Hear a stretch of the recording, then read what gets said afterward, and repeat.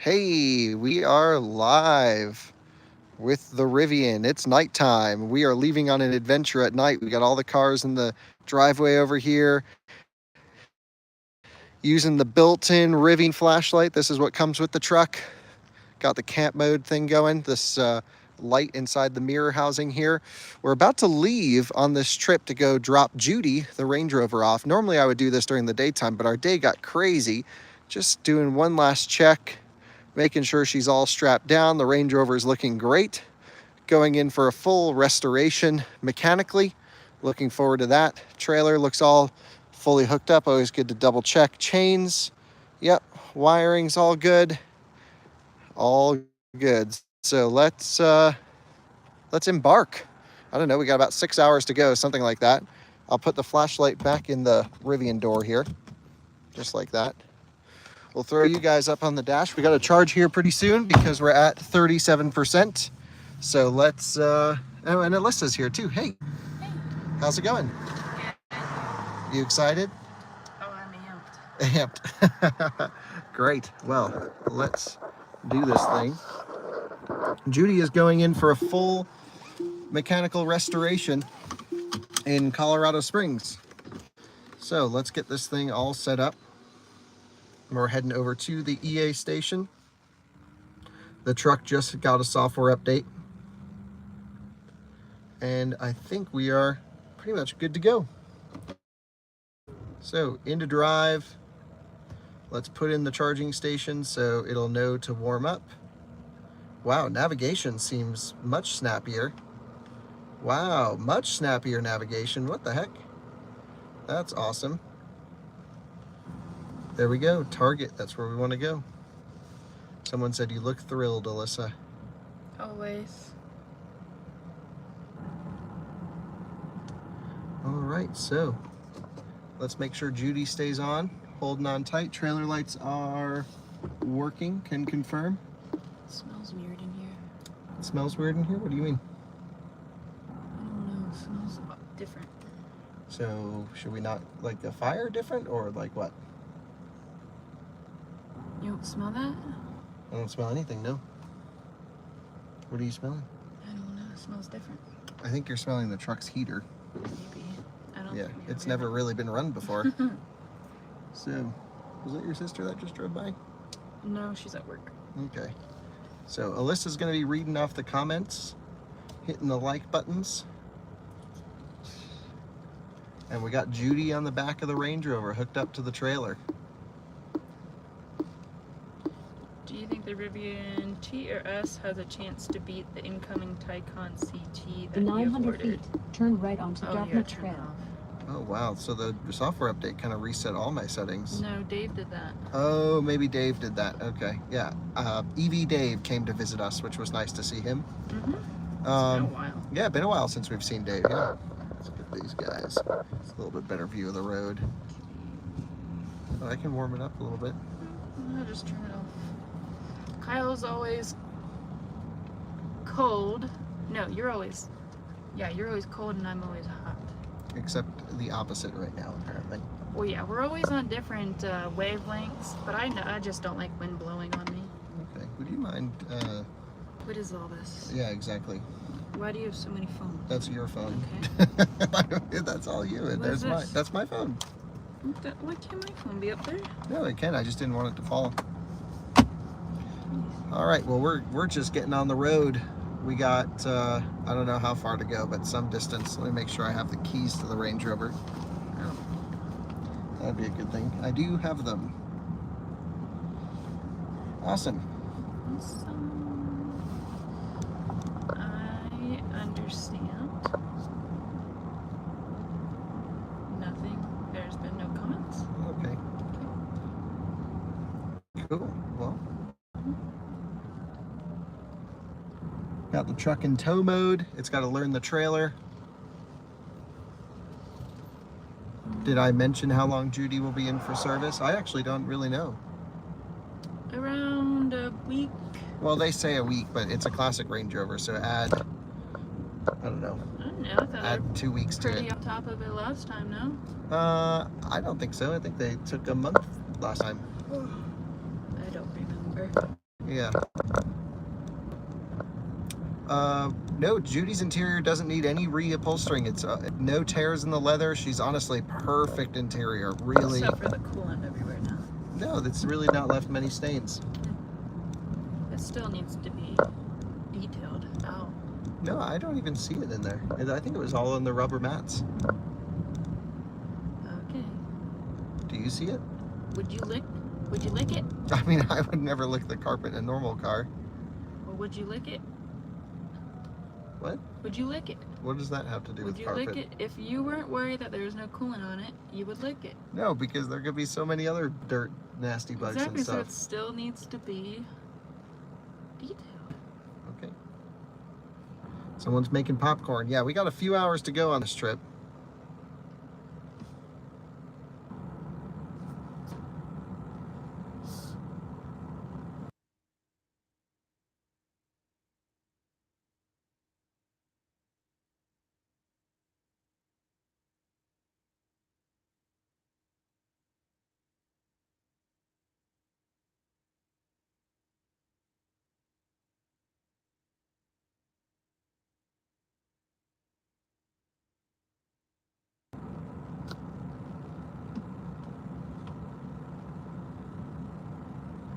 If you select all here, you'll see everything. Hello, Brandon. Kyle is always driving. Yep. Generally more hours on the road than on his feet. I think that's for most people.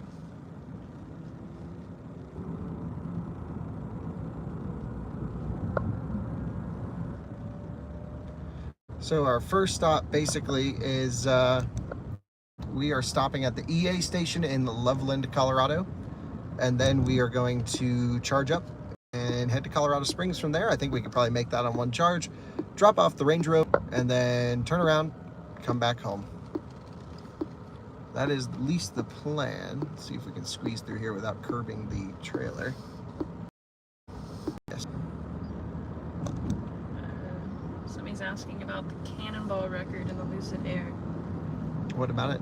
If you're gonna break it. Well, we wouldn't be able to say if we were.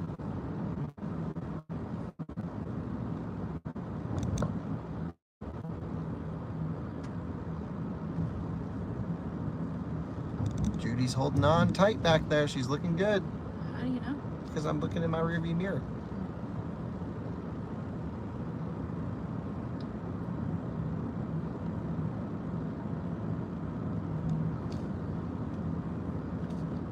The new Tesla Roadster will be the car for the Cannonball.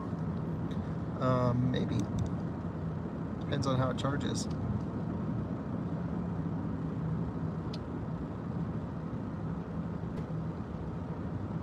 Any efficiency with towing Judy versus the Leaf? Well, we can't really know yet because we just got on the road 2 minutes ago. Yeah, we're just a couple minutes in with the Range Rover behind us, but I would imagine this is a lot less efficient with the Range Rover. I've towed with Judy before, I just don't remember what kind of numbers I got.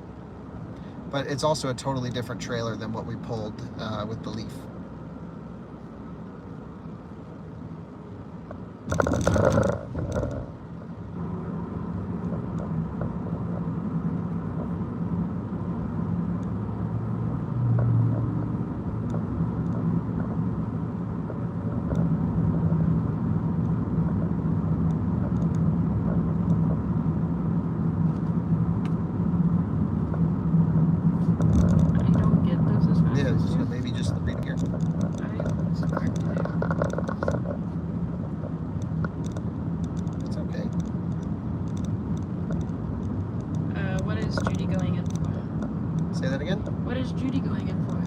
Judy's going in for full, basically, mechanical restoration.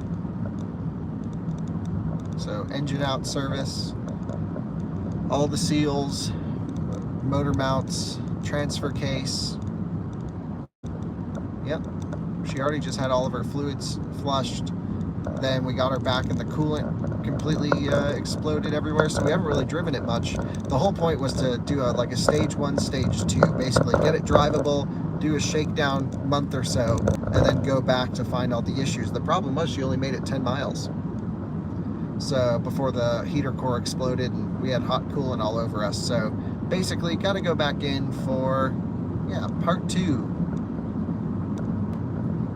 Someone asked why we don't tag team the drive there. So you have 2 drivers, why not tag team the drive there and drive Alyssa back? Like 100 miles between charging stops. I don't understand that. You know, they're asking why don't we switch drivers, Alyssa? Oh, I don't drive tow. I don't tow at night.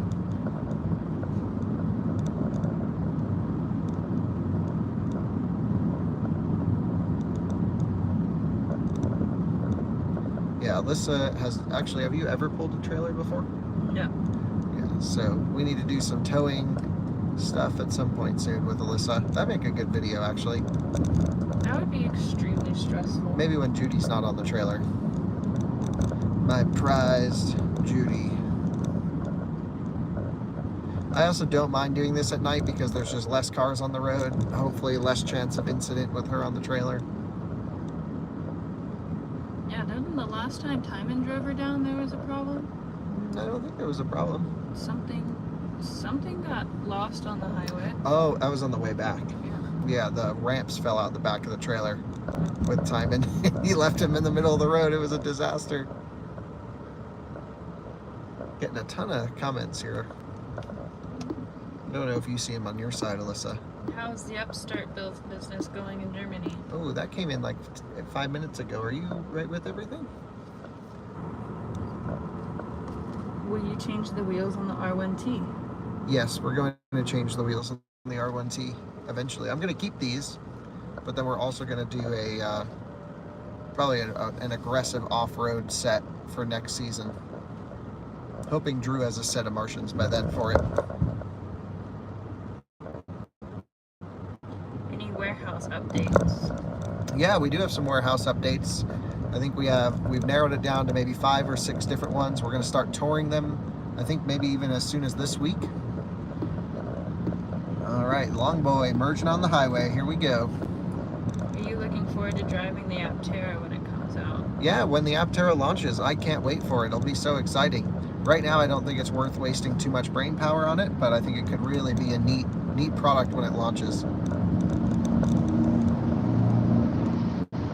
Did you know that the Lucid Air headlights and taillights have charge graphics effect when plugged in?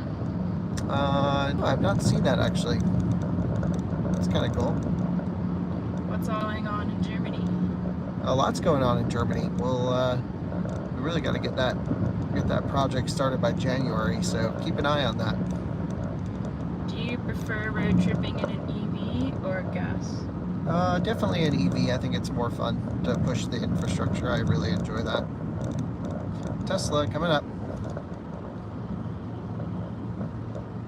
Are you still going to be getting the new ID for US built this week? Yeah, I'm supposed to actually go to Chattanooga maybe even as soon as tomorrow or the next day. I have to look. But I might actually cancel that. I don't know yet. Why? It's getting busy. We got the EQE. I want to do range testing on the Lucid. That's going to take a full day. We have so many videos we got to shoot, and driving a US spec ID4 that's really not measurably different than the current ID4 may not be the best use of my time. And the thing is, Max and Jordan are both on vacation, and Zach, we could ask Zach to go actually. I don't know if he wants to leave his family for that long. I don't know, maybe we'll send someone. Maybe we'll just end up waiting for them to hit our dealership here in Colorado. Yeah. Are you guys going to get the R1S to test anytime soon? Yeah, looking like towards the end of the month, Rivian will send us a R1S. They said maybe around the 21st, sometime around then, we can expect it. But just like with their R1T, they have a very, very small fleet of vehicles, test vehicles. And, you know, we're just lucky they're sending us one at all. So, you know, even if it gets delayed, not the end of the world. We'll get to it when we can. Have you noticed DC fast charging prices increase in Germany with energy situation over there? Yeah, if you could speak up a bit so they can hear you, that would be great. But yes, I have noticed electricity getting more and more expensive. in Germany, especially. But they've really done a poor job of securing their energy security. I don't know any way of saying it. It's kind of a disaster. Oh, you guys can hear okay? That's good.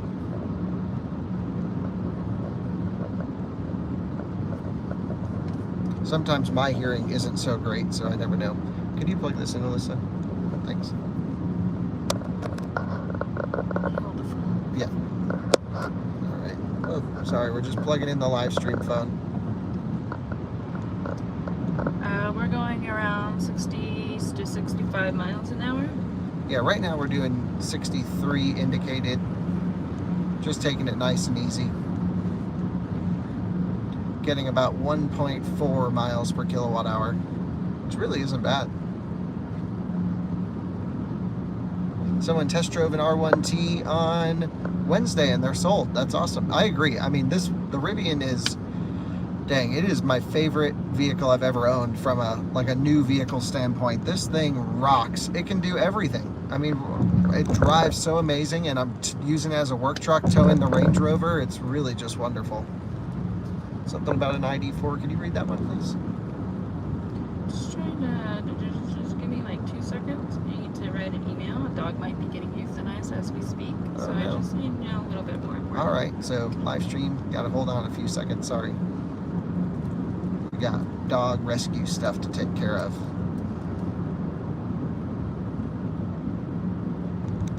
Why are they doing it so late at night? They're not doing it, they're threatening it. Oh.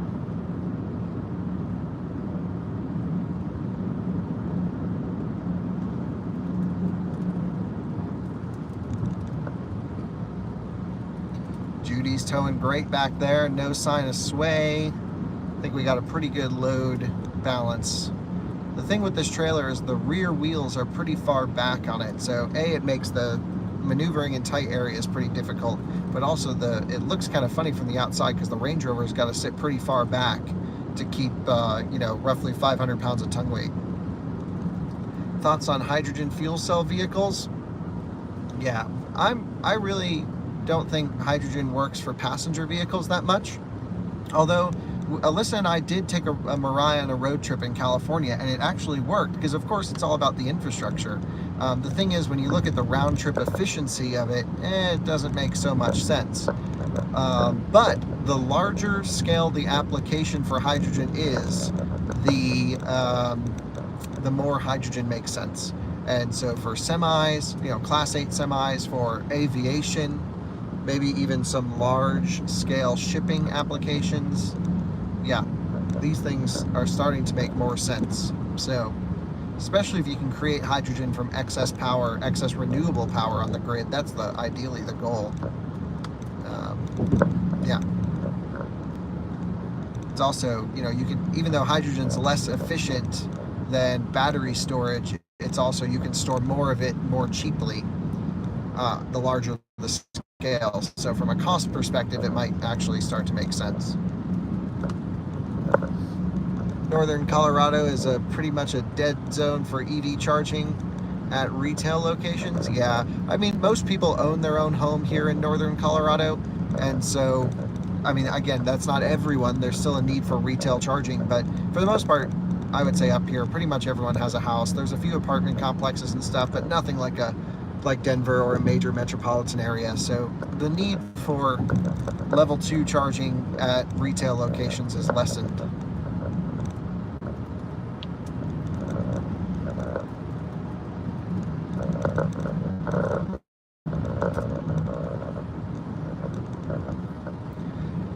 Hey, Brandon's in the chat. How are you, sir? Welcome.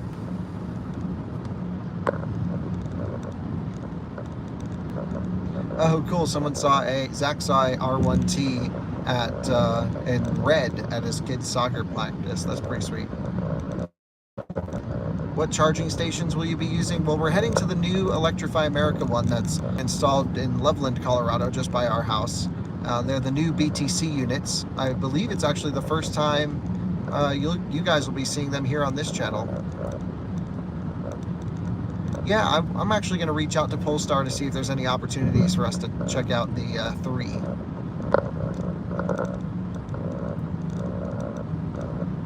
Yeah, awesome. Yeah, picked up your R1T in Portland and brought it back to LA, 1,000 miles. Yeah, easy. Awesome.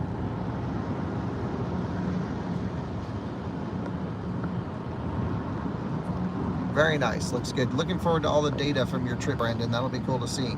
On the left, we're passing the Tesla Superchargers at the hotel here in Loveland. The next stop will be the EA station, so we're getting off the next exit. I do need to make a service appointment to fix the air compressor on my truck. I thought it had just overheated, but it's actually still not working. So, do we have any other problems? Yeah, the tonneau. And the lining is coming out. Where? Underneath here, actually. Okay, I gotta take a look. Alyssa says the headliner is actually not staying in. Really? Yeah, there actually saw a couple spots when I was. Oh yeah, I feel it over here. Uh-huh. So just the headliner needs to be retucked. Yep. I didn't do a full reset. The truck got a full software update, so you would think that would reset it. Whole power was off to it. I can try a full reset later, but I'll do that before I schedule an appointment. Any plans with the Polestar 3? Oh, already answered that one. So you can read them. Yeah, but it's not totally safe.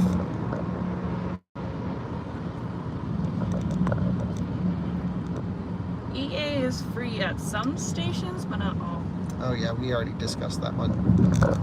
Right here, Alyssa, this is where we're at, just so you know. Between all the vehicles, how many total miles do you estimate that you drive a year? So they want to know how many miles I drive a year? Mm-hmm. Probably north of 100,000.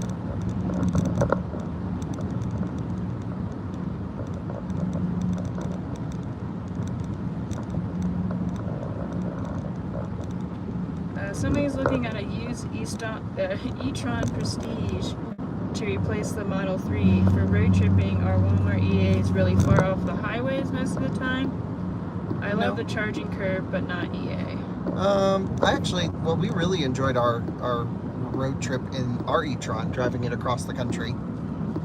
And I would say totally acceptable road tripping Eevee. I mean, look, at the end of the day, it's not the most efficient thing. But it's certainly going to give you a great experience, and you can charge it pretty deep. Every e-tron owner I see goes to 100%. It's pretty crazy how many of them full charge. You kind of need to on some of the stretches of road trips. So. Yeah, a couple of stretches you do need to go at least 80% in that car, especially in winter time.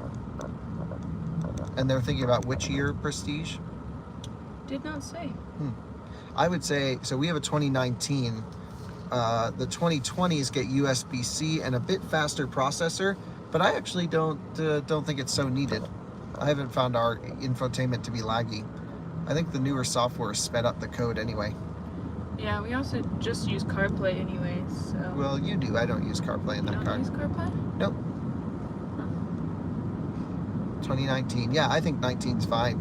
And the nice thing about the 19s is most of them were delivered with a pretty conservative pack, so like huge buffers, and then they opened it up later, so even if the original owner full charged it all the time, it's still doing like 80-85% charging.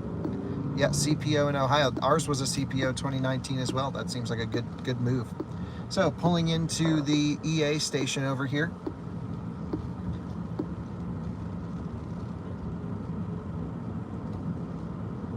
I don't know when 3 and Y will get a visual refresh. I don't think they really need it.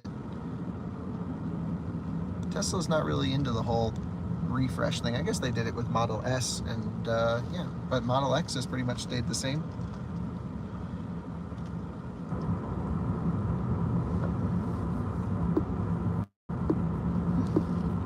This is such a pain to see. Yeah, so maybe just hit Command Plus and you might be able to see more. I gotta make it bigger.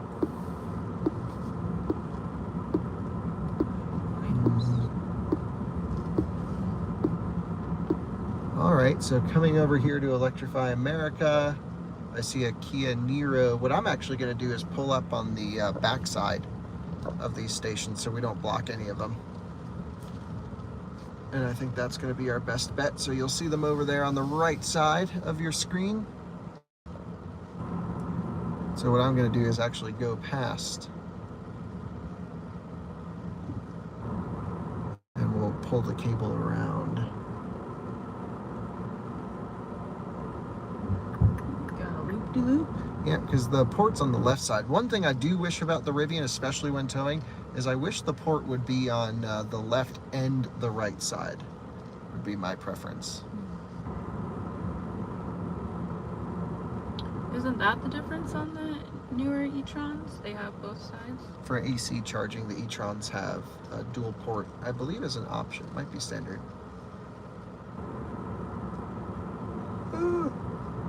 Tired already. We're just getting started. Any update on my mom's ID4? I don't know. She hasn't said anything. I haven't talked to her in a bit. All right, so that Nero's taking the second spot there. And I think it should reach for here, maybe? Might be a bit too far. Let's see if it'll reach. I actually don't think it will. I don't think so either. Yeah. For some reason in my head was picturing this to be a smaller Sidewalk. Yeah, if I pulled in straight on, I think it could work, but I'll just pull in straight on to the other side. It's nighttime anyway. Yeah. No one's using this lot. Just drive up on the curb. Yeah, we could have done that too. Yeah. It is a Rivian. We did one drive up on the curb when we towed the Leaf back. It wasn't a curb, it was the things that they put in front of parking spaces. Yeah, a curb.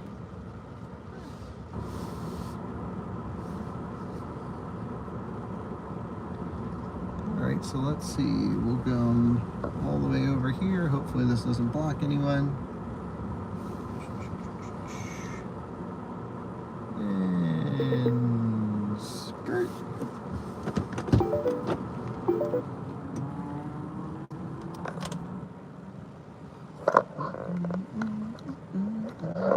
There you go. Now you guys can see that.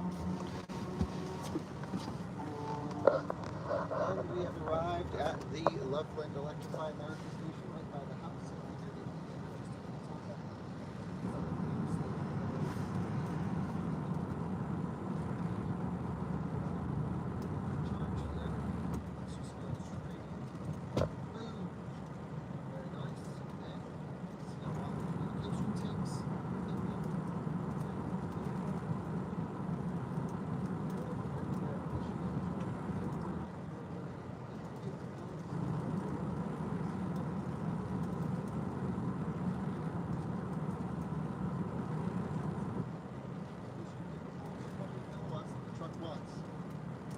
If the battery's warm enough. Let's see what this thing will do. We have it set to 70%. I think we're going to do a pretty deep charge here, just to avoid charging later on. So how do I do that? I got to go here, energy, 100%.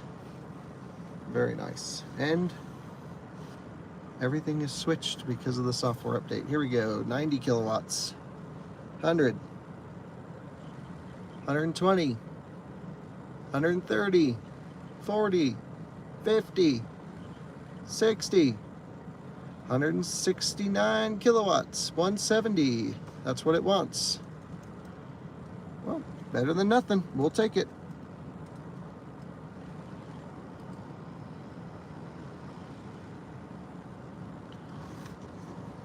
Sweet.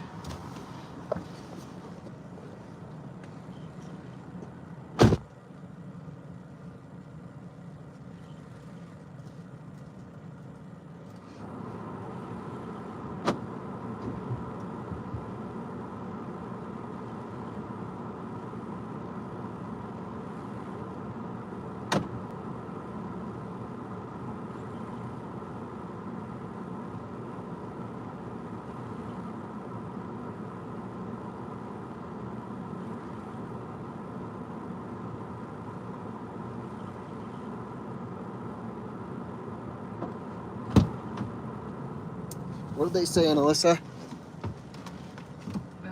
We can do all that later. Don't worry about it. We can just focus on the... Congrats on your new R1T. That's exciting. Oh, someone got one? Mm-hmm. Nice. The Model 3 modifications are not coming along because the Model 3 is not with us right now. You want to explain? It's with Dominic from Inside EVs. He's taken it on whole United States pretty much travel. He went from Florida to Colorado to Toronto, back to Florida, and then he'll be driving it back to Colorado. And yeah, so it'll be gone for a couple months.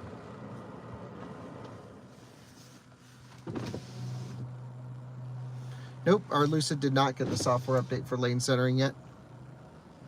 Now what a disappointment is that?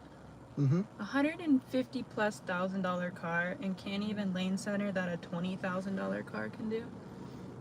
Well, it's got other unique selling points. Like what? Well, it goes farther than any other electric car. Doesn't impress me. R1S or Model X long range? R1S. You For me. don't really like Model X. Well, you don't. I do. What don't you like about the Model X? The doors. Yeah, I think they're cool. Exactly. Lane centering is standard. Look, I'm not giving a pass on that. Now we're getting 215 kilowatts, so the battery just needed to get some heat in it. Oh, someone won the CCAN raffle that they found through our videos. That's awesome. Oh, really? Chesapeake Climate Action Network Action Fund. They need to work on their name, but it was a cool raffle, and cool that one of you guys won. Yeah, I think we actually might be working with you. They wanted to do an extra ad because they had one left over to be able to announce the winner on our channel. So you might hear from us soon. Oh, cool. That's pretty amazing. So did you go for the Plaid or did you go for the Rivian?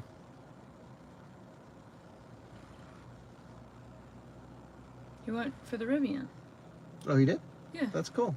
And then there's also another one going on right now through Spiro Worldwide, and they are raffling off a Model S Plaid if any of you guys want to get on that.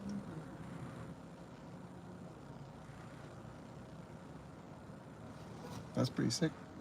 215 kilowatts just sitting there.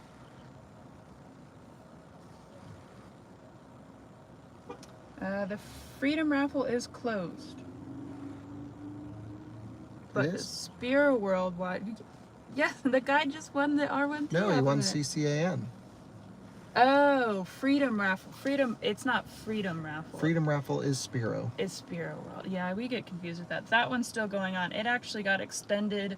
It was supposed to close yesterday, but it got extended to the end of the month due to the hurricane. And so that is still going on. You still can't buy tickets for that. Can or can't? Can. You can. You can. You can.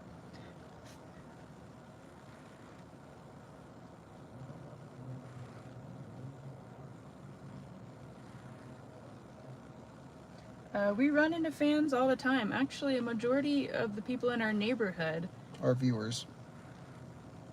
are Wouldn't you viewers. say?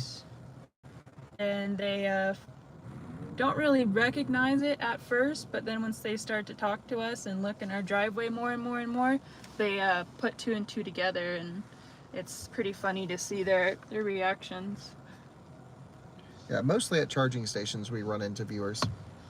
No, a lot are in the neighborhood. Yeah. Yeah, the one lonely cart in the middle of the parking lot. Is Starbucks still open? Sometimes they close at 9. The internal one? I was gonna get some Cheetos. No, the one right down the end of the parking lot. An internal one. Oh, really? Mm-hmm. But those are usually not good. I mean, like if you're going to Starbucks inside of a Target, that's like kind of lame. What do you think? No.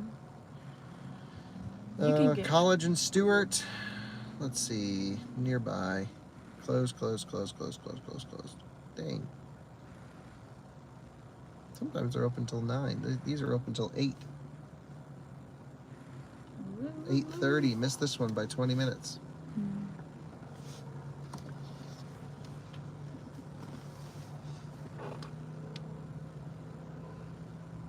Alyssa, someone wants more dog rescue videos.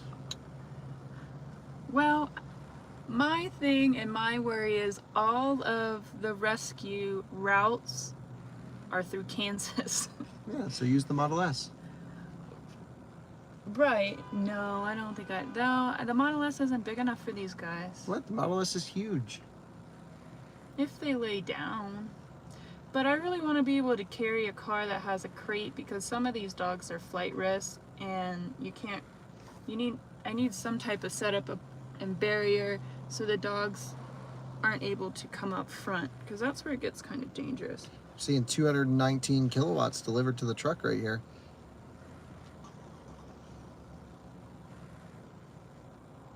Do we know or how do people know where new units are going in? New superchargers? No. Oh, I don't actually know how you would find out. I don't think they've published a full list. They've published a couple.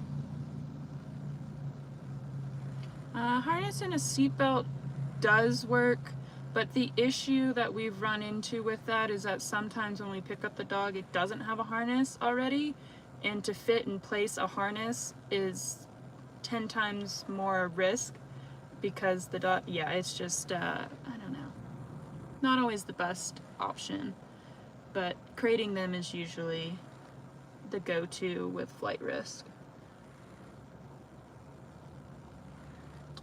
Yeah, we will not be using squirt guns on dogs if they try to come up front. That's not really too nice.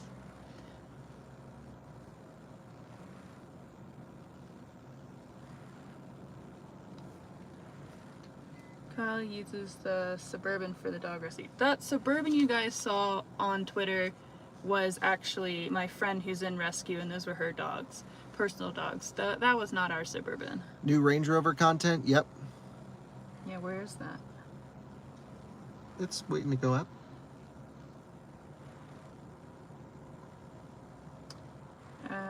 Someone says you're an inspiration. Oh boy.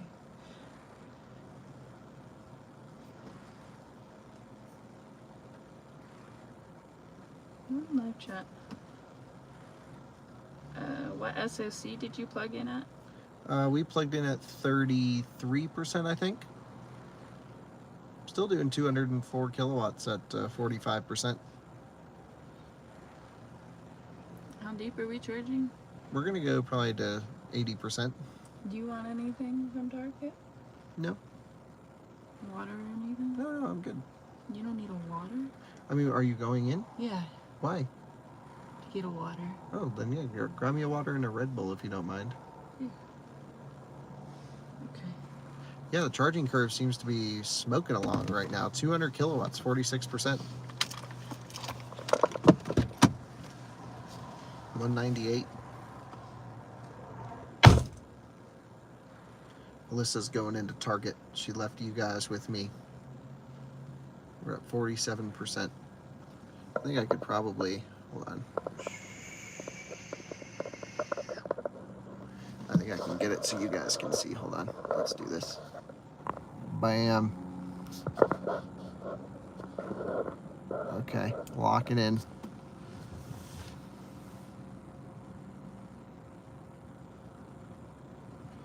Minutes, we've put in 34 kilowatt hours. You know what's funny is I don't really get to charge this truck at 500 amp capable stations too often because I've been pretty much doing 350 amp chargers, but right now we're doing 178 kilowatts into this thing at 48%. So on like a road trip, there's no reason to leave before 50%.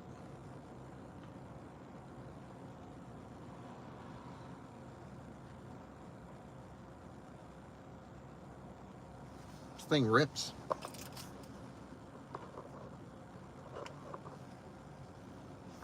Yeah, going east of here is a lot more 500 amp stations than going west.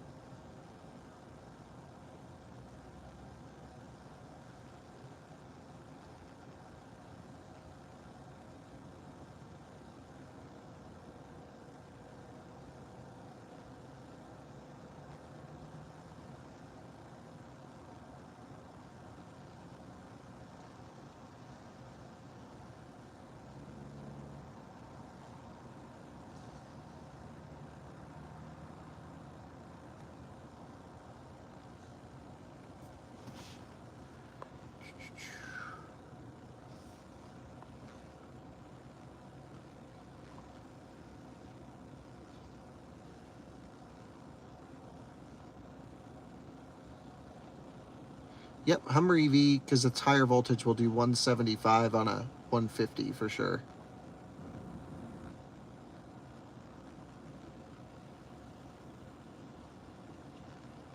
Oh, I actually have to fill up my trailer tire. I have a slow leak in it. So let me get that going really quick just so I can juice that up.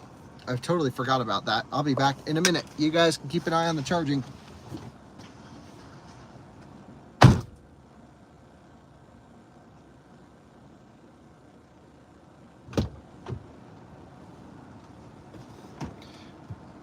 And I have to put it in show and tell because otherwise you'll lose hotspot.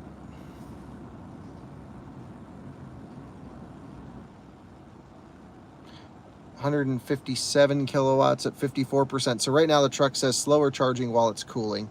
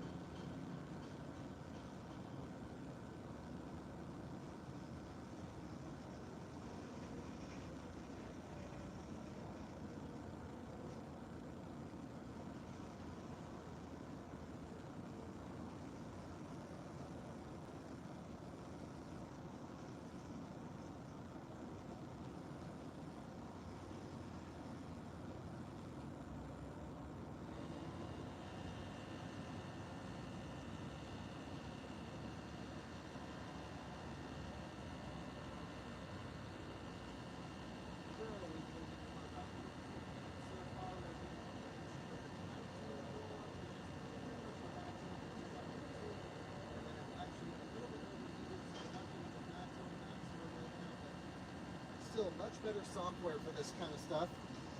I've just hooked up the tire pressure compressor.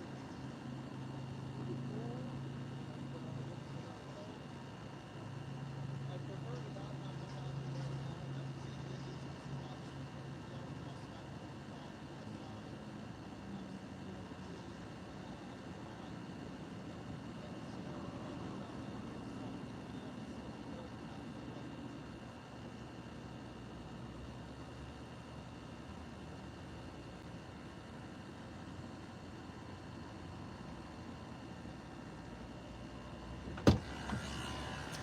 Yep, slower while battery is cooling at the moment.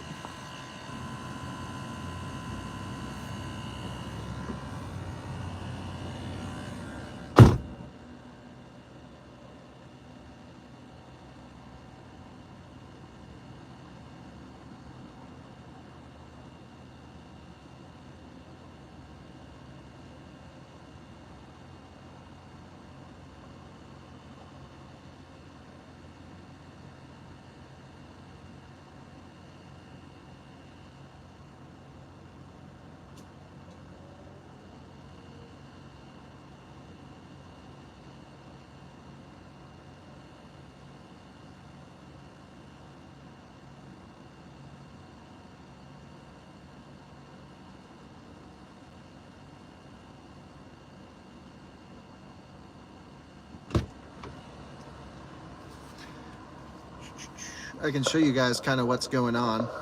Let's zoom all the way out here really quick. And I'll pull you from the mount. So we won't go too far away from the truck, but you can see I got Judy back here on the trailer doing just fine. Let me just come over here so I can show you. So I got my little Alpha ESS situation hooked up to the tire pressure compressor because my onboard air is dead on the truck. Can't get it to work. So that's topping it up right now. Good mobile little solution. So yeah, looking good. This thing's at 96% to the left of us. We're over here, 119. There we go. Looking pretty good. Still 118 kilowatts. Got my gear tunnel. Got to check on that pressure, but you can definitely see it's slower while battery is cooling. Interesting. Here comes Alyssa. What you? Holy smokes. I thought you were just getting some waters. I did get waters, Red Bull. Hey, would you mind holding this for just 1 second so I can check on the tire pressure?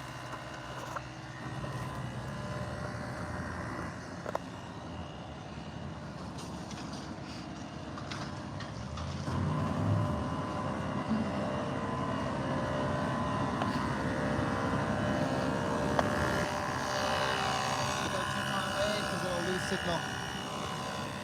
This is about as far as you can go.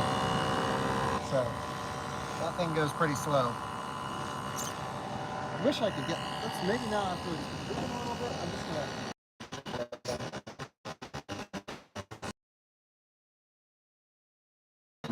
But it's not building any pressure. It's like the compressor is just dead. And when it started to fail, it sounded like it was trying to spin up. Also, this guy's been here for an hour and has only added 33 kilowatt hours. We've been here 19 minutes and have put in 55. Shows you how important it is to optimize charging. And he's at 96%. That's like, whoa. I think he's getting 4 kilowatts. Pretty bad. At least it's an open station. Cummins diesel, baby.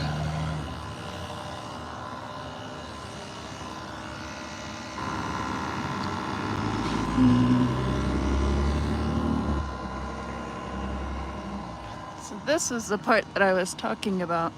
Right here. Untucked. Yeah, wow, that headliner, you can even see it right from here. In here. But right here is the spot that I was talking about. What the heck? Mm-hmm. Yeah.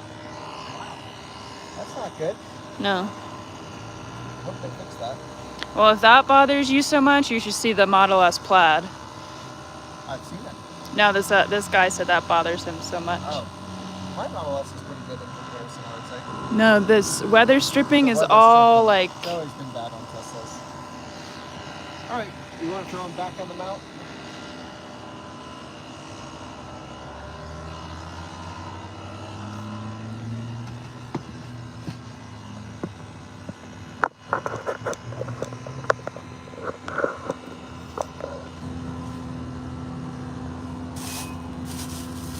And then if you just pinch on the screen, you can zoom them into the charger. Yeah, nice.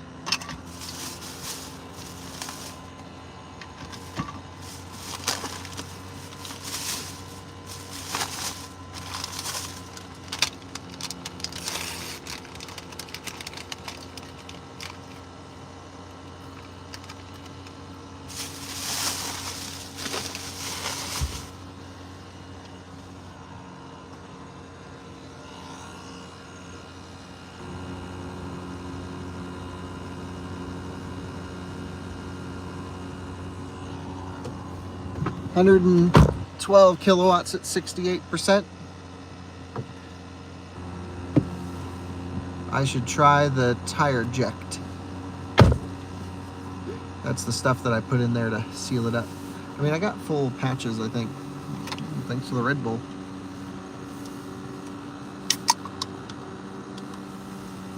What happened to my air compressor? I don't know. It ain't working. And it was so funny. There goes the random cart. Oh, yeah. There goes the cart guy to get the cart. Woo! And the dude's running. Yeah, there it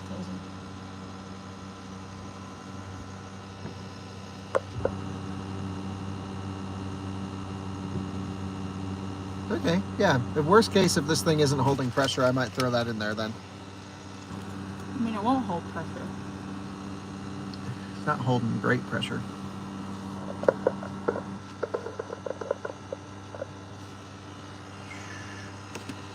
How zoom can we go? Was Jordan driving the R1T? Is it wiggling or is that the screen? No, it's wiggling. It's definitely not the charger wiggling, then it'd be an earthquake. Yeah. We have to dump all pressure to use it. Well, alright. We'll see. We are at 70%, that's correct. I'm thinking we'll charge it up to 80 and then hit the road. Still doing 100 kilowatts at 70%, really not bad. I think it's actually a better charging curve than the pre-update. Maybe this newest update changed the curve a little bit, actually. Oh, wow.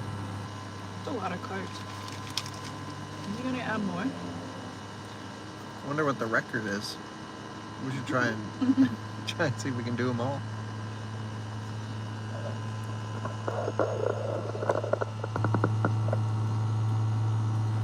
Yeah, 98 kilowatts, 71%. I don't think I've ever seen it that high before. I think that tire should be filled up.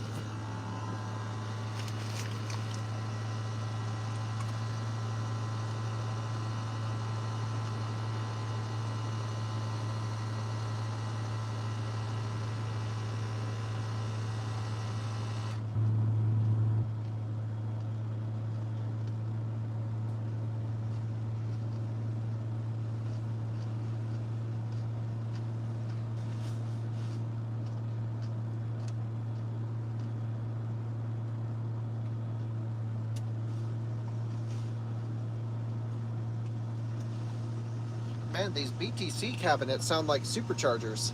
Version 2s, they're screaming. The fans are ripping. Buzzing.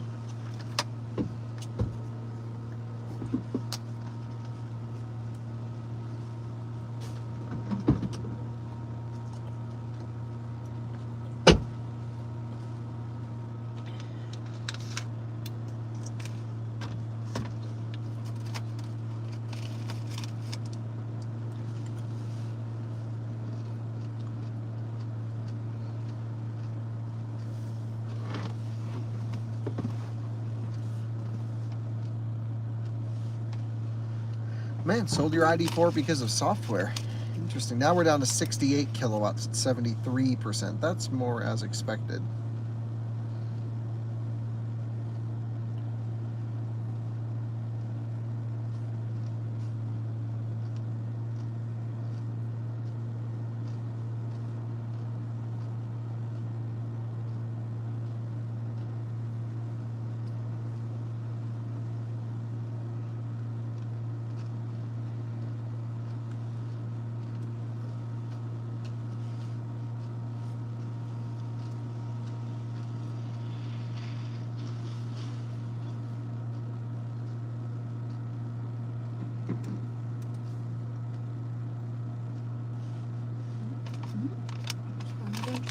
Yep. I think it's a lift. Most Nears are lifts. He's got his Uber thing app going. Might as well sit there.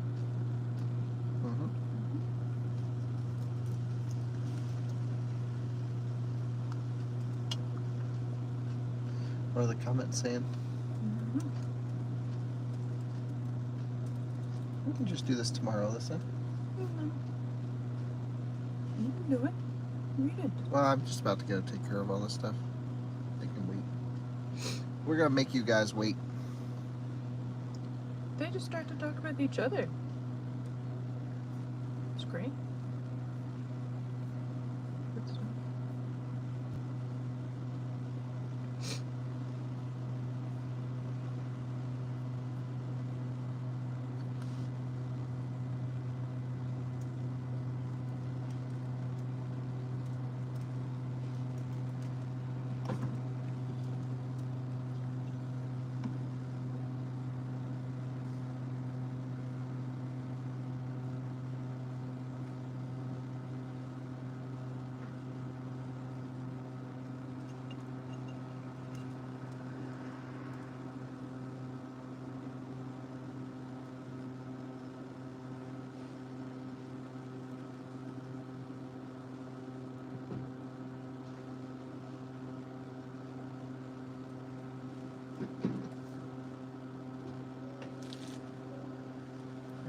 the Nero. No headlights, just leaving on a mission.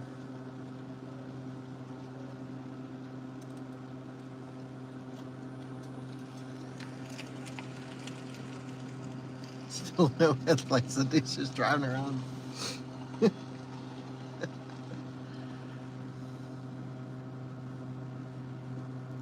Will Fisker put cars on the road? I don't know. I'm cautiously optimistic. Every day it's looking better and better, to be honest.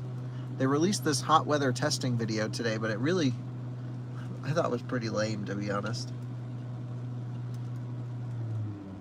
Oh, whoa, you hear that? AC compressor just completely shut off? So good night. Yeah, it was going zzz and then dead.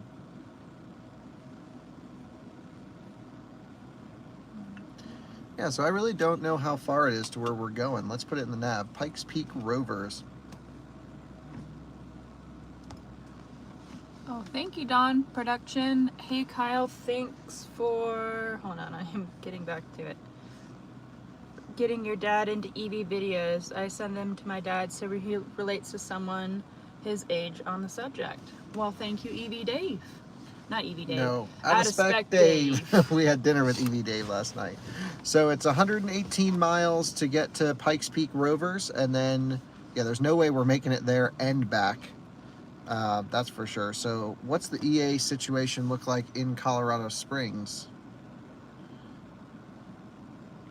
There's one at a Walmart there. It's 2 hours and 4 minutes. Oh, that's not as bad. So we'll be there at 11, back by 1 or 2, something like that. So Castle Rock, South Colorado Springs is the one.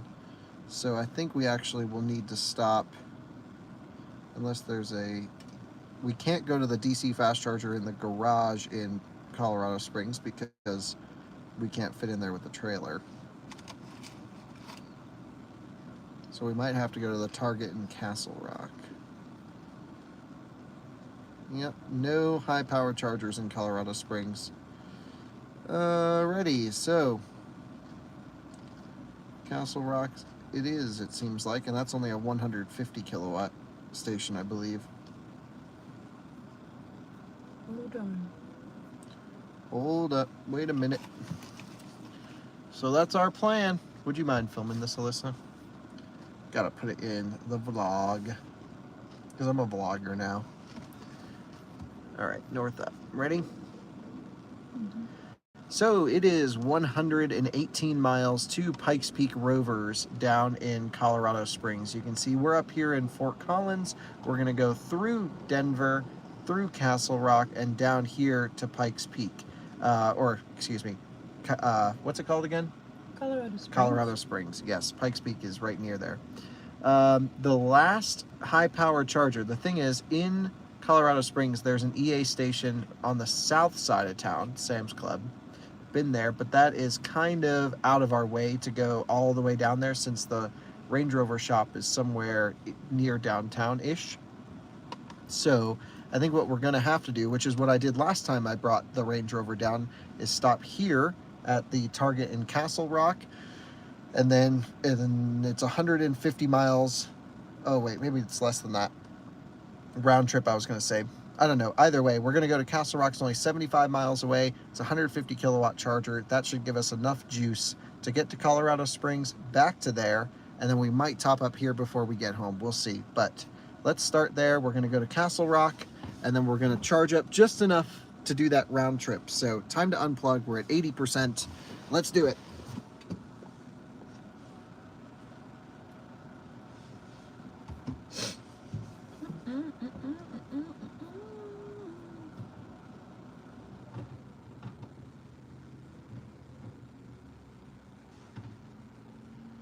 So we were here for 32 minutes and we put in 74 kilowatt hours. Really not bad considering a top charge. So we are at 79% state of charge. Let's get you guys locked back in on the windshield. Boom. Put it in reverse, Terry. Headlights on. Let's go front fogs as well. And make sure no one's around the Range Rover. Got the tire compressor off. And we gotta go the opposite way to back up the way we want to. Just need to see if there's anyone behind us, but I don't think there is. That was free charging, complimentary charge. EA is free right now, so it cost us nothing. It wasn't free in that one place we were. Interesting Atlas cross sport thing. Right, but I think they've actually made their entire network free now, Alyssa. Could be wrong, but we did see some paid ones. EA is never free from hassle. Actually, that one was.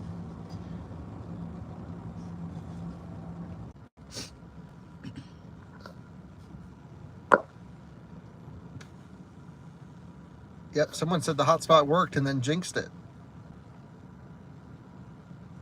Does it look like we're back if you click this live button? Yep. Oh, I didn't know that. Didn't know what? That if you click that button, If you click live, it goes live. I always just drag it. Oh, well, I guess that works too.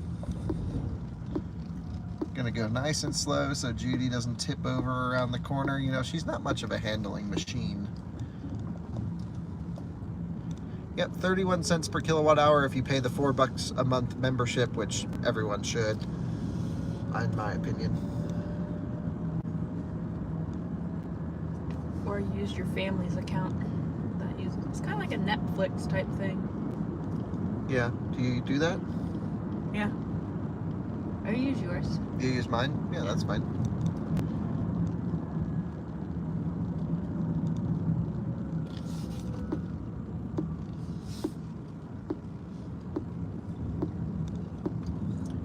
Superchargers are 43 cents per kilowatt hour. I've seen superchargers up to 70 cents a kilowatt hour, depending on peak time. Rocky road here. You again? Yeah, it hit auto, so it must have turned your vents on. Is that phone plugged in still, Alyssa? No. Would you mind plugging it in? Let's just get up to speed because I won't be able to help you until we are. All right, merge time.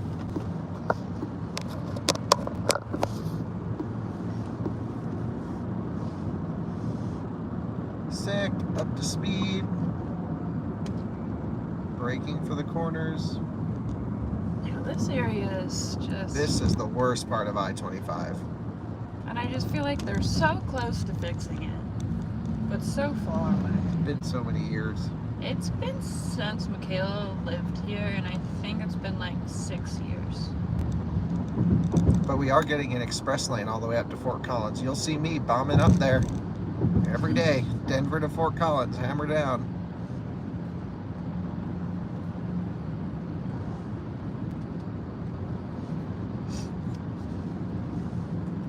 What time is it right now? 9:23. Okay. I believe Rivian uses AT&T for their hotspot. Are you already down that one? No. Oh, it sounded pretty empty. Yeah, about halfway through.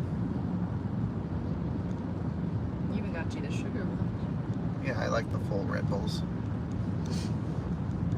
I actually have a Rockstar too. Don't really like Rockstar.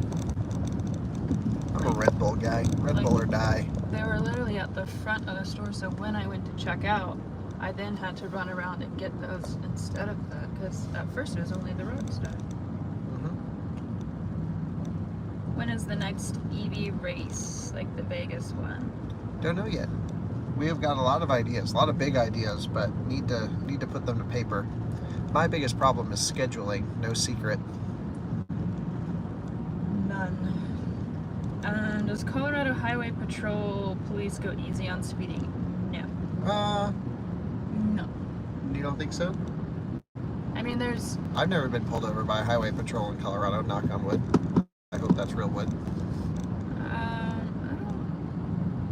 don't think I have either. The more So what do you rural say? ones- Well, I just in general, I don't know, Colorado is just pretty tight-knit about things. I say I feel the exact opposite.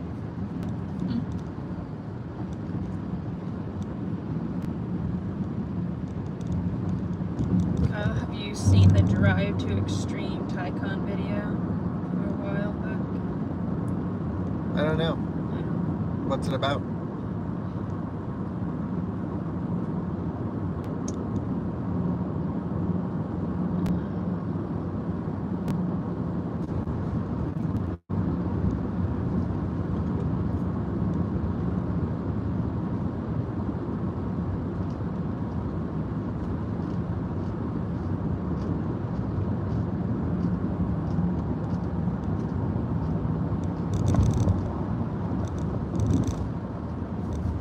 You're gonna have to read them, Melissa.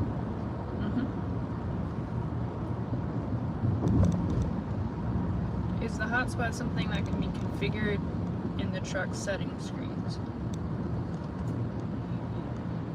Yeah? So right now, every Rivian has hotspot enabled at no charge. And as they grow, I'm sure they'll figure out a way to charge for it. Ooh, getting real tight here. Whoa, working with inches. He did not care. He did not give any Flips. I got our trailer just pegged right on that right line. It's a pretty wide trailer. The whole world decided to go from Wyoming to Denver today. What is going on with this? When do you think Rivian will unlock Driver Plus for all roads? Don't know. They need to. They really do.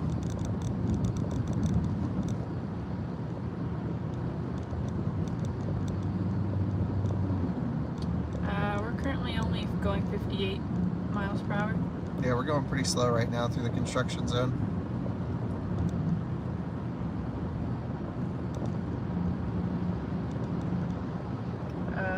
The Taycan thing is drone footage of the Taycan on a track in Saudi Arabia and in Finland snow where they created the same tracks. Amazing production quality. Yeah, from a while ago, I think I saw that.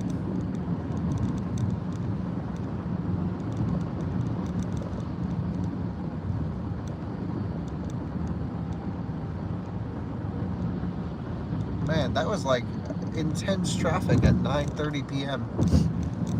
Maybe everyone went to Wyoming for the weekend. What's in Wyoming? I don't know, I'm just guessing. Read them. Keep your speed low with that tire problem. Yeah, Be safe. exactly.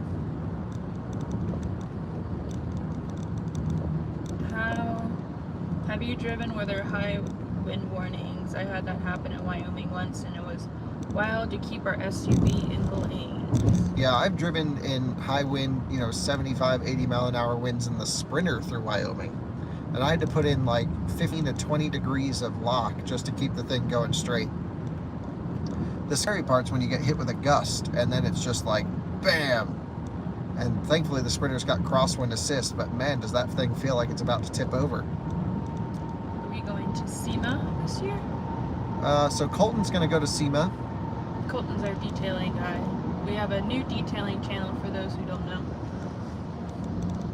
Yeah, check out Out of Spec Detailing if you like car washing stuff.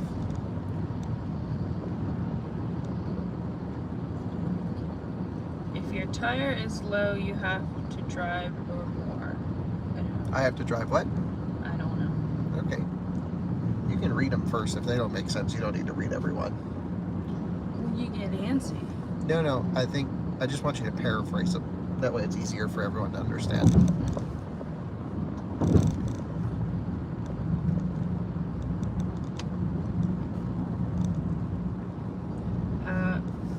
Colton is our main presenter for the detailing channel. He does not work directly with us. He does. He has his own detailing.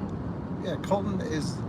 It does. I mean, people don't need to know that level of detail, but basically, Colton owns his own detailing company. Yeah, and then he films for us. Right, and he films for our detailing channel. Right. He does two things. Yeah.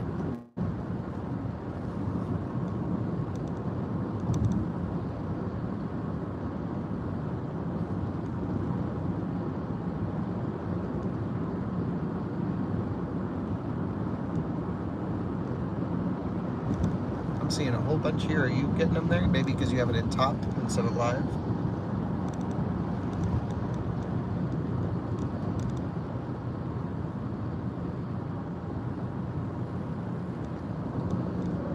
Colton does do great work. I think he might be watching this.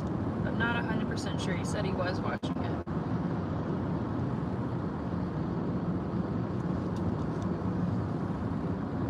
Did you ever sleep? No. That's not what I was pointing out. I'm just saying we missed a few up here. Yeah, they're just talking about what paraphrasing means. Oh, okay. I can't see them. Well, you told me to ignore the ones that don't really need to be said. Okay.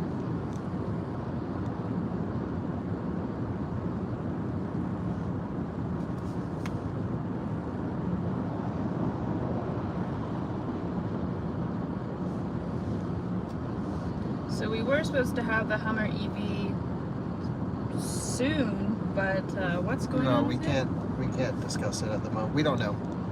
It could be totally fine.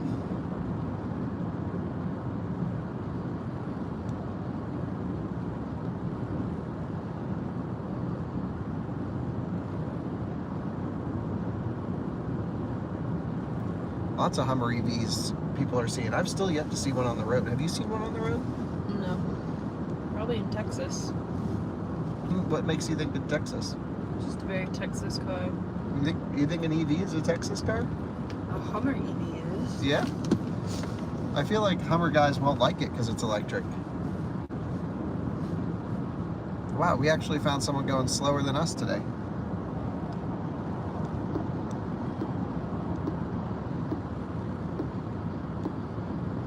And hitting the brakes. What the heck? Who is driving that thing? But they gotta get over, so. Some pretty poor driving.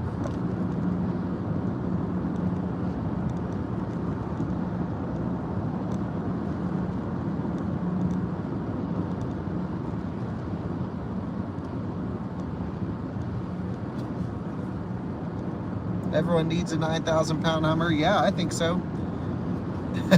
Not really. I actually think Hummer EV is pretty cool, personally. I like it. I like the lunacy of it.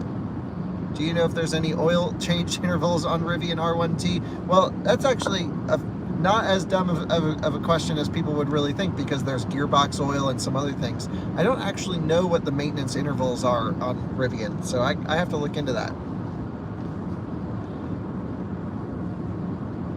Austin has a lot of EVs, yeah, but that's not really Texas, is it?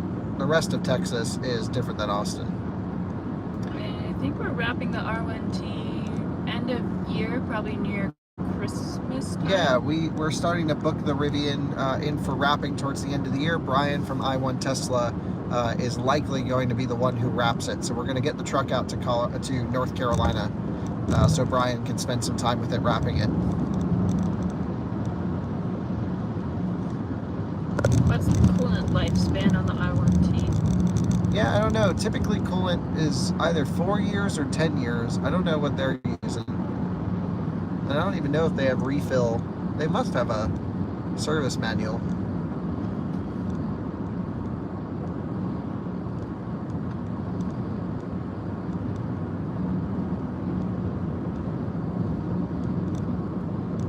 Yeah, if you're in Australia, I don't think you'll ever get the Hummer EV. Why do you think that? They don't get a lot of EVs in Australia. Yeah. Australians aren't actually too EV forward. There are a lot of EV forward Australians. Really? Not where I Yeah. was. They hated them.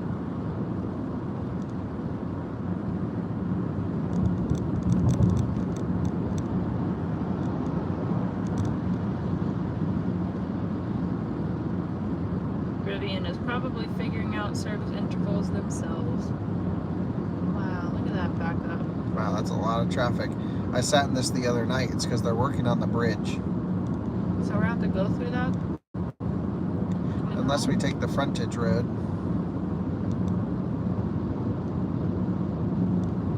But I imagine there's going to be a lot less people in.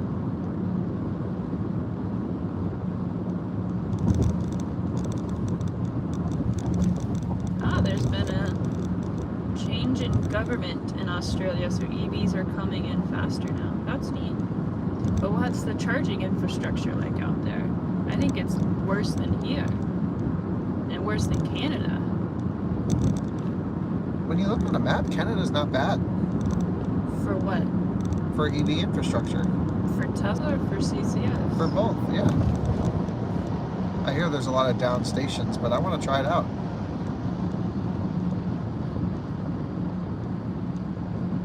Is there a hand signal to give other Rivian drivers?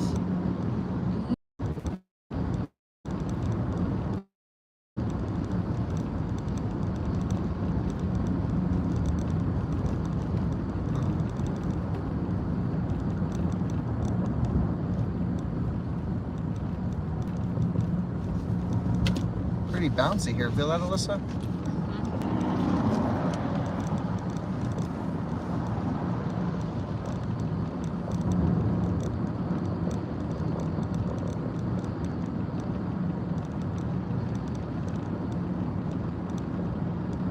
Freezing weather in Alaska must make mileage difficult. Yeah. Wintertime does affect EV range, but not by a ton. Sometimes.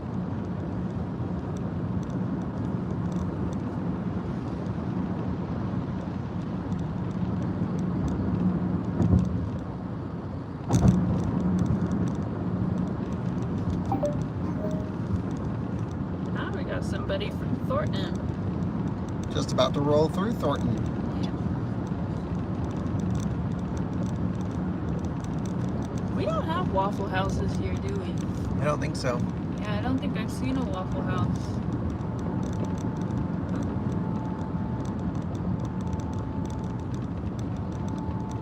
Is the BMW i4 really a brushed DC motor? No. Who thought it was a brushed DC motor?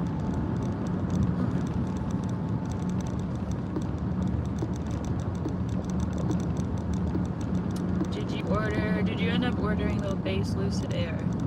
I ordered not a base one, a Grand Touring Performance. And I don't think I'm going to get it. Good. But I just wanted to reserve my spot just in case. I thought it was going to be a 2-year wait, and they're like, we're ready now. People always slide off here. Or have issues right here. Really? Yeah.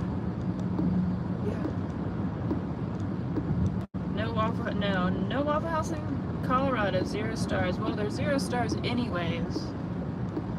Unless you're under a certain level. What are you trying to say? Unless you're inebriated. Unless you're drunk? Yeah. That's the only time Waffle House is good. Oh, there is a Waffle House. Oh, we do have them then. We're just passing one. Few and far between. Circle K on the right.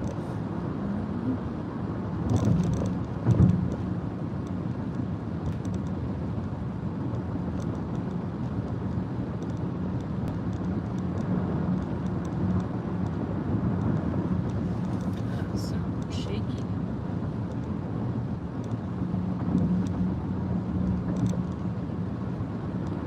Yeah, we do need to promote our Patreon a little bit more.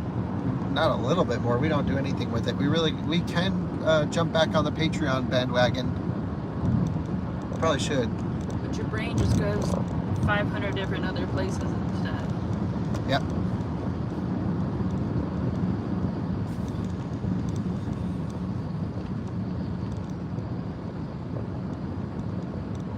Is not getting a Lucid Grand Touring Performance, what? performance more about how quickly they can deliver? Say that again? It's hard. That's why it's hard to paraphrase sometimes. Well, you got to understand what they're saying I before you don't. read them. You can always ask them to restate it if you don't get it.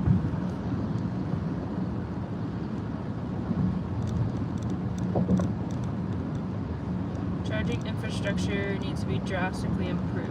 Yes. Yep. What's next?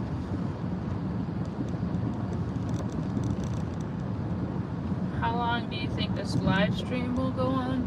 Well, it takes 3 hours to get to So it's 2 Colorado hours. Springs. 2 hours and 5 minutes from here Then why did you say it was going to take 6 hours? with charging. You think it's going to be 2 hours of charging? Yeah, probably. Really? Yeah. That's absurd. Well, we just did a half hour, and we got to do at least 2 more charges.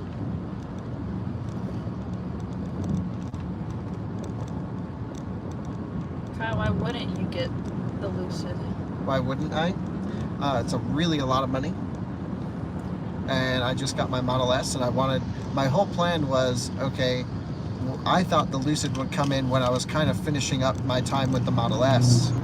And I was thinking maybe I would get the Taycan for Europe, and I just was like, I'll just reserve my spot for one of these. But I'm certainly not in the market for one right now, or next year even.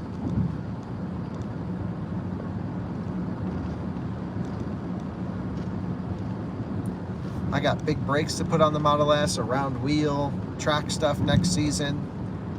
I got another year worth of stuff to do with that car, if not more.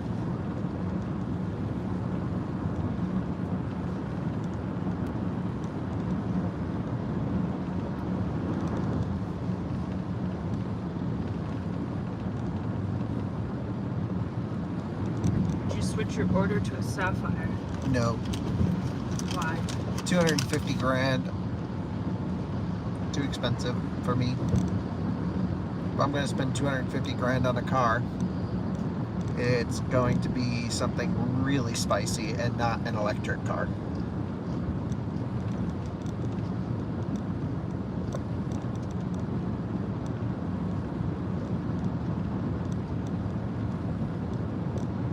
Yeah, I love my Model S. I was driving it around this week, and it's just so freaking fast and wonderful car.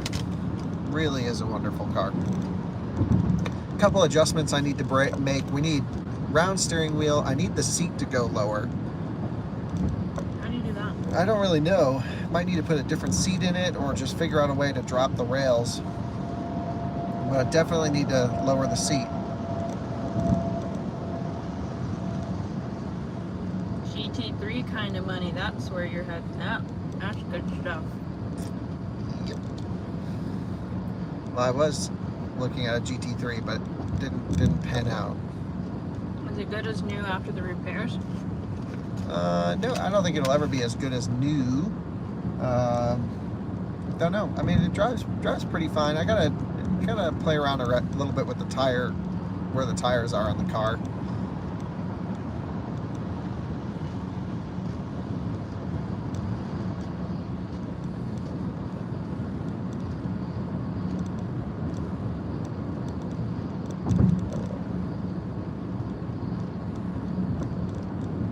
What do we do with the dogs when we're in Germany?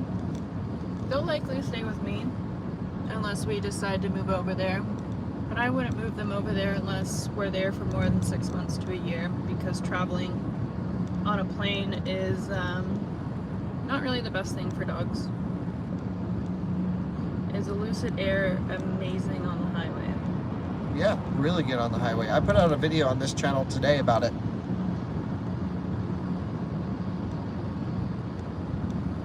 How do you feel about the yoke? How do I feel about the yoke? Mm-hmm. It doesn't improve anything for me, but I don't think it's worse for daily-ish driving. Yeah, maybe it is worse, but I could get used to it for daily driving. The one thing, though, is I just don't drive the car as hard. I'm not sliding it around, driving it like a hooligan like I would the Model 3, and to me that loses some of the charm. So, gotta put a round wheel on there and send it. But my dad loves his yoke because he doesn't drive very hard, so it's fine for him. I don't mind it either, but I don't love it either.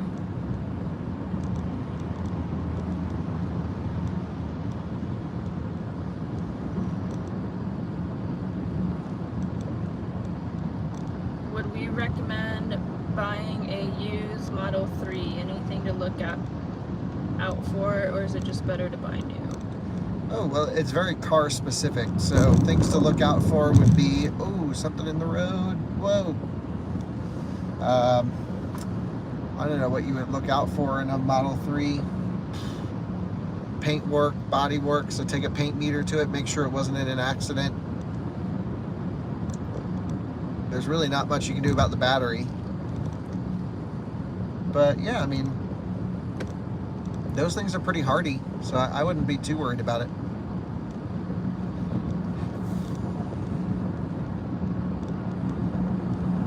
New ones are hard because you have to get either a base one or a performance right now. You can't get a dual motor. Have you ever charged at the CPE 250 charge point in Georgetown? And where? Georgetown. Georgetown, Colorado?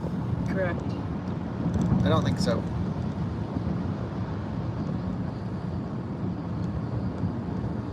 I try to avoid CPE 250s as much as possible, but unfortunately I spend way too much time in them. And I really wish people would stop putting them in because they suck.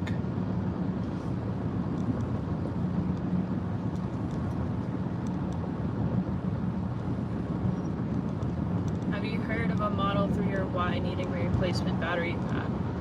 I have not heard of a Model 3 or Y needing a replacement battery. I have. You have?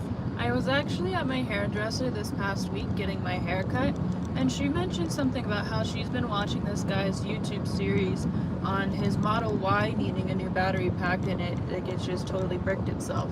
Really? Uh-huh. Wow. And it was shocked because I was like, yeah, we've never heard anything like that, and you would think we would have heard that by now. Well, I mean, I don't know. look, they've done battery pack replacements, no question. Right. We've seen them actually at places, but I would say it is one of the most solidly built packages out there.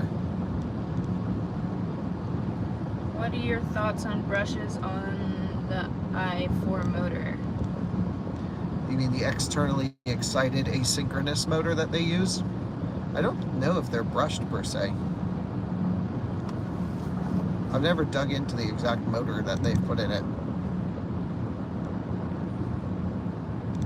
How many road trips do we have planned for October? Yeah, quite a few. Yeah, yep. Hopefully some that we can actually bring the dogs with. I think we were going to go to this camping, what's it called again? Do you remember? I don't know. It's out in the middle of nowhere. Iowa. Well, I'm not totally sure of the location. That was just a guess. I hope it's not in Iowa. What's wrong with Iowa? Well, what's there to camp and see Well, it's in just Iowa? a central location for people to get together. That's not like a destination camping spot. And Well, where are we it's our camping? friends are hosting this event, Are we the camping All Electric at Family, a KOA? and it's called the Charged Rally, I believe. I don't know the details, but I told them we would try and go.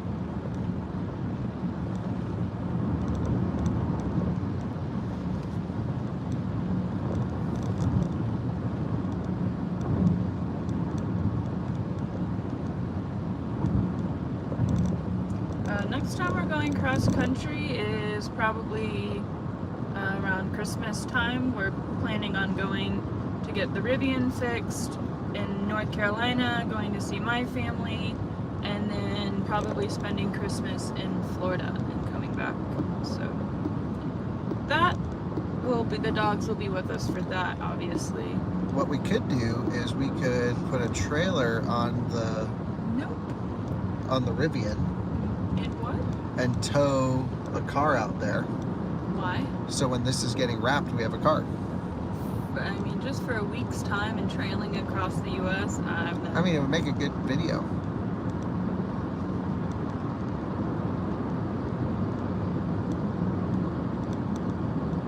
But what don't you like about towing? it takes widely too long. Okay. And for traveling across, it already is pretty dull for the most part. Yeah. So that would just make it even longer. Looks like it rained down here.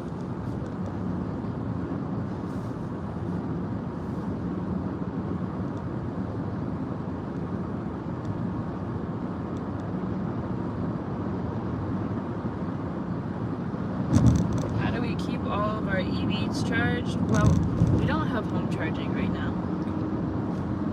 So Well, explain. our home charging box blew up, and we have yet to have an electrician come out and fix it. So we don't have home charging, which has been the biggest pain in the butt, I would say. So we have a charger at our office that will just leave cars there overnight, and also the charger being down here in Loveland has been a whole part of it as well, because we can't just pop down and fast charge our cars. Why is that? So it's all slow charging because it's been down for the past week. Oh, but it's good now. Well, it's fine now, but this past week we've ran into a couple speed bumps. Yeah, I mean, it's not been that bad, but ultimately, I just need to call the electrician. It's just out of pure laziness. Oh, we're going to keep the same wall connectors. We just need the junction box to be repaired. You seeing these coming in? Yeah, you could tow the Rivian with an ice truck across the country. What? You can tow the Rivian. Yeah, with what? An ice truck. Oh, an ice truck. Yeah. We could tow the... Well, this is too heavy to tow behind the Sprinter. But that would be a good idea. Maybe we'll just take this and the Sprinter. What do you think about that? Just taking the Sprinter? No, take this and the Sprinter.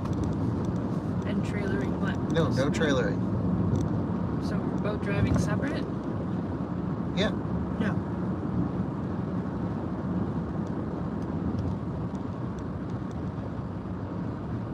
I don't like driving.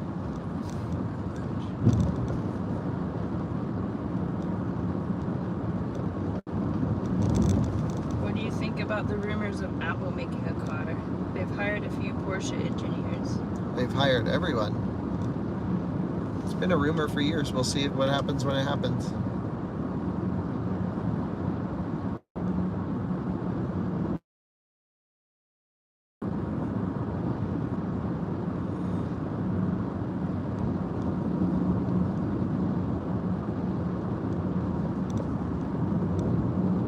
Are you gonna get some off-road tires for the Rivian? Yep. Which? I haven't decided on the full setup yet. I thought we already... Nope.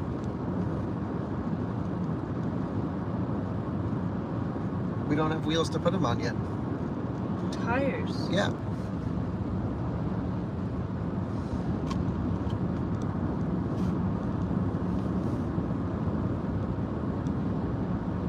And we're back. I see him rolling in here. That was crazy. Did you get them all? Are there any other electric cars you guys are interested in buying? Oh, yeah. Like what? Oh, I'm not going to say. But I might buy one tomorrow. It's coming up on auction, and I'm really pumped about it.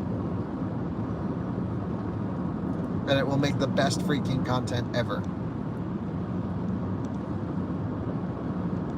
Do you think Drew will do wheels for the Taycan? For the Taycan, I don't know if Drew will do wheels for it. You'll have to ask him. You can tweet at him. It's at Martian Wheels. Is the Rivian ride quality comparable with the e-tron? Actually, yes. E-tron's still more comfortable. I don't know. Sometimes I drive this and I'm like, wow, that's got some really nice suspension calibration for comfort after some software updates.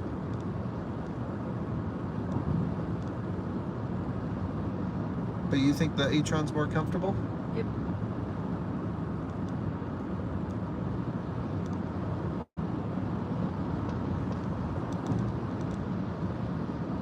"37-inch tires on Rivian." Oh, can you fit 37s on it? No. The most I've seen are 34s.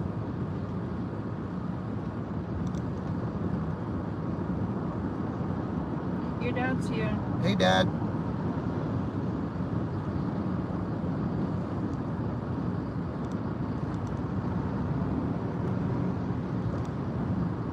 Lots of questions coming in. Are you seeing these? Saw something about Jay Leno. I can't really read them. They're coming in. Are you gonna be on an episode of Jay Leno's Garage? No, I don't think so. I would love to meet Jay, though.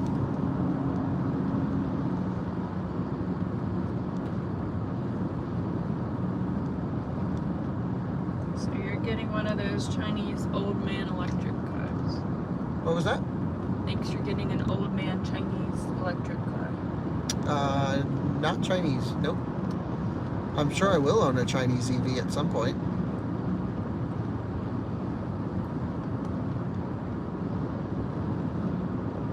I think he's thinking of candies.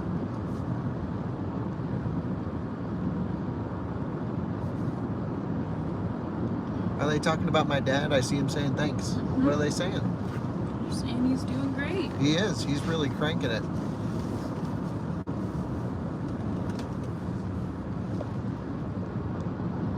You should build, what does it say? You should build an Eevee museum. Yes. Well, that's sort of the plan. We're going to. It's not just going to be EVs, though. It's just going to be a collection of all of my favorite cars. It'll take years and years and years and years to collect them.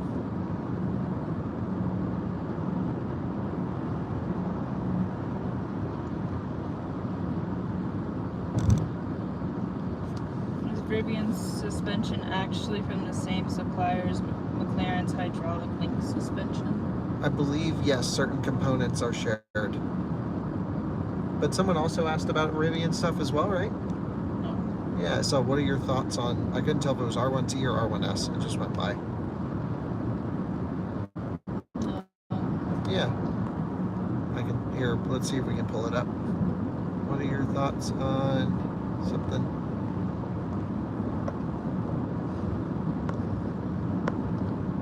Yeah, what are your thoughts on the Rivian R1S? I like the Rivian R1S. I haven't driven it yet, but I'm going to very soon.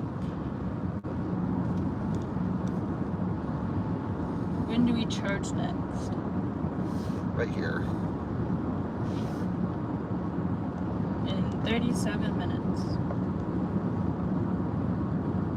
What's your favorite V12 Supercar? Ooh, now we're talking. I do love V12s. I'm a 12-cylinder fan. And to me, Aston has perfected the sound of the V12, and that is sort of the magic of it. Of course, V12s, especially in a, are naturally opposed. So it's a totally harmonically balanced engine, which means as one piston goes up on one side, the other goes up on the other. So in terms of smoothness, they are some of the smoothest and most well-balanced engine layouts you can have. And what would be my favorite V12 supercar? Well, the Ferrari stuff sounds really crazy menacing. If you get like an 812 Superfast or something, they're just insane. I really like, honestly, I'm a little bit weird, but I like the GTC4 Lusso. But if you can get a V8 turbo or a V12, and I like the 12-cylinder one. I like a V12 Vantage manual, personally, I think would be my choice, because short wheelbase, manual transmission, the extra hood slats in the hood look really cool, and reasonably attainable. They're high, I think low to mid $100,000 range, which is, yeah, pretty sick.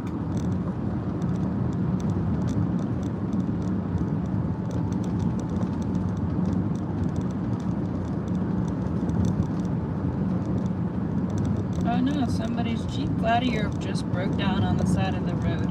Oh no, are they nearby? We can throw it on the trailer. I don't think we have room on the trailer. Yeah, we drop Judy off and pick their thing up. Oh, that Gladiators are new though. Sorry to hear about it breaking down. Saw something about Colton. You seeing these, Alyssa? Did Colton check out the PPF work on Brandon's R1T? Yep. Colton's not really a PPF guy per se, but I think he is open to it for protection. But to him, he's really about making paint look as beautiful as possible. And no question, PPF does take away from the look of paint when you get really up close to it. But I think he was overall very impressed with Brandon's PPF job, We thought the installation was done really well. We thought the material selection was really good.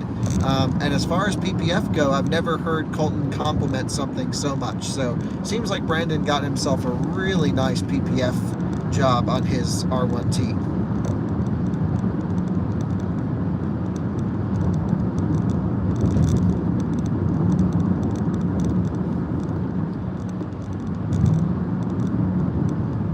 Met a guy today in Maine with a 2015 Red Leaf that battery swapped his pack with a 2018 Leaf.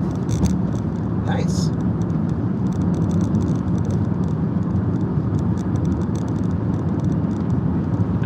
They figure out what made the e-tron leak? Nope. Service centers can never figure things out when it comes to stuff like that.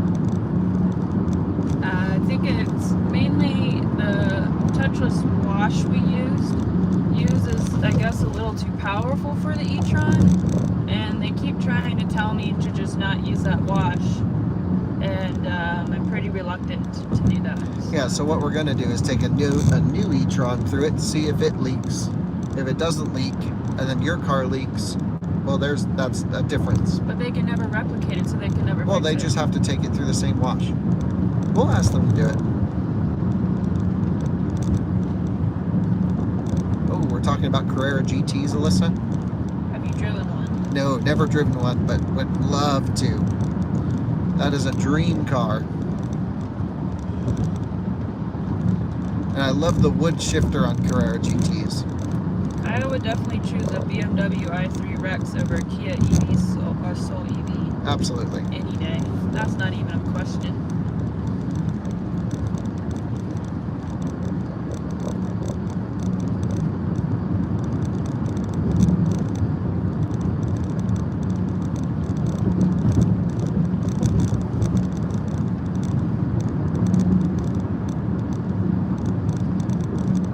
Somebody's in the chat their leaf was swapped to a 2019.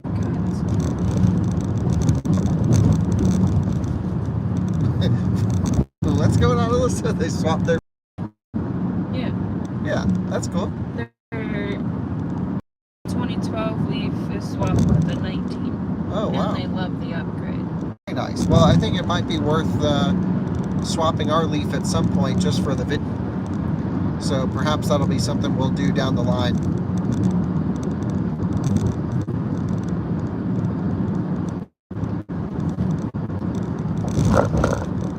Is everything good with the Plaid?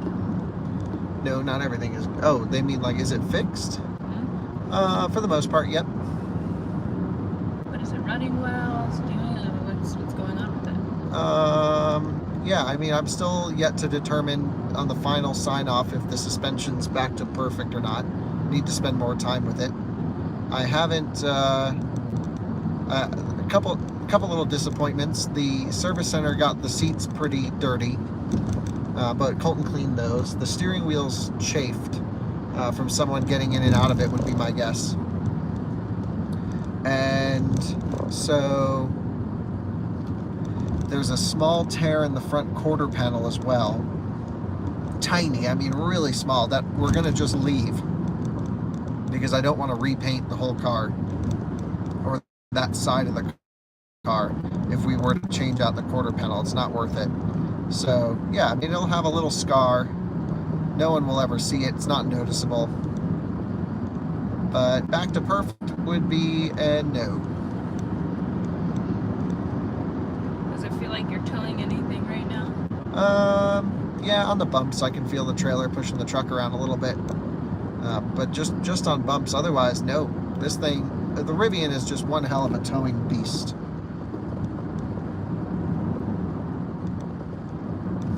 Okay, we are gonna get away from whatever situation this guy who can't merge is causing.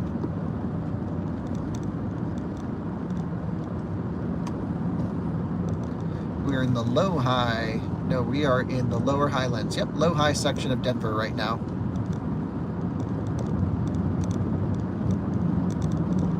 Would we get the Cybertruck if it actually comes out? Probably not. Not even for content? Well, I don't know. We really don't know anything about it. We don't know what it'll look like. We don't know the specs. We know what Tesla's told us, but that was years ago. Who knows what they can do now? Might be better, might be worse. We're not sure. But you know, right now it just doesn't exist. So I don't really let it clog up headspace until they put it on sale. Is towing hard on the truck? No, truck likes to tow.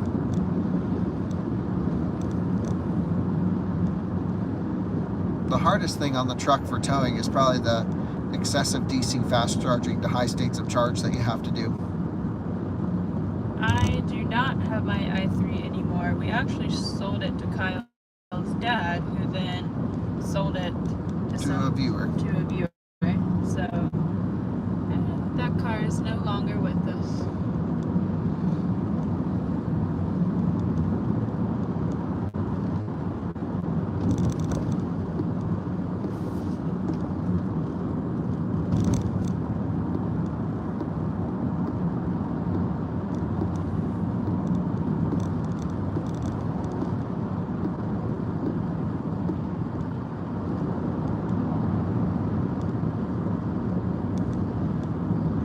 Someone just wants a wet. Sorry, it went away. An F-150 Lightning. Yeah, love the Lightning, but I think the Rivian tows better.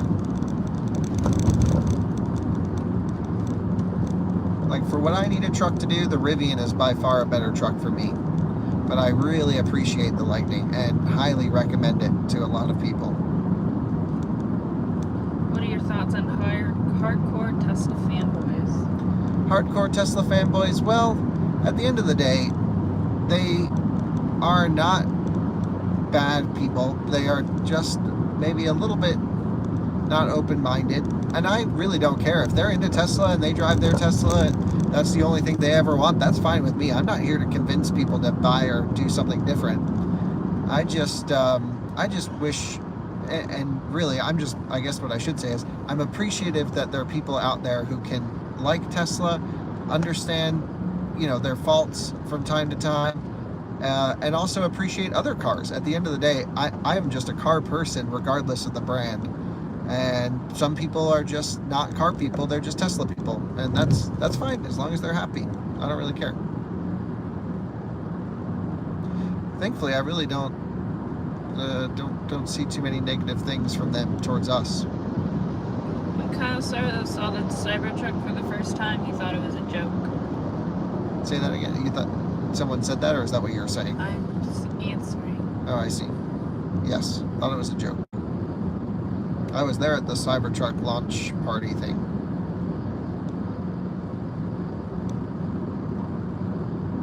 Has Lotus made an electric car? Yeah, they've made, I forget exactly what it's called, but an electric SUV. I don't know if it's on sale yet or not.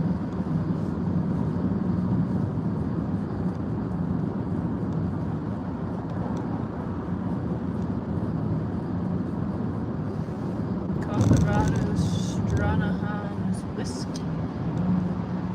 It's a big whiskey building.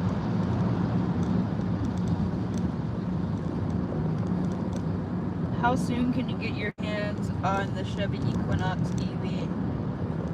Not very soon. Chevy doesn't seem to start their media drives until the cars are pretty much in production.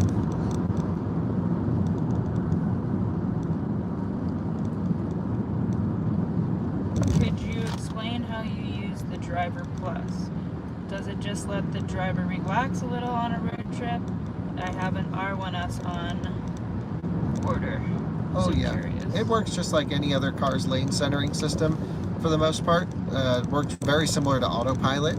Not as competent as autopilot, but same idea. But it only works on pre-mapped highways. So when it's on, yep, just, you know, you don't have to steer it the center of the lane, but you do have to babysit it because I've had it mess up on me many times.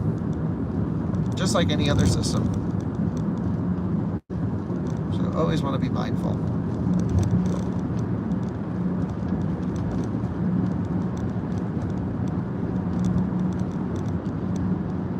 Can you feel any Lotus DNA in the way the Lucid Air handles? So, I mean, the Lucid's a very heavy sedan that is quite agile for its suspension setup. And the steering is particularly nice, but the steering wheel is particularly not nice for that kind of performance driving stuff. So, yeah, I mean, suspension's soft but well balanced, but no, it's not a Lotus. Can I sense like maybe it's like a Lotus's like great grandson removed twice? Sure-ish, but not really. Do you think the CC adapter is worth it? Oh, can I finish that really quick? Sorry. But I do want to qualify that I haven't taken the Lucid around a track yet or on a mountain road. I'll be doing that testing pretty soon. Sorry, go ahead. Do you think the CCS adapter is worth it? Yeah, it's only $250. Opens up your whole car to CCS networks. 100% worth it.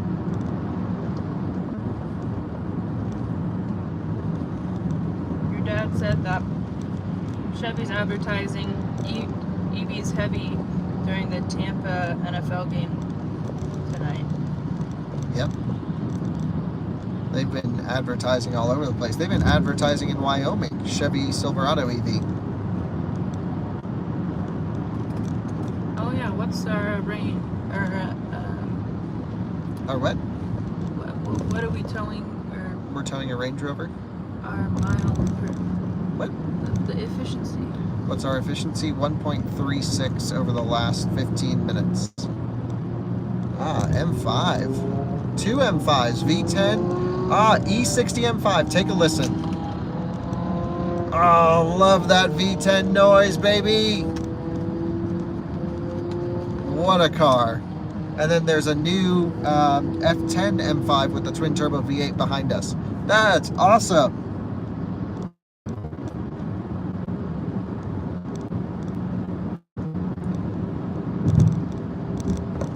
Right, and it runs. We had one blow up in front of us on the Autobahn. It was crazy.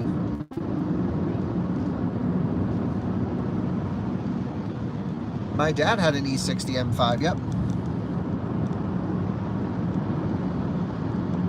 S63 AMG. Wow, heavy cars out tonight. There's the F10 M5. It's like luxury depreciated sedan night in Denver. What the heck?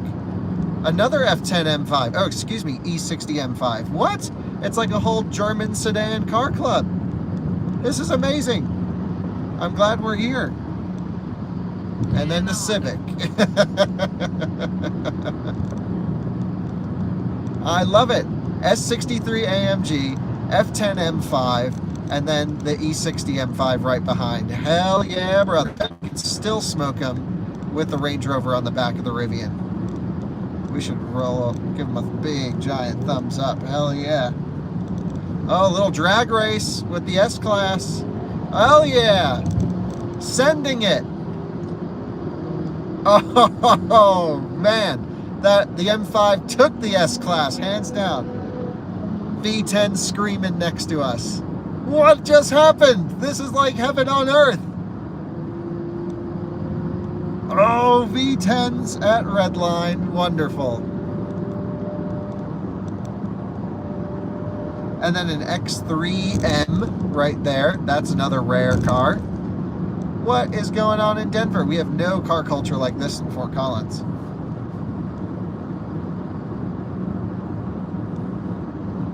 When are we going back to Norway? No, we're talking about depreciated luxury sports sedans now. What is that? Norway. We're going to Norway probably in November.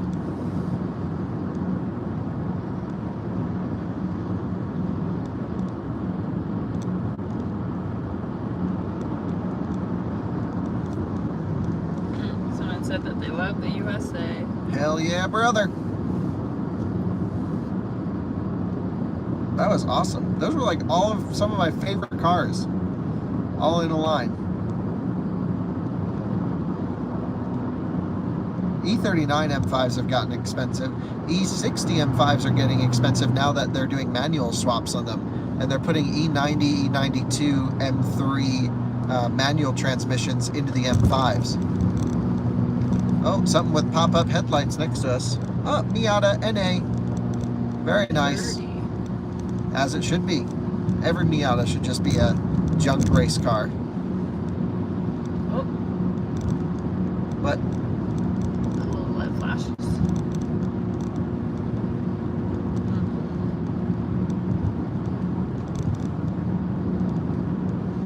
Other than cars, what else do you talk about? nothing. And like, Nothing.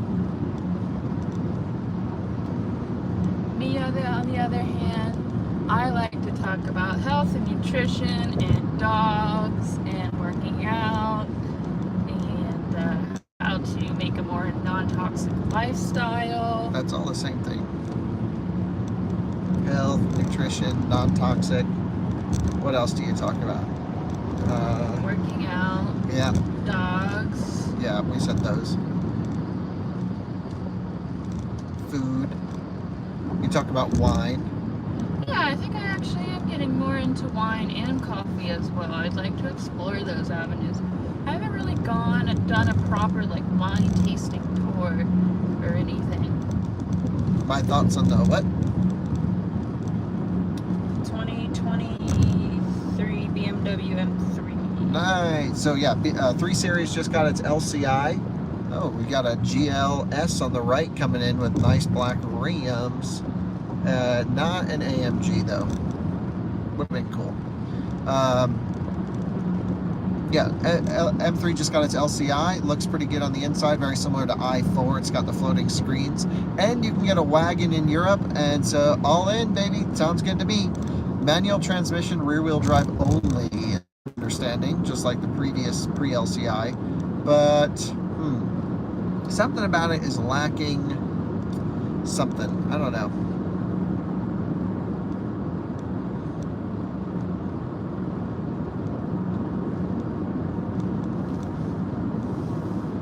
Hello from India.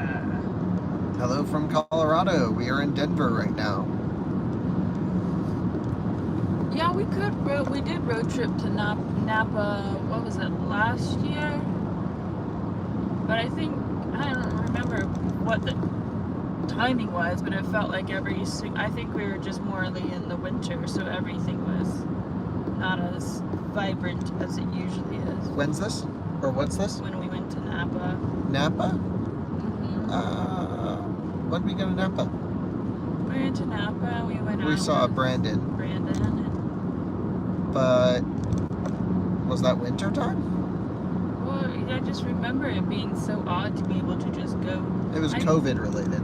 Oh yeah, I knew there's something, because it's just, I guess, I don't know, it's like going to a winery kind of the same as going to a brewery. I feel like wineries are not as like inviting. You have to have reservations and all this stuff, instead of just going to a brewery where you can just pop in and grab a beer. Our dogs are both 4 years old. They're only like a couple weeks apart.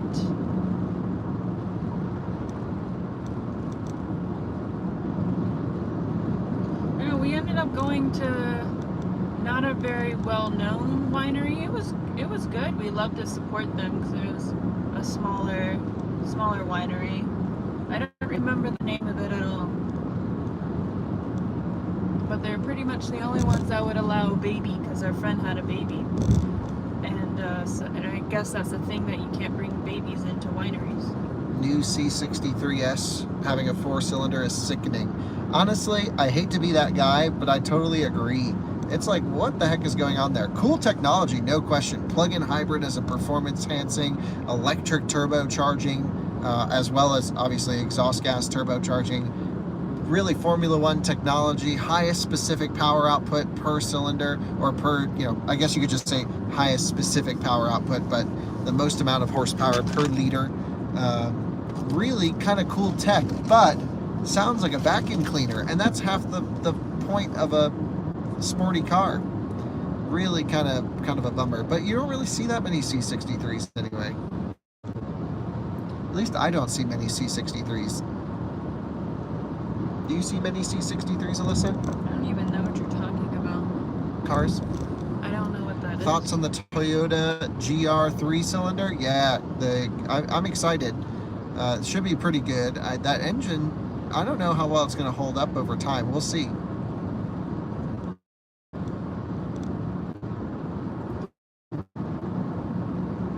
Is the Plaid faster? What was that, Alyssa? Then much faster than the Model 3 Performance. Is it worth the upgrade? Oh, well, I don't know. Is it worth the upgrade if you're drag racing for a living? Yes.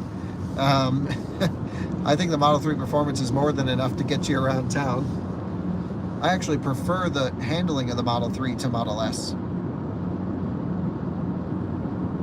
But I love the sheer raw acceleration of the Plaid, especially when you warm up that battery pack. Dang, that thing rips.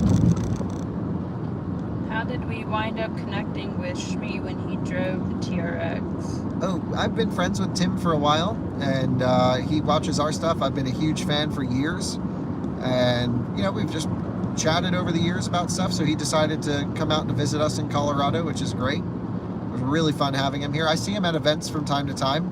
He also helped us get the SLS electric drive from Mechatronic in Stuttgart to drive, since he reviewed that car, and he allowed us to, you know, he put us in contact with them. He's been really supportive of the channel. Maki Mache, as I would say. And so, yeah, Tim's great. Shmi150, subscribe. Shmuseum, subscribe. He's also got a new watch channel if you're into that kind of thing. Yeah. A lot of car guys are watch guys. I still found it so funny that Max had 2 watches on yesterday. Yeah. He had his Garmin on and then the Well, Ultra. he's shooting a review for his YouTube channel of both. And so he's comparing them. Still found it funny. They're both so big.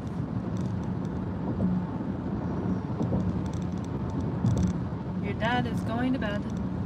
See you, Dad. Good night. Someone's been seeing a lot of Mach-E's. Same here, and I've been seeing a lot of small battery Mach-E's, actually. A lot of small battery all-wheel drive Mach-E's. Thoughts on the new Sequoia TRD Pro? Yeah, looks pretty good to me. New Sequoia was a much-needed upgrade. Hybrid powertrain. Seems pretty solid. Looking forward to spending more time with it, but overall, big improvement from the last year, which was just the most ancient thing on sale. Even the Toyota people were like, wow, yeah, how are we still selling this thing?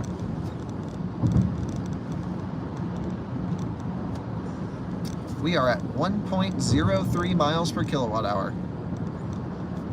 Someone likes their 3 performance. I'm just putting up my hair. No, I know, but what did they say? Yeah, I can't read it anyways.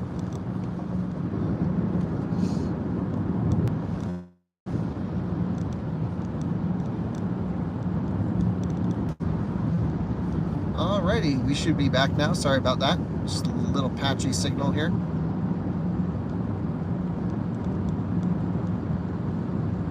About 9 miles to go until we're at the charger. So someone was talking about their Model 3 when we cut out. And they feel as though it doesn't have the same punch as it used to. Yeah, okay. It probably does have the same punch as it used to. We did a test to see if age affects the acceleration. Doesn't seem to very much. But with any electric car, you'll get used to it. Even the Plaid. So I would say save your money.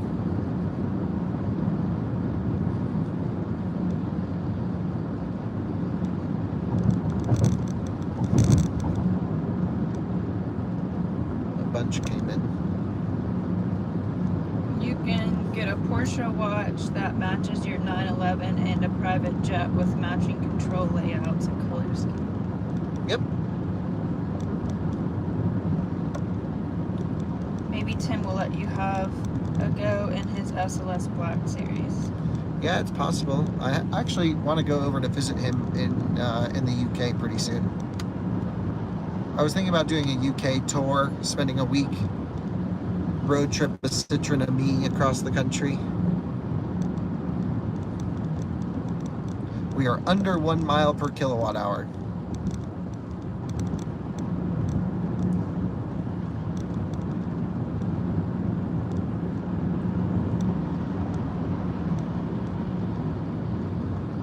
Are you looking forward to the Nissan Aria? Nope. Someone asked us we're gonna live stream when? Is it gonna end when we charge? No, live stream's going until we make it back home.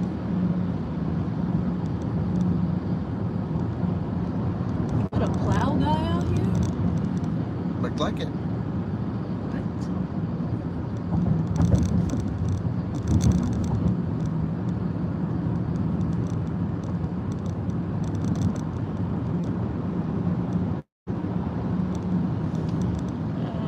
Any insights on the R1T dual motor max pack? I think you gotta speak it up a little bit. Any insights on the R1T dual motor max pack?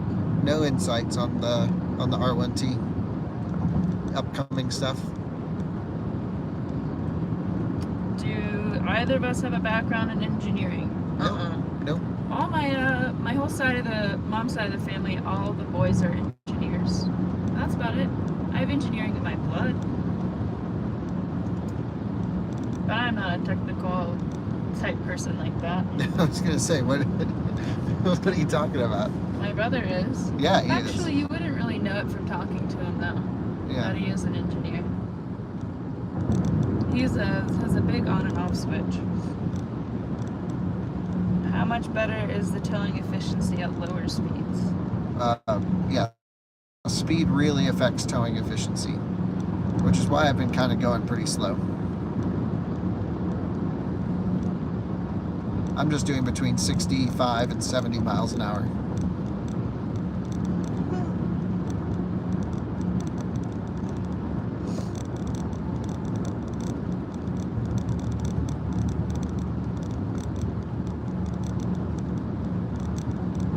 Someone's interested to see if Rivian has fixed the wheel lockup we experienced last winter when the truck was sliding down the snow-covered hills. My understanding is yes, they did fix it, but we'll try it out.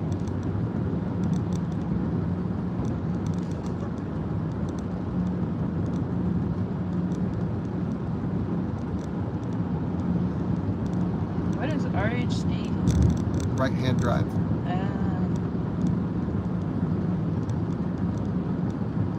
Why? They're all talking about how hard it would be to drive right-hand drive and go through roundabouts. Why? I don't know. You get pretty used to it. I got used to it in Australia. Yeah. That really was different to switch your brain on and off from that. I remember when I came back to the States, I almost had this like panicked feeling that I was doing something wrong because my brain couldn't remember what it normally does when I'm in the United States and driving. It was a really weird sensation. Did someone just ask 2 miles per kilowatt hour? We're getting 0.9 miles per kilowatt hour.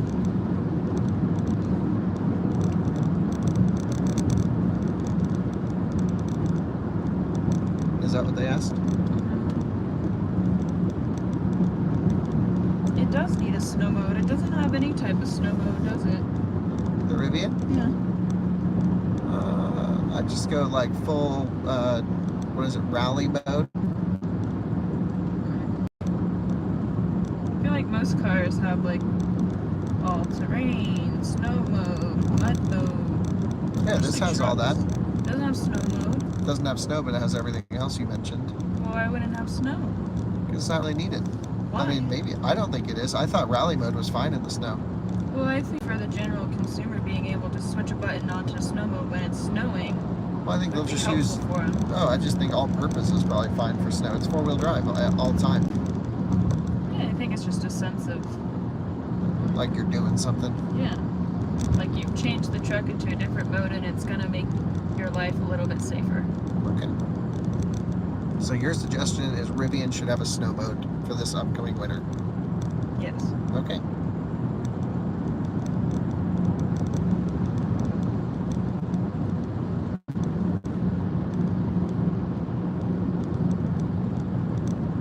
I was only in Australia for what, 4, 5 months? Yep. Not long, and then COVID hit, so I left.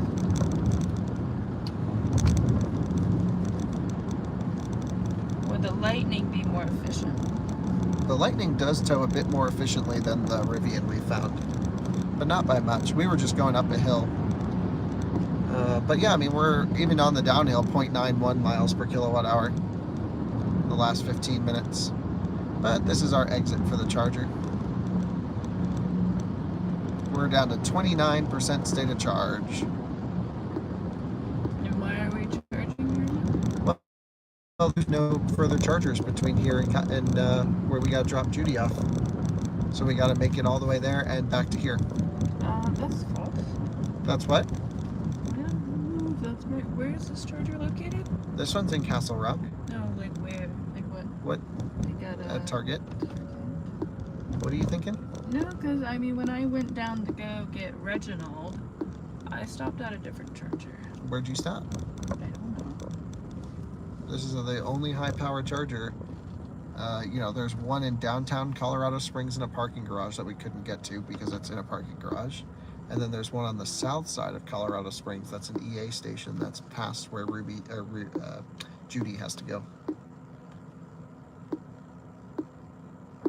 What is this? Probably 50 kilowatts. It doesn't let you select it when you're in nav. No, I'm telling you, I already checked. I could have sworn I stopped. Because right where I stopped, it was like 30 minutes before. That's about what we are now. Mark West, California Pinot Noir, $9.99. Originally $11.99. What a steal! What? Missing them. It's only a 150 kilowatt station that we're heading to here, but it's perfect for towing. Have you ever had an auto emergency braking save you from a large collision? I don't think so. The beeps have saved me. Beeps? Yeah, when it goes beep beep beep. But I've never had it like actually kick in braking that has saved me. I have no. I see the automatic emergency braking is good for most people, more than just the actual braking effect of it, the car stopping itself, but actually adding brake pressure. Because a lot of people don't brake hard enough in an emergency scenario. But I have no problem just standing on the brake pedal anytime. I love it. Yeah, all the 150 kilowatt stations are technically spec'd to 175. They're just branded as 150. Why? I guess just to make life easier. Also, for a lower voltage cars, they can't do 175. Rivians can do 175 on them because it's a high 400 volt pack. But like a Mach-E cannot. They can do 160 something.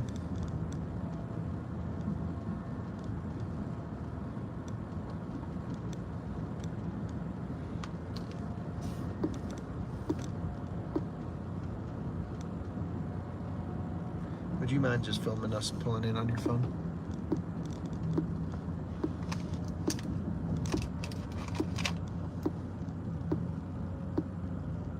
Good. And here we are pulling into the next charging stop. The Rivian's towed really nicely over the last 15 minutes. We've gotten 1 mile per kilowatt hour. Had a little bit of headwind and of course some stuff. Now coming in here, our trailer actually scrapes if you look to the right there. And so what I'm going to do is go in the back way. I've done this before. We've averaged 1.17 miles per kilowatt hour here on the trip so far. And so, yeah, we're just pulling into the back of the Target parking lot where the EA station is over to the right. If you take a look, you'll see it. And so what we're going to do is meander our way that way, and we can just pull straight in because it's a totally empty parking lot. No one's here. Nice and easy. You can see just a blanket of emptiness around us. Oh. Motion lights.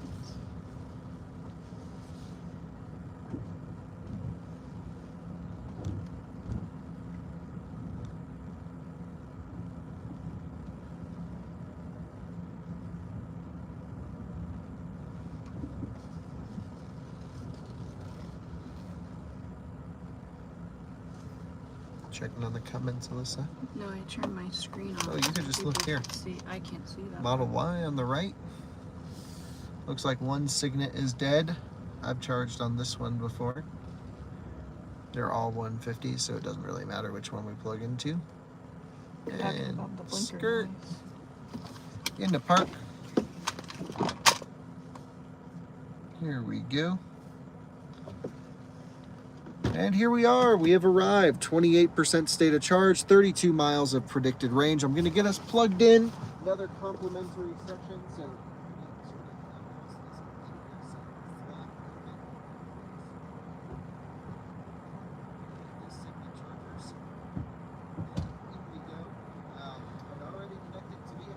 very nice. Judy's hanging on, so we'll take a look. Hey, how's it going? Hey. Sorry if you don't mind, you're on YouTube. Oh, hey, I'm watching. Oh, hey. I'm a subscriber. Hey, nice to meet you. Robert. Robert, great to I'm meet actually you. on vacation from Texas. No way. And I was just down the street and I was like, I gotta meet these guys. Oh, I'm glad you came over. And yeah, so here's the Rivian. And is this your Model Y then? Oh yeah, that's the 4680 I got a couple months ago. No freaking way. Yeah. How do you like it? I love it. It charges much faster than my Model 3 I had, Oh, really? which I used a referral ticket. Oh, thank you. Appreciate that. Yeah. So let's make sure this thing's charging. Would love to chat. One of our viewers met us over here. And there we go, juicing up. No, that's so sick. So it's a 4680 car. Oh yeah. No way. Oh yeah. You can tell when you get on the gas and you start going in and out. Oh yeah. Yeah, it charges much faster than the other one. That's pretty much the only really difference right now. But I'm kind of curious that it might be software locked, like the Model S and X was. Yeah, I'm thinking like maybe Christmas. Yeah, that'd be a good Yeah. Christmas present. I know that I want to get rid of a lot of people canceling long ranges and stuff like that. Right, sure. Yeah, I put yeah, yeah, pretty much. Well, I had my fingers crossed last January. I put an order for long range. Yeah. I was like, oh, you know, when Austin starts building on about right whenever June hit, they said you want to give up your long range. We are currently at 163. I said, clear enough. Cool. Yeah. And so how long are you in Colorado? Pretty much all week till next Saturday. Oh, cool. Yeah, it's over in Monument. I was like, I'm so over it. It'd be crazy if I ran into outer spec because I'm walking with my phone. Oh, thanks for watching. So we're doing a late night trek. We were supposed to do this at 9 o'clock this morning, and that's how I did. Oh man. Yeah, I took the up to Pikes Peak. Okay, I'm gonna put on his heated seat. He notices pretty immediately. I got 5% back. 5% back, but it didn't limit. I didn't see a limit. There was another YouTuber that has a 4680 from the same town. He did Pikes Peak, and I think he got like 16 back. Oh, okay. But he went all the way to the top of the summit, and then, you know, it was already snowing. So yeah. It'll probably be a 20-30 minute charge is my guess.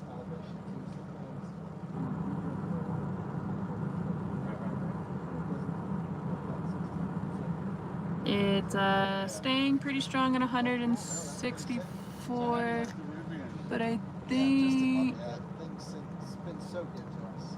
oh, I can't see well, but I think the screen's maybe set 170. Yeah, stronger than Tesla by twice. Oh, really, man? So you never use the brakes in it. Even with the trailer, it feels so all the way Yeah. out. But yeah, loving this thing, and yeah, so basically heading down to Colorado Springs, dropping that off, and then towing back home. Oh, all in the same night? Yep. Yep. That's a long day for you. Yeah, well, just everything got pushed back today. Just so many projects to do, so it's a little time. But yeah, this is fun. We're doing a little live stream for the motoring channel. Yep. And yeah, just living the dream. Yeah, good time to do anything better.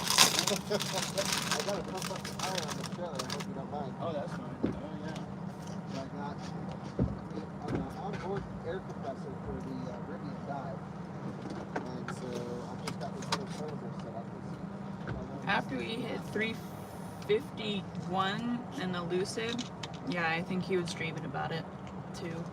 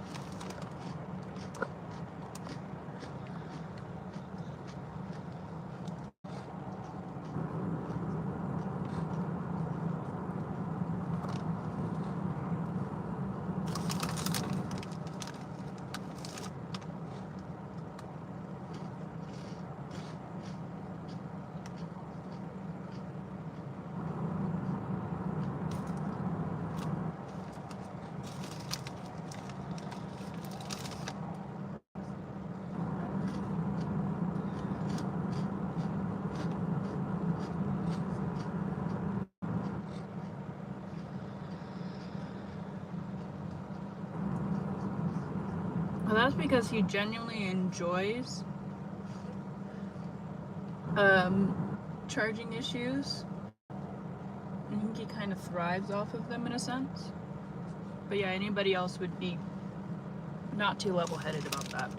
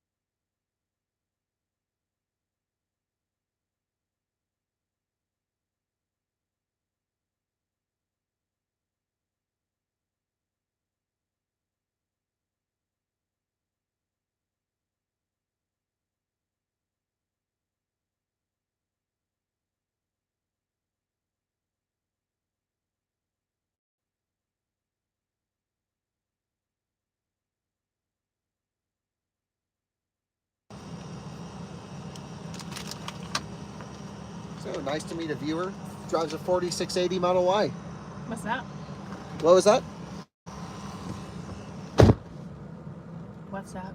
Oh, it's got the new cells in the pack. How are we charging? 170 kilowatts. Yep, maxed out for the 150. Okay, so here's where we need to go. I thought I put it in here. No. Pikes Peak Rovers. Yeah, I did.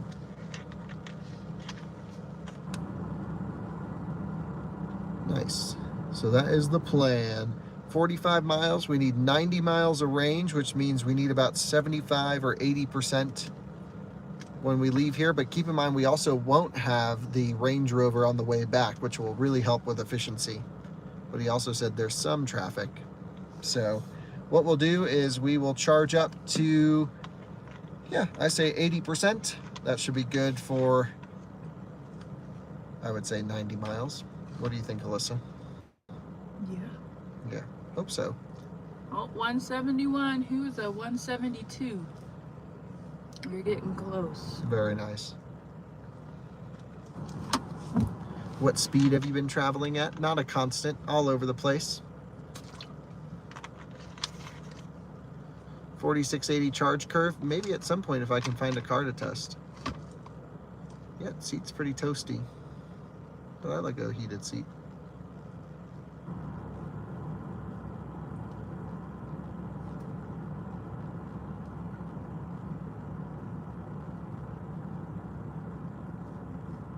$172. Yep, there's whoever the 172 guy, you got it.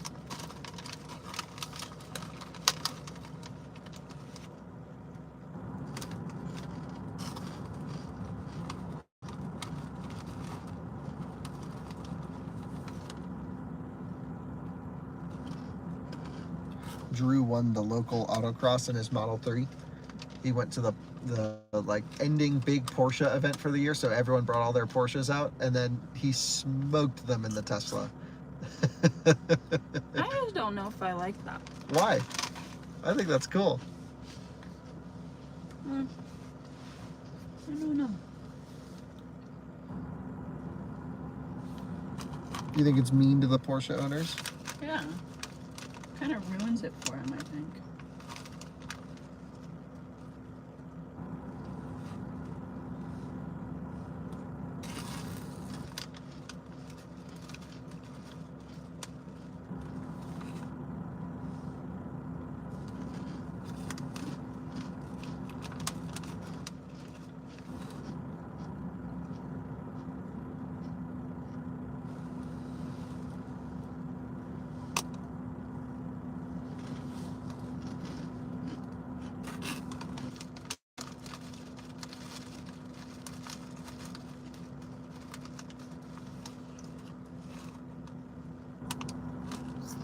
Nice guy with the Model Y. He was cool.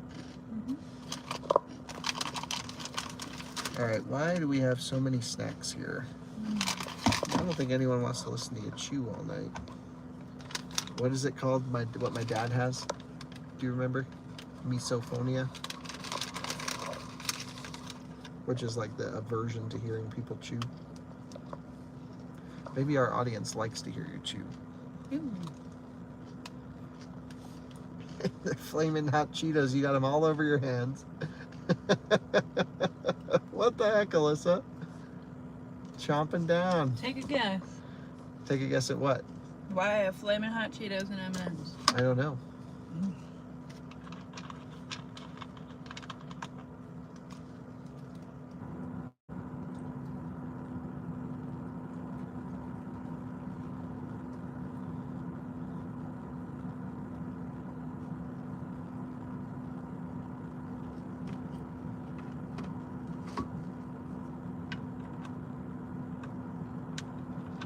No, you can't use chopsticks to eat them. That's the whole fun of it.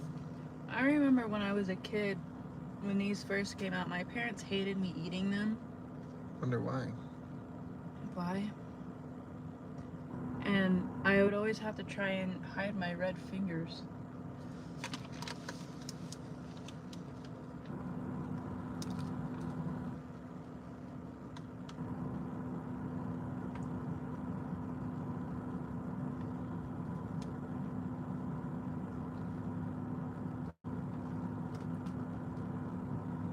Now you make me feel so conscious about eating my Cheetos. Yeah. Well, I'm just looking at your hands covered in nasty, They're not. bright red Cheetos. Oh my god. Oh, they have extra flaming hot Cheetos? Yeah, like Diablo or something. I remember I tried, it was like this Doritos bag, and it was like a Doritos roulette, where it had like the normal ones, and then just like the extremely spicy ones. That was a fun time. I did that on a road trip. That was a fun road trip game. Forgot I left the tire pressure thing going. And I'm gonna deeply regret eating these flaming hot Cheetos. They never do really good on my stomach.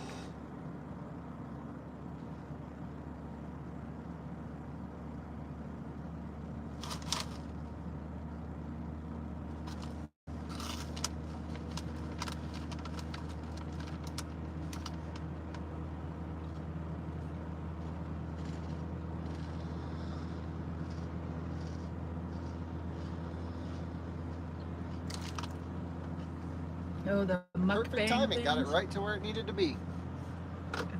It really didn't lose much. It only lost about 8 psi from the last charge stop.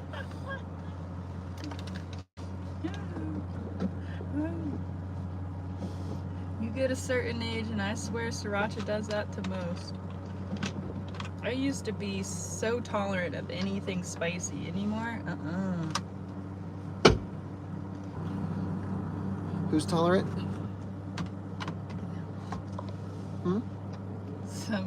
Somebody said Sriracha started tearing up my butt nowadays. Let's not go into that on the live Well, stream. you asked. I wasn't really going into it.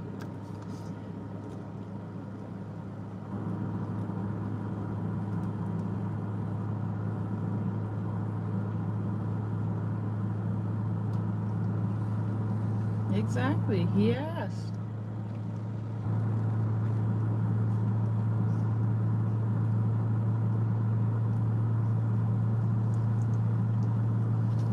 $117 kilowatts at 61%. Says slower while battery is cooling.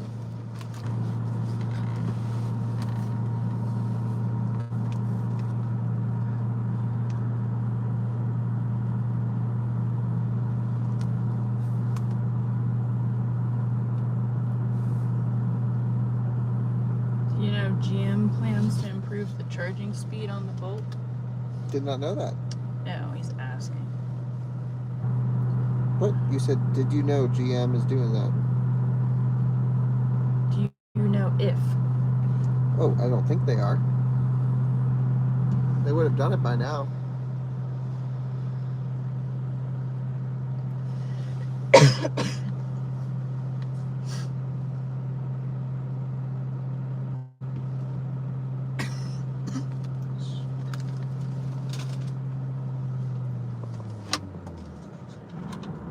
Man, I do not like the way that AC compressor goes full blast to off.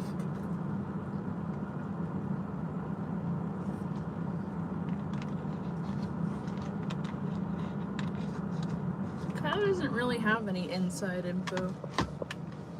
And if I did, I wouldn't be able to share it. Right. We would get sued.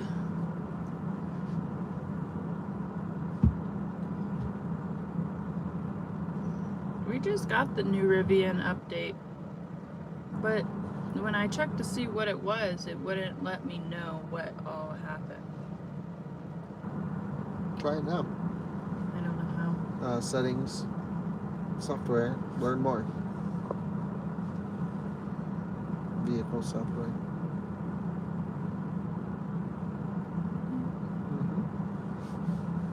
There we go.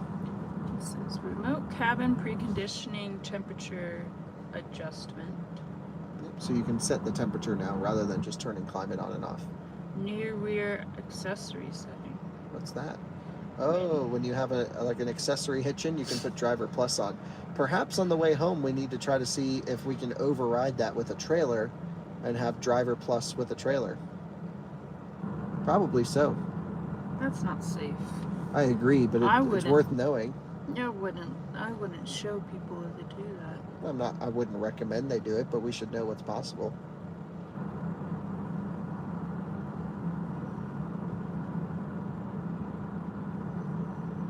Improvements to infotainment system. What else, Alyssa? Overall system stability, responsiveness, and performance. I agree. I would say that it is much snappier after this update. Redesigned drivers in key driver plus and exterior setting menus. Oh, so maybe you can add drivers now, more than 2 keys. Simplified the media panel behavior and made it easier to mark your favorite songs on Spotify and tune in. Sounds good. Alexa can now be canceled mid-command saying Alexa stop. Improvements to various screen animations. I love how they actually tell you what they change, unlike everyone else. Fixed very rare occurrence of infotainment screen resets. Fixed rare issue of the navigation application would reset. And a bunch of other things. Improved highway assist lane centering.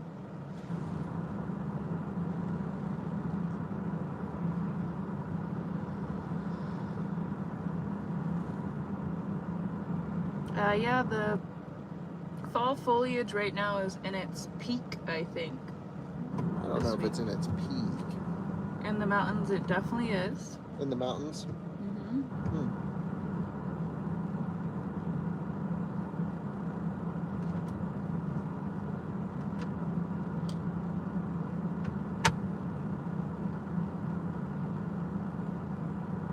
What are your thoughts on doing a meter collar install for EV charging?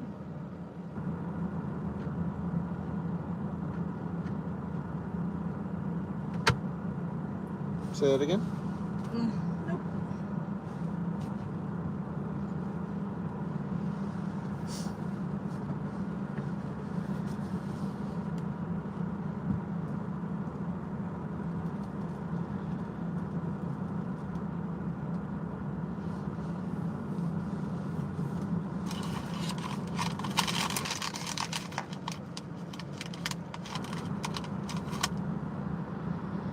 Are you perturbed? With your noises? Yeah. Yeah. Why? It's just loud for the camera.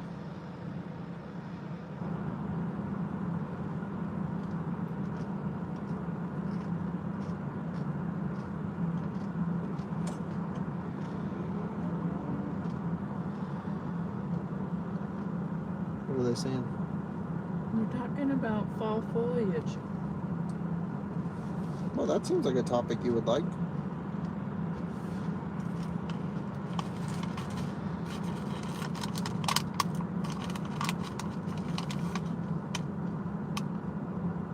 Yeah, nothing bothers them, it only bothers you. Say that again? Nothing bothers them, it only bothers you. Okay, as long as they're happy, that's cool with me.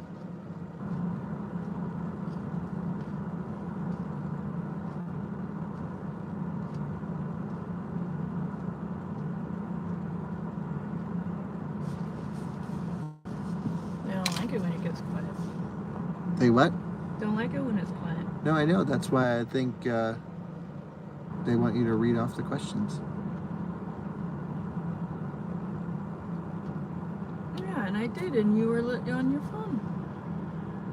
Yeah, I missed one. Sorry. You have any more dog trips plans? No, so I have actually just taken on a larger role within the rescue, and it's been taking on a lot of my headspace. So until I can really be able to balance all that and work, I think I'm going to put that on hold. But we also need to do more because that's how we donate to the rescue. Right, and there's questions about the donations to the rescue as well. Because I'm not 100% sure that the donations will be able to go to what I want them to go to, so I might be donating to another cause. Okay, but either way, they'll go to help dogs' health. Mental health, yep. Yep. We got some more in there. Kyle He said to cut me some slack. His noises are much more tame than Bjorn Nyland, who burps. Oh God, that sounds like not a good service. Oh, someone's wife doesn't let him approve of him eating chips. You eat your chips, Bob. At what percent do you leave? We're going to be leaving at around 80% or so. One thing I also don't like to do is run the battery too low with a trailer, because I don't like to pull that much pack voltage when you're dumping that much current to pull the trailer around. But thankfully, by the time we get back, only halfway we have the Range Rover on the back. The second half we won't.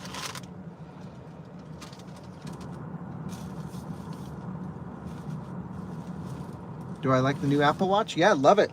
Really do love it. And I've had an Apple Watch, 2 Apple Watches before. One was Alyssa's leftover. You upgraded, and I took your old one. And really loving this new one. Never really liked the other one so much, but I got this one, and it fits a little bit better. It doesn't bother me so much on my wrist, and I can actually see the screen in the daytime, which is nice. I've also been sleeping with it, which is kind of... I don't like that. Well, I actually do, because it tracks my REM sleep, my deep sleep, and when I'm awake in the middle of the night, and it tells me how long I'm asleep for. So I think that's really interesting.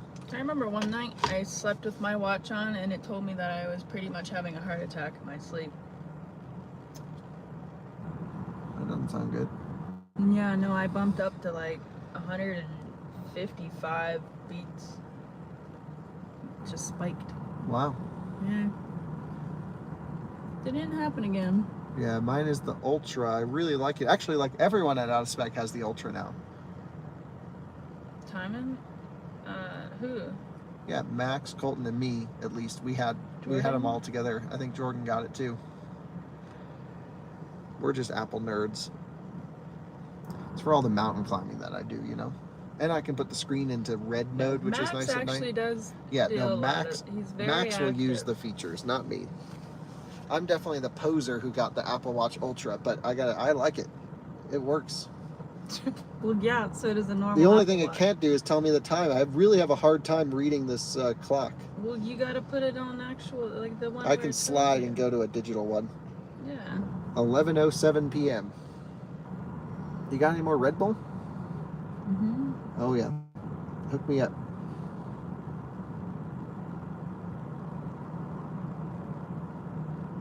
Please. Please. Damn. Damn. Your mom never teach you manners? Why don't you drink a water too? Thank you. Show them the watch. It's just an Apple Watch. So it looks the same as in every YouTube video.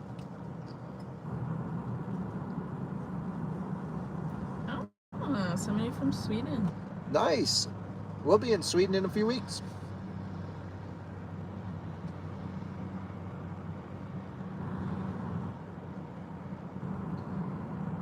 Maybe we should get an XC40 recharge.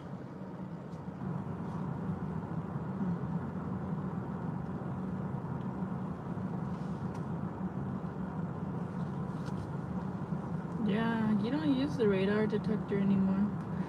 So I used to always use a radar detector, but now I switch cars so often, and I honestly don't drive that fast, where it's not so needed. Yeah, I used to rip. Kind of like a grandpa now. He yells at me for driving too fast. Well, I just cruise 10 over.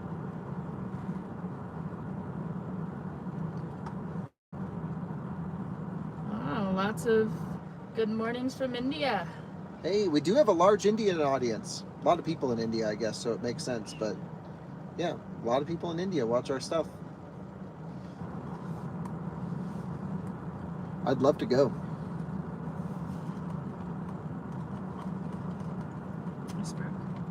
What was that?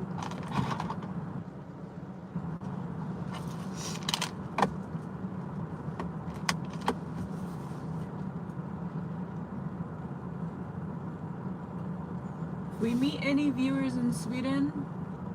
I met some viewers in Sweden. They need to give us the best Swedish meatball place in town.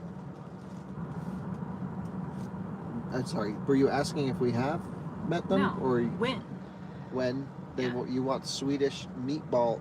We just go to IKEA. recommendations. No, you don't go to IKEA in Sweden. You get the real stuff. The one place we went to was really good. Mm-hmm. We had like the best Swedish meatballs in Gothenburg. Yeah.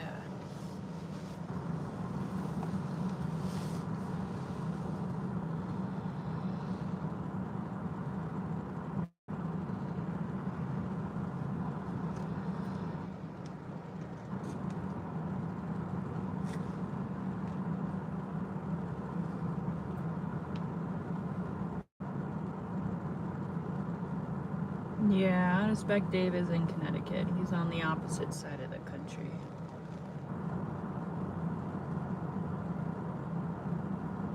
No, there's no way they just call them regular meatballs there, because you gotta have the jam and all that stuff. It's a whole plate, not just meatballs.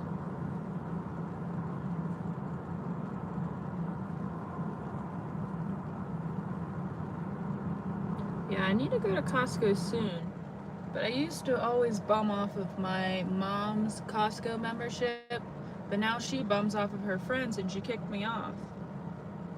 So I have no one to bum off of. I need to just buy my own membership, but I haven't gotten around to that. We're almost at 80%.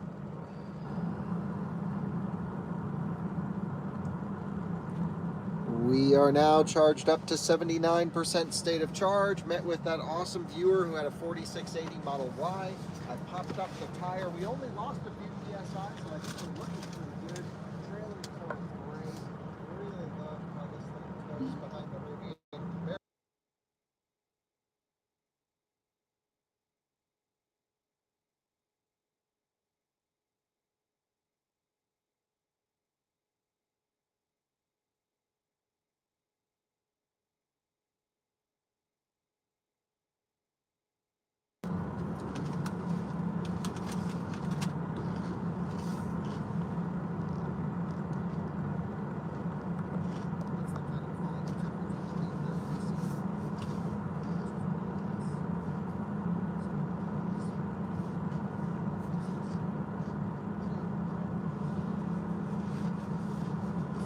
What time is it? 11:15 or so? 11:12. Very nice. And we got a super chat. How about that? Thank you, John. Appreciate it. Let's rock and roll. When you did that record charging on the Lucid, you said the company texted you the fastest speed. I posted it on Twitter. Yeah.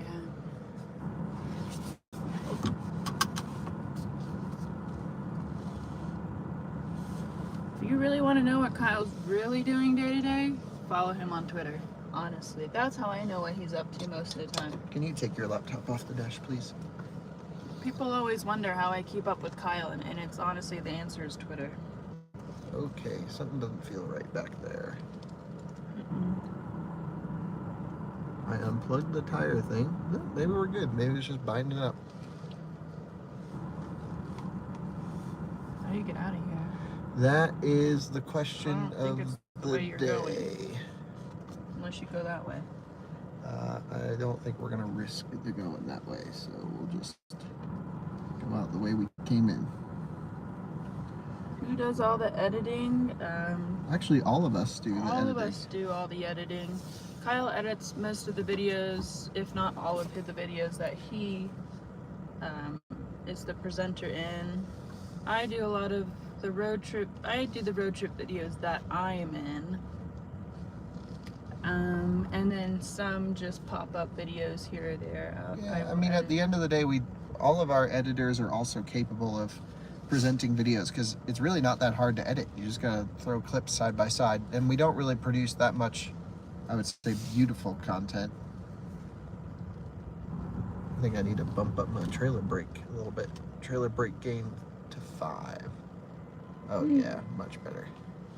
So someone just put this sign in the middle of the road. We always do that. Well, we're only gonna fit if we go around this way. We can move it. Yeah, I'll just go around like this. Yep. You knock it over, oh well.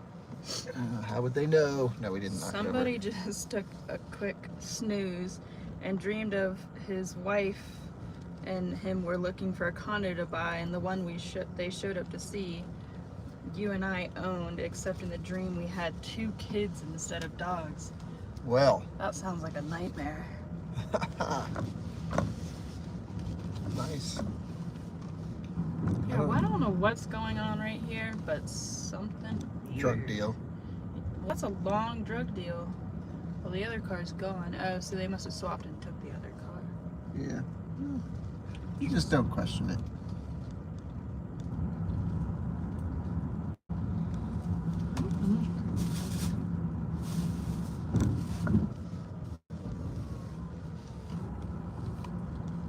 We use Final Cut Pro. You alright? I think I TMJ. What is it? TMJ. What? TMJ. I don't, you gotta explain. Or don't explain if it's not good. I don't know what it is. This is pretty much lockjaw. My jaw's been hurting.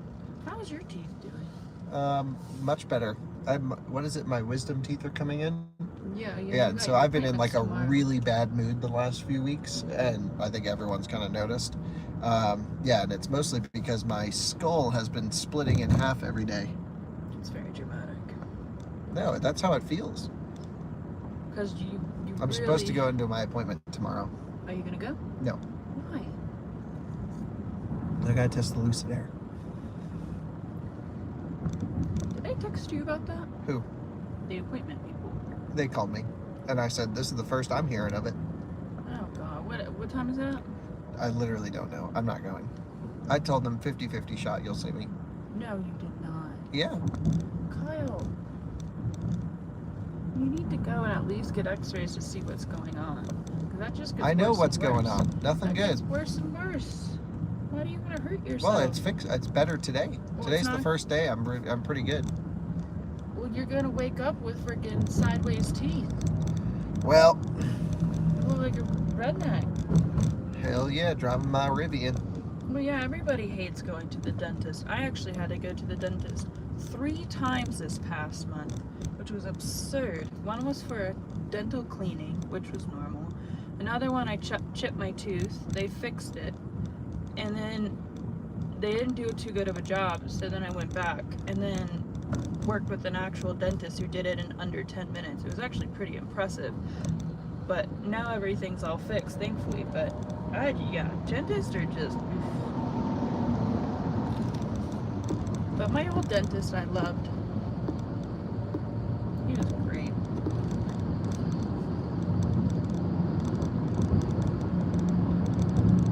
Yeah, exactly. This guy, his wisdom teeth came in, pushed all of his teeth out of alignment. Then you're gonna have to get braces. Or do Invisalign. Dang. Well, I honestly can't. I have such a schedule that I can't go out for even 2 days with this wisdom teeth drug thing. Like, I can't be at home, locked at home. So it's got to be sometime next year. Well, we gotta hope that you don't have a bad reaction afterward. Yeah, let's hope. Some people are fine right after. Okay. Yeah, so I think it's worth the risk. Yeah, everybody tell him to go. He needs to go. I don't listen to anyone. No, he really doesn't.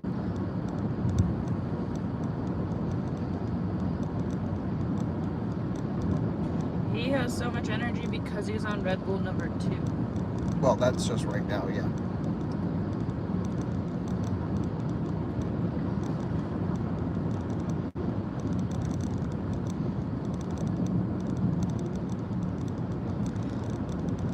Yeah, well, it's like an extra $500 or $600 just to be anesthetized while he gets his treatment. Oh, but I would pay it. I don't know. I might save that $500. No. I'm going under. I'd pay him $5,000 to go under. Somebody's dentist, you have to get a COVID-19 test before you go in. It's a dentist office. That's ridiculous. They wear gloves anywheres and No, face we can't masks. actually comment on things to do with the virus on YouTube, Melissa. They demonetize us. I'm talking about what dentists wear. Okay. They've always worn them. Yeah. just can't talk about the virus on YouTube.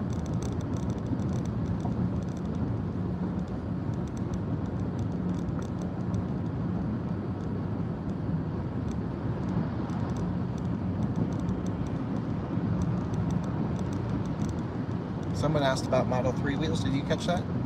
I didn't hear you.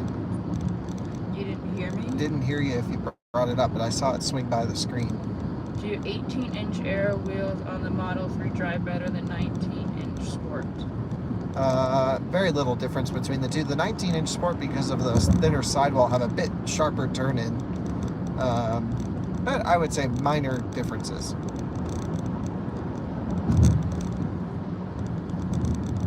The 19s probably drive a little bit better on a back road, if we're talking about an OE setup.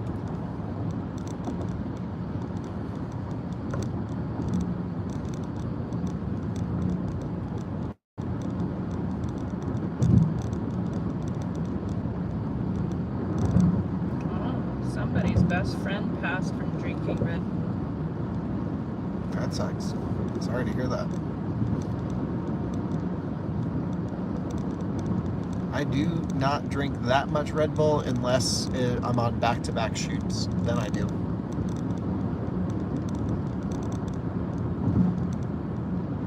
But I was out till, I don't know, 2 in the morning doing charge testing yesterday. So I slept in a little bit today.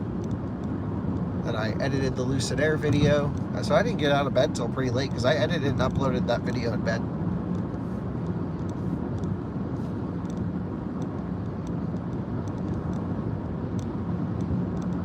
So I had a relaxed morning.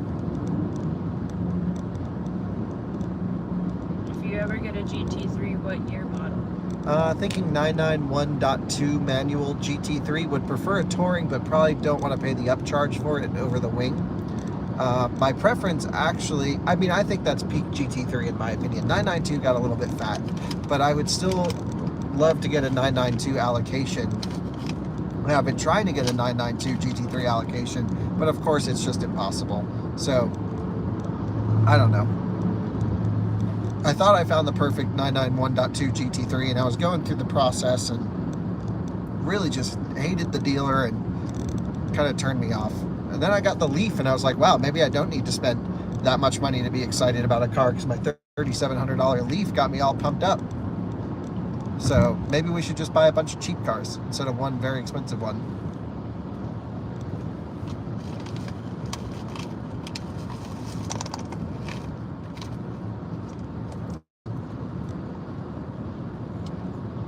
I did bid on another Range Rover, but lost the auction because it got pretty expensive.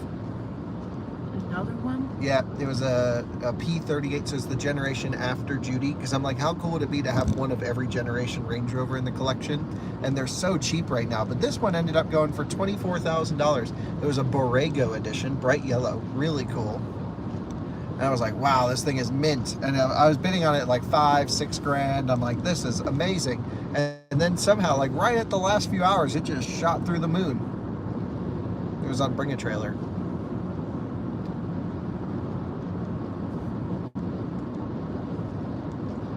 But I'm ready for the right unit at the right price. Start building up my very unreliable car collection.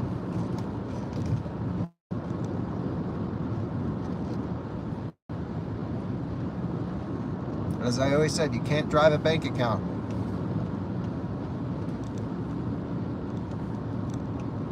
Adam Elsie has a cheap GT3. Yeah, what a disaster that was.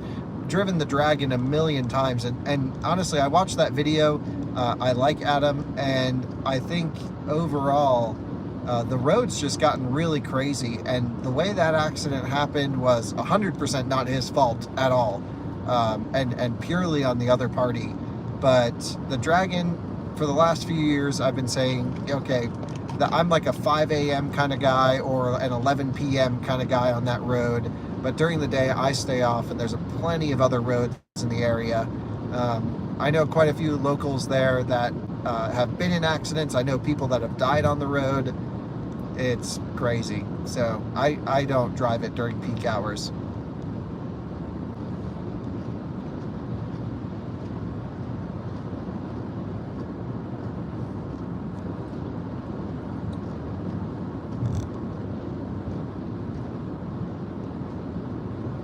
garage place still open? Tampoco? Yeah.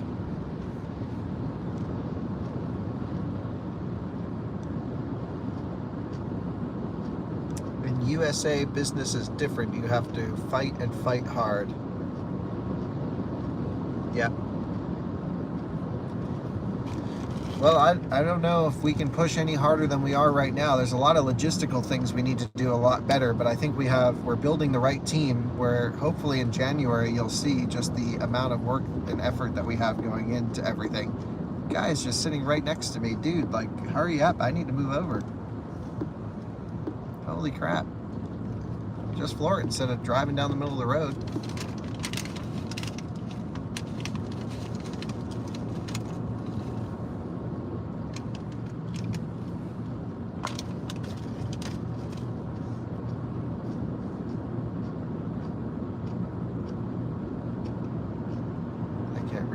Can you? Like Adam's Turbo S better than his GT3. Ooh, his black Turbo S was really nice. There is something cool about a Turbo S as a daily because it's just a freaking monster. But then you think, okay, well, maybe just a Taycan Turbo S would kind of solve that need. And there's something the GT3 does that just, you know, isn't all about outright speed, but all about handling, and that's pretty cool.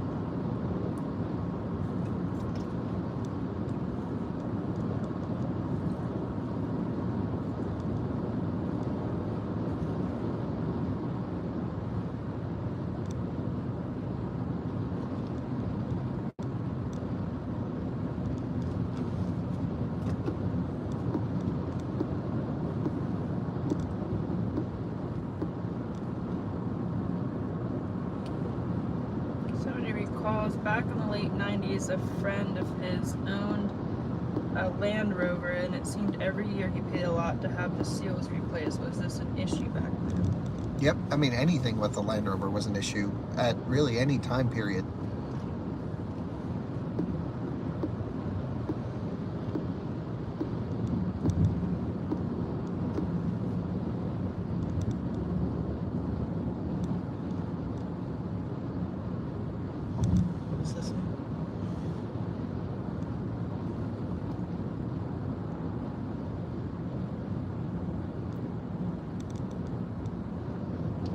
Going on with our Leaf? Our Leaf's just sitting in the garage. I gotta get it registered. I got a lot registered.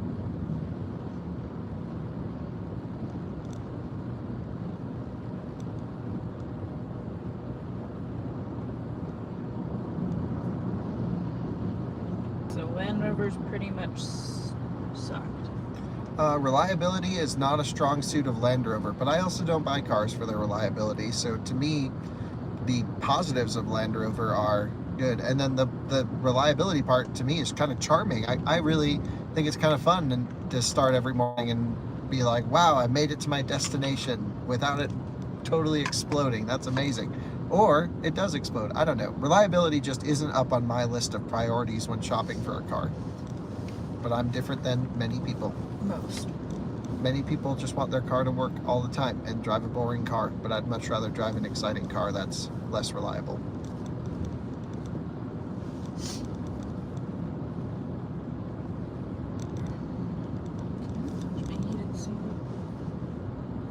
Not right now.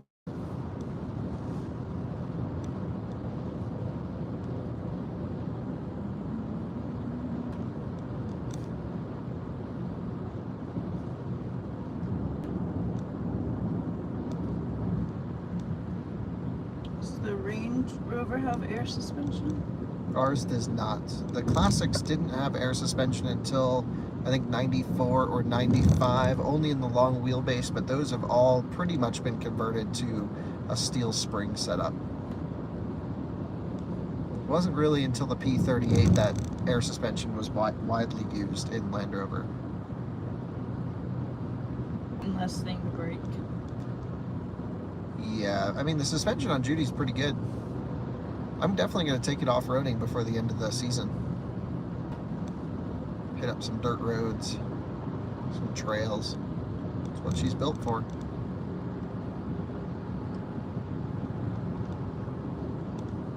most beautiful road we've been on.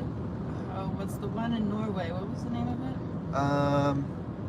Yeah, something like the Trollstigen. Yeah, the Trollstigen. And then also, secondly, like an American is going up the Sun. Going to the Sun, or going to the Sun Road in Glacier, something like that. Yeah, something like that.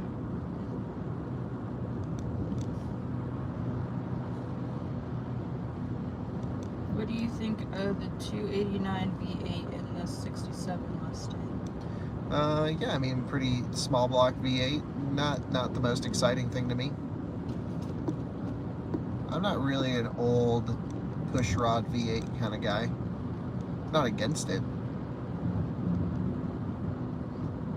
But you could put a hot cam on those things and make them sound pretty cool. What PSI are you running on the Rivian? For tires, I think 48 all around, which is what the truck recommends. No, we haven't been to Yosemite, have we, Kyle? I think I've been to Yosemite before, but I don't think you and I have been there together. You remember it? Not really.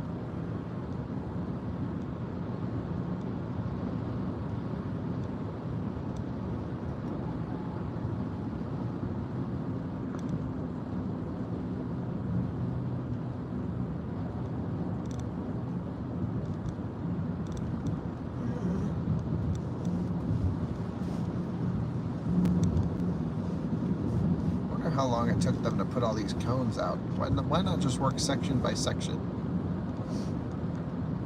They just drive down the road and have them, somebody just puts them out back. Yeah.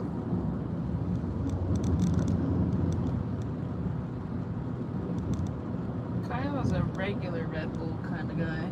He does not like the flavors. We are an hour and a half away from home. What?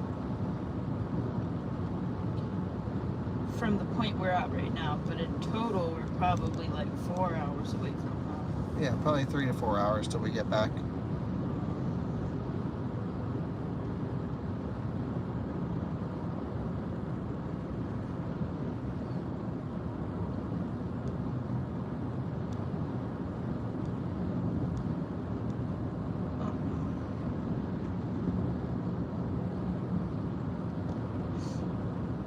What?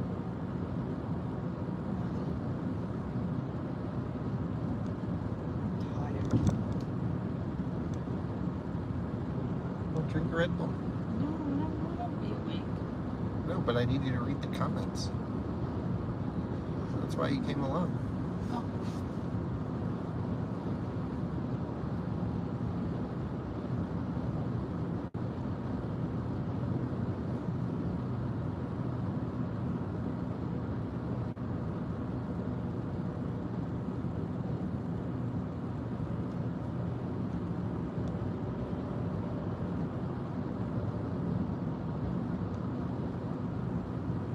Yep, Kyle will be staying live the whole time. I cannot promise I'll be awake the whole time.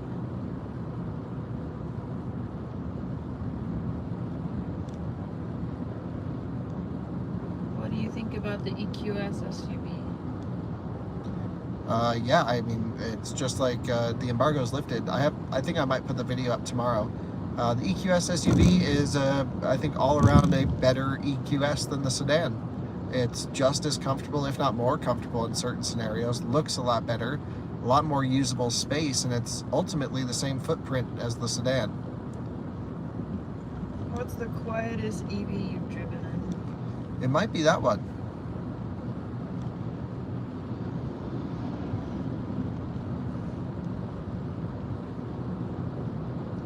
Someone liked something else more? What is it? Like the Tioga Road more instead of going to the sun. Mm-hmm. What are you pointing at? I'm just saying you can read them all. I have. Oh, good. We got some hearts then. Yeah, not for you. Not for me? No. What the hearts for? Someone told another guy thank you and he sent hearts. That's nice. Are we making a romance connection in the chat? No.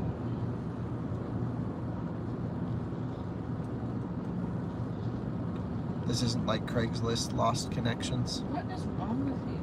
See, they're putting out cones now. Yeah. So can we pop out of this HOV situation? I think the answer is yes.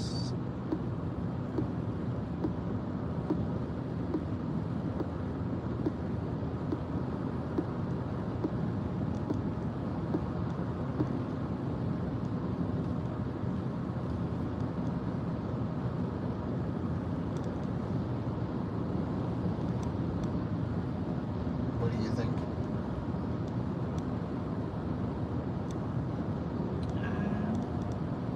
Tom is giving everybody tips on what to do to help our channel stats, and he's telling them to hit the like button when it's time for bed and rewind to the beginning and let it run while sleeping. I actually don't know how much the like button really makes a difference, but appreciate the effort.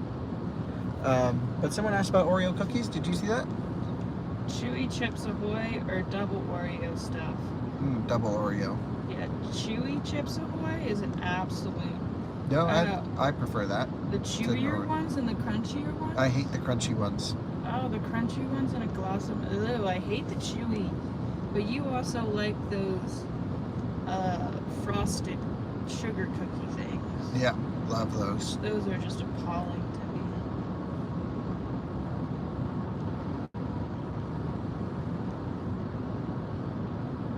0.92 miles per kilowatt hour. Judy is making us chug down the juice. Why is CarMax hurting in this market? Because they can't buy cars. Well, now they actually are struggling to sell them because they bought a lot of them expensive and the market's kind of softened on them.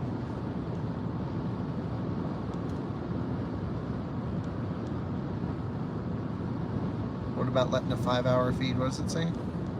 Run from the beginning, does that help the channel? Yeah, definitely. I mean, for us, the main metric I look at is watch time.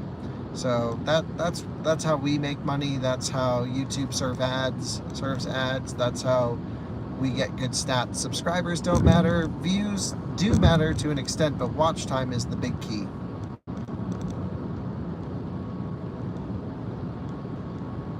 And YouTube kind of has a sweet spot for different types of videos. Like I find for road trips, an hour and a half really is the sweet spot for people watching for a certain amount of time to trip the YouTube algorithm to get big views. If you look at some of our most popular videos on this channel, you'll see they're kind of in that hour and a half range, which a lot of people think you need a 10-minute YouTube video.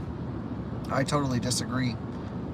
I'd much rather get less views but more watch time on a longer video.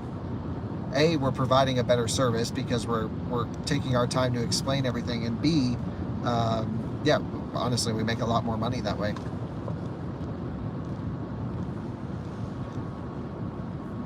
Does watch time for live streams matter?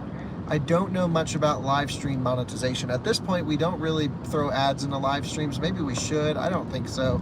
It's more for us to be able to connect with you guys for the live streams. We really, I'm pretty sure the only money we make from live streams are the super chats, but I just think it's fun to bring you guys along in the car with us, and especially sometimes I'm pretty slow at editing for this channel, so I think it's fun to keep the channel going, keep everyone engaged by going live from time to time.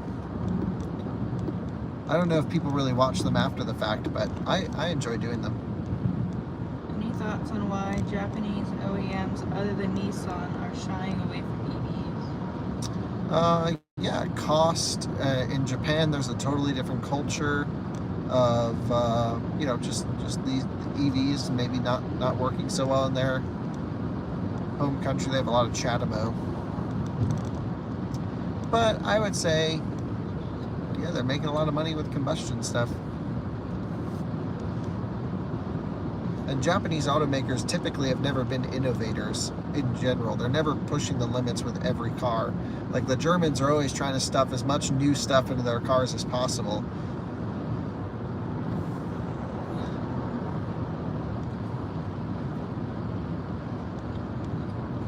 For this channel, what did we do for work?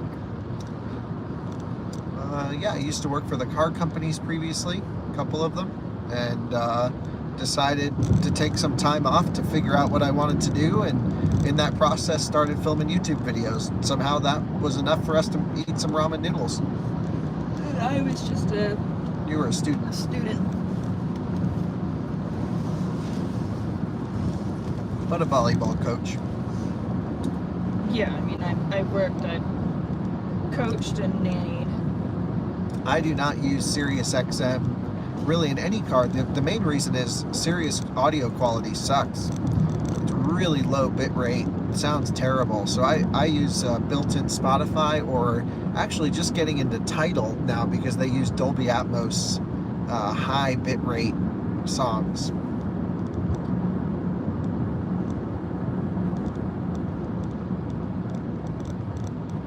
But I've been dialing in the Rivian sound system a little bit, and it is pretty good in this truck.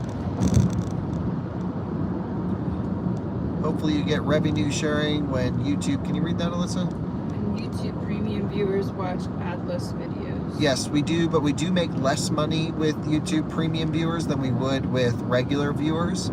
But it's actually worth the compromise, I think. I use YouTube premium personally for my own watching.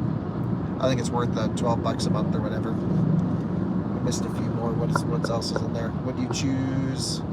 Dodge. EQS SUV or iX60M? Oh, EQS SUV, I think. Which German car brand do you like the best? I don't really judge brands. I judge models. Because I like all. I mean, I like products from each German manufacturer. I also dislike products from each German manufacturer. I don't think Porsche was your top. Depends on the car. Got some more in here too. I have a Series. What does it say? Series XM for life. Ah. Got it back in 2005. What comes after that? I was a dodgeball coach before they banned wrenches for training. Oh, nice. You don't understand that reference. That they were a dodgeball coach? Before they banned wrenches for training. Name that movie. You've never watched Dodgeball? It was a long time ago. Got some more after that?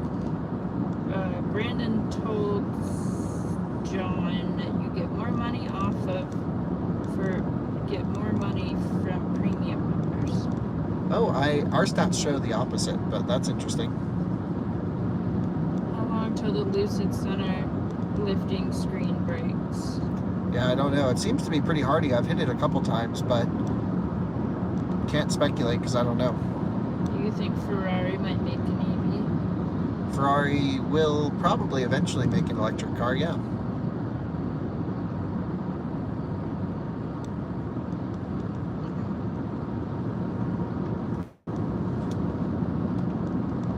If you can dodge a brick, you can dodge a ball.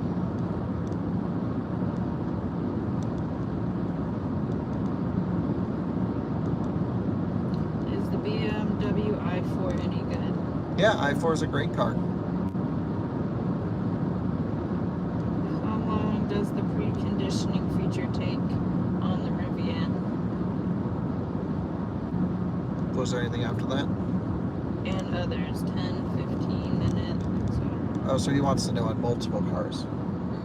Yeah, it depends on temperature outside. In the wintertime, it could probably take up to an hour and a half. On a warm day, maybe only 5 or 10 minutes.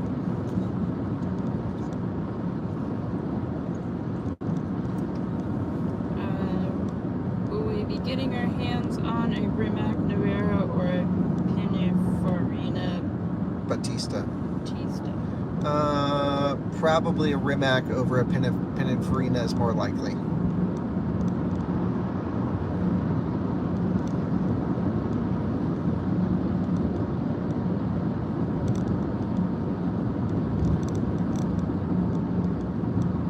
I feel like the YouTube Premium membership, that's pretty high.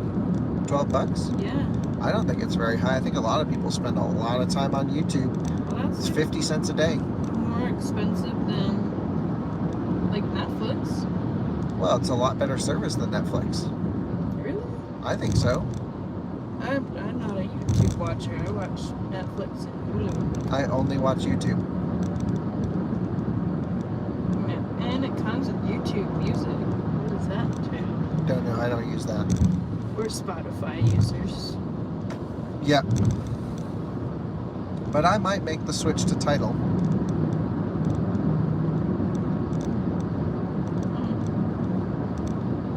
There's a guy in Minnesota that puts his dog in the tonneau cover when they're all muddy, and the dogs love it. In the what? In the gear tunnel? Gear tunnel. Oh, that's cool. But I hope they keep the Yeah, the thing little vented. flap vented, yeah. I still think someone should make a mesh cover instead of that door for like hunting dogs and stuff. No, because inside there, it's not really that secure. Why? No. Because hunting dogs are generally put in a Small crate. small crate, but if that impacts, and there's 3 of them in there versus just 1, What? they're meant for impact. Do you think the gear tunnel's not meant for an impact? I don't think its top priority is to keep a dog alive. Okay.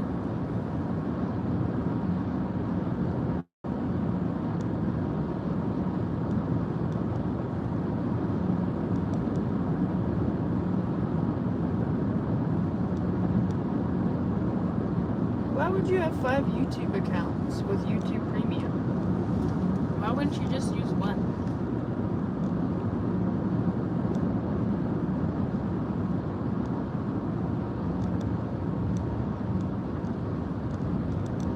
I don't know if it'd be better than putting them in the back, because if they're in appropriate kennels, like gunner kennels or ones that are designed for crash testing, I don't feel as though I wouldn't know which would be safer. Thank you, Brandon. I see you live and I send the super chat. Appreciate it. That's awesome. YouTube Premium in India is equivalent to $1.50. Oh, thank you again, Brandon.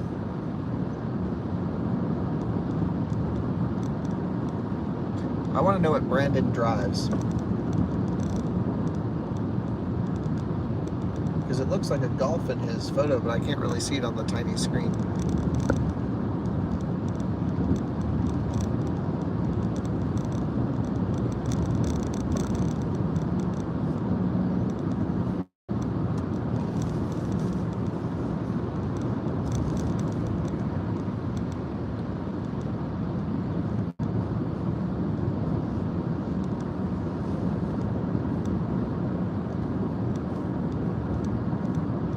Yeah, I personally think dogs should be secured in a crate while driving. I feel like the gear tunnel can act as a crate.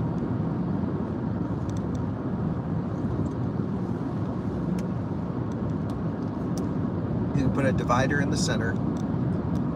Dog's got its little spot. No different than a crate. You can have outdoor ventilation.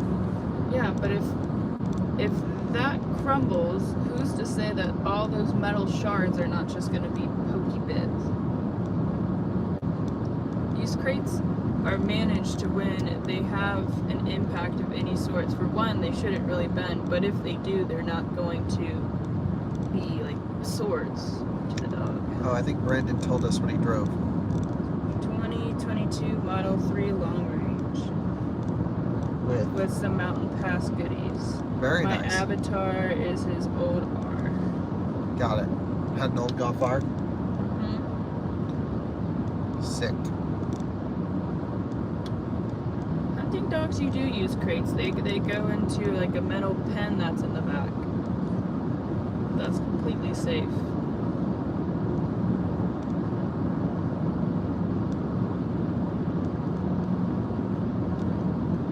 What are they saying? Gear tunnel sketchy? Yeah, it just sounds sketchy. Well, someone talked about deformation in an accident. Were we listening? What? Someone Who gave like, knows if the deformation in and around the gear tunnel would be optimal to protect occupants within it? right. We don't know what the strategy is for the deformation of the gear tunnel would be. Woodmen Road. This is our exit.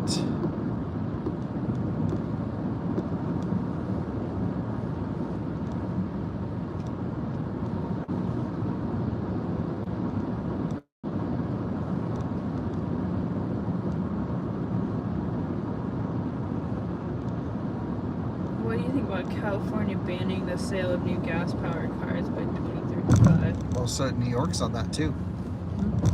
Karens. I think it's very premature in my opinion. We'll see what the infrastructure is like then. They can always walk it back. Sounds good today.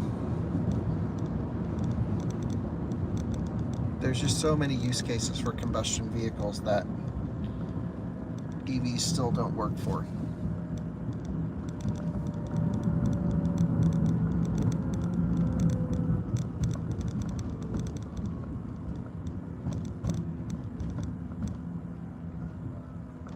Model 3 versus BMW i4. We did that video. Which is better? We made that video. Well, the answer. But better for what? Mm-hmm. Yeah, you gotta ask them.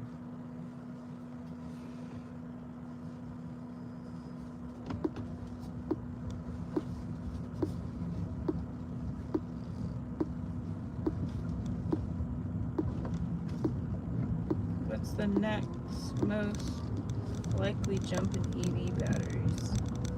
I don't know. I think the batteries are fine now. The cars seem to do 99.999% of for daily usage of what people want. Yeah, I mean, I think the biggest advancement that I could ask for would be a way to charge them faster up top. If we can just have flatter charging curves, it would just make everything so much better. He's asking which one has a better drive.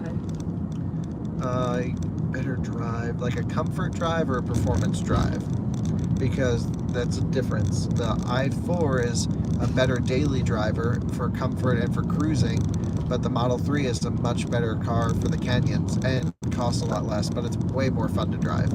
So it just depends on what you're trying to do.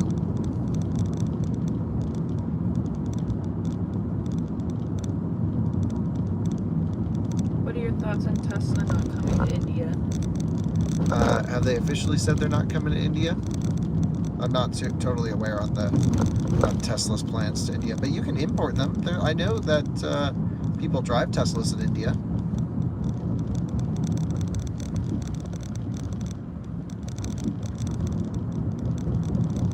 And honestly, if there's no supercharger network, there's not much of an advantage with Tesla over other automakers. So I would say you could just go with any EV at that point. Would you get the gear tunnel stove? Yeah, it's a bit expensive, but it's kind of cool.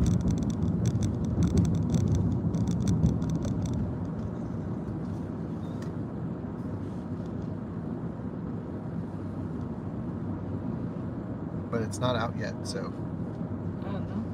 No, otherwise we'd have it. Why? Make some cool videos. We don't even camp with this thing. We have camped with this. I've camped with this. When? Zach and I took the F-150 Lightning. We saw all electric family. We all went camping in them. Where'd you sleep? In the truck.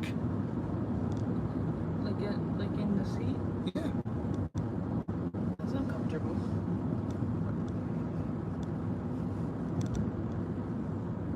Someone asked, are we towing something? I think it says it in the title of the live stream. Snow Peak makes great stuff, but that setup is not worth $5,000. Agreed. Way overpriced. Still would pay it. Ooh, What? that doesn't sound good. Oh, it's just making some clunks. i3 ripping it up there. Do we have a Model X on order? No. Nope.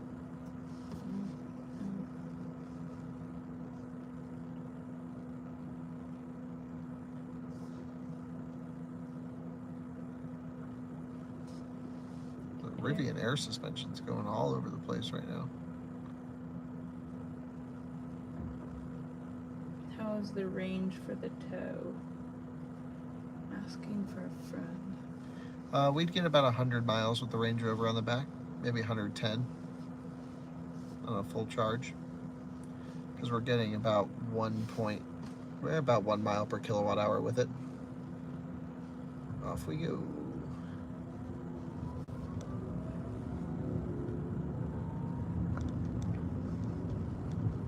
I think we should explain. And that guy just went right through a red. Oh, stood on the brake pedal and is now going again.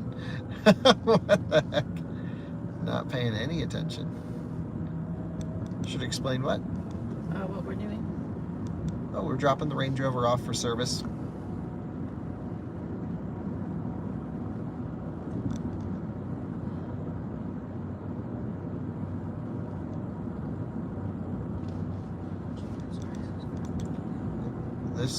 This is the Rivian. It says it in the title, I think, right?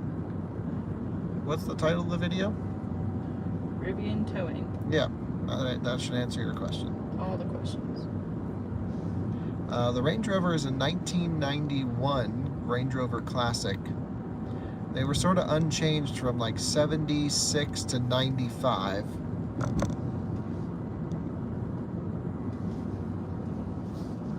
Where's the best place to meet all the car YouTubers? There really isn't anything like that. Well, I think like the fully charged event was. But that's EV YouTubers, not just car YouTubers. Well, I mean, yeah, you gotta pick and choose. Go to a couple.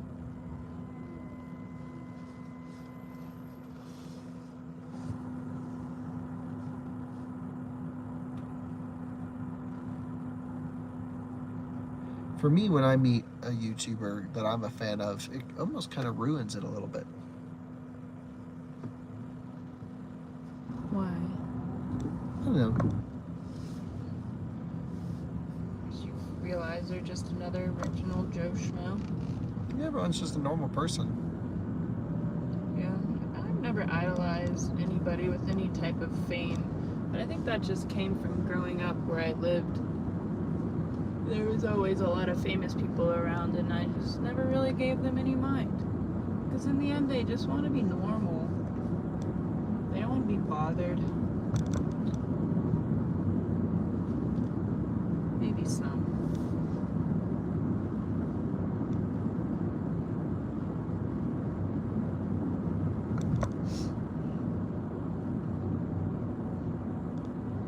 I'm seeing lots of these comments coming in. Doug is a nice guy. Who's Doug? Demira, probably. Yep, Doug is great. Tesla Tim enjoyed meeting you at Tesla Takeover. Yeah, that's awesome. I remember meeting him. We got a picture together. Do we watch Adam, IZ, Tommy F. Yeah, or Jimmy Oaks YouTubers? I watch Adam LZ from time to time. Timon watches all of them. Yeah, he does. I don't watch too many car YouTubers.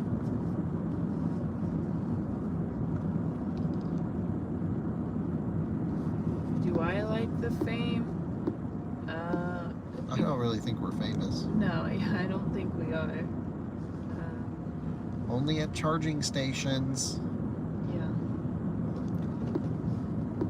But I think when we were mainly doing motoring, a lot of our personal lives were on that channel. This channel. Yep, on this channel. And that portion did bother me for a bit at the beginning. Just as a privacy thing. Once you decide to be a YouTuber, there are no secrets. There's no such thing as privacy. Everything is wide open, fully transparent. Well, I think there is. I think my issue is mainly like with just my living quarters. That's always been a thing for me. My home is my oasis. I don't like people to be in my bubble. Well, I don't feel that way. Yeah, we're totally opposite of that.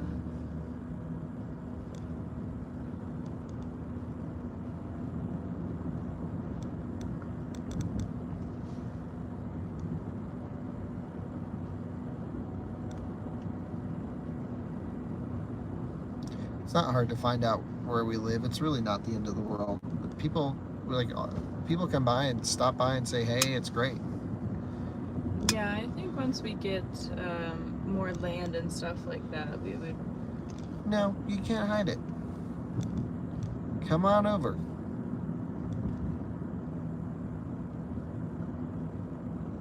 It depends. It would depend on if we get seriously massive. But right now, we're not worried about that. I don't think it really. Either way, I think people are generally very respectful of our space.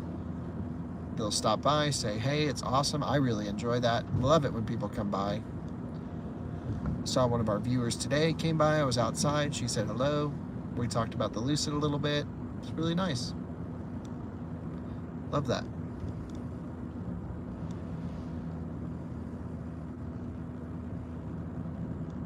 What are they asking? Saying to not invite people over. Well, you don't have to come over.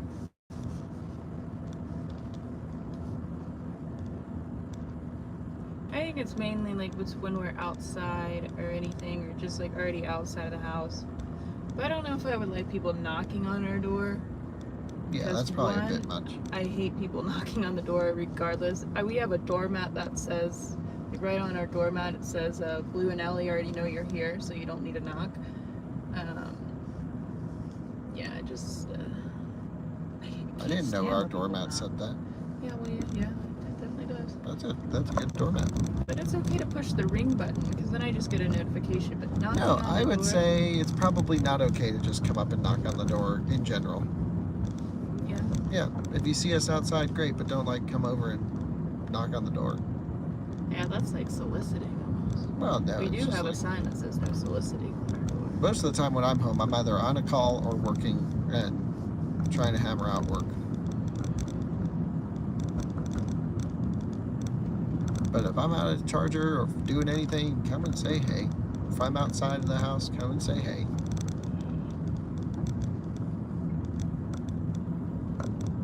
When the Tesla fanboys come knocking.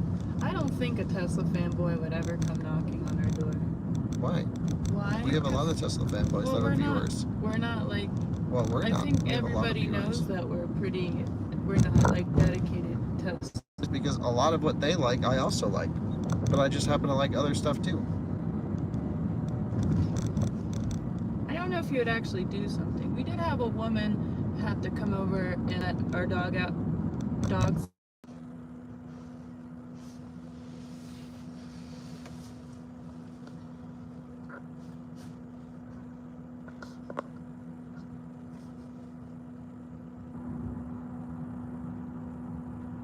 Come on, light. There we go.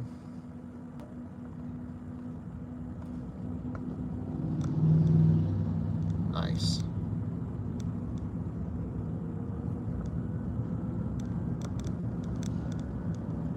Someone's asking about Cybertruck, Melissa? What would you say about the value prop for the Cybertruck? We don't actually know what it'll go on sale with pricing yet, so hard to say. We don't know anything about it, really.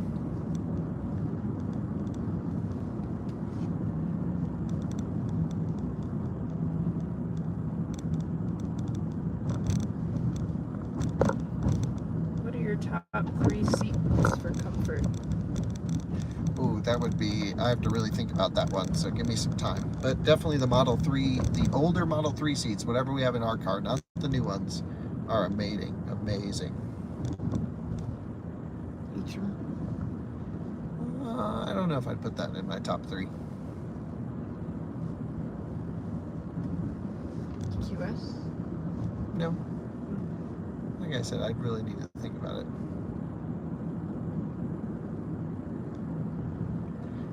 You want to talk about our logo situation, Alyssa? Everyone's talking about that. Yep. Getting a full logo refresh. Met with the person who's helping us rebrand the other day in person, and She came over and gave us a presentation on her logo ideas. I thought they were pretty good. We're rebranding all 15 channels with dedicated logos and banners as well. So it's going to take a lot of work, but hoping it can all be done by January. No, Kyle and I do not have tattoos. We're talking about cars, not tattoos.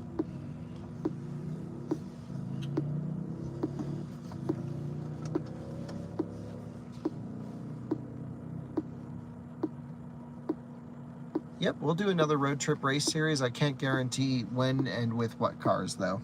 But I'm working on putting stuff together.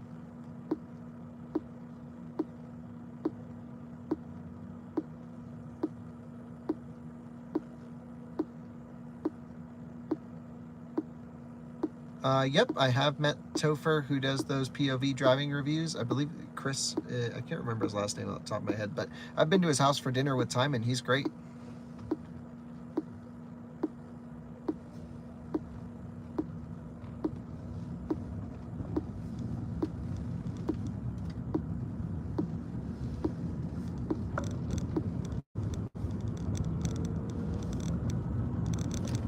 How the heck is the Rivian taking us over to this place?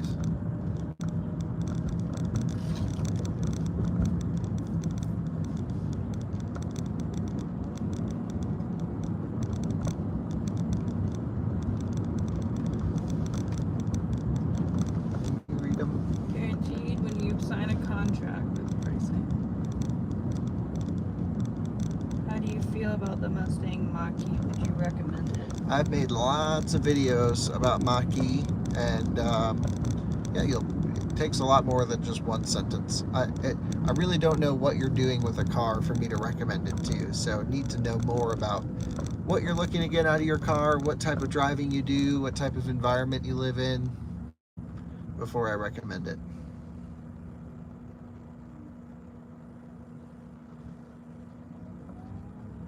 Man, the suspension's acting up with the trailer on the back. It's like raising and lowering.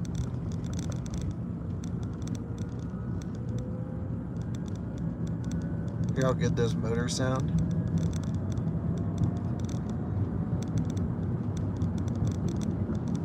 We are in Colorado Springs right now, heading over to the Land Rover service shop, where we will be dropping off the Range Rover for a full situation. Auto suspension's always off in this truck, and in towing you don't have an option to turn it on. Yeah, one of the police stations there is going to use a Mach-E. That's awesome. Can you keep it going? Mm-hmm. Yep. Great. You're on it. No, I would need you to be.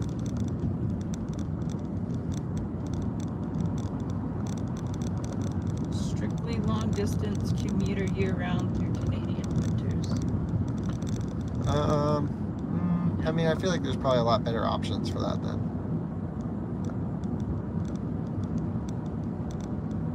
Mods on the plaid suit. Did you order the wheel yet? Haven't put in the order for the wheel yet, but mods on the plaid are starting.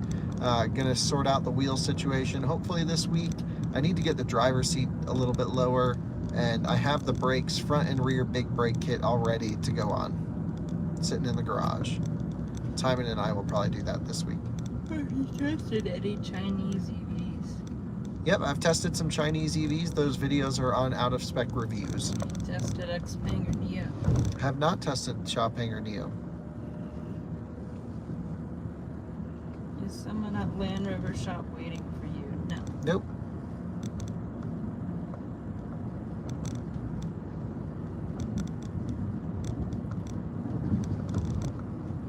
Out of Spec mod channel. There was something before that too.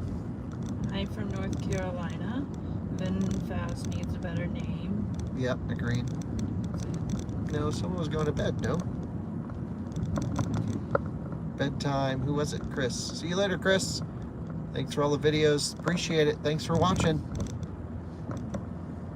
Seems you and other YouTubers still have lots of charging problems on road trips.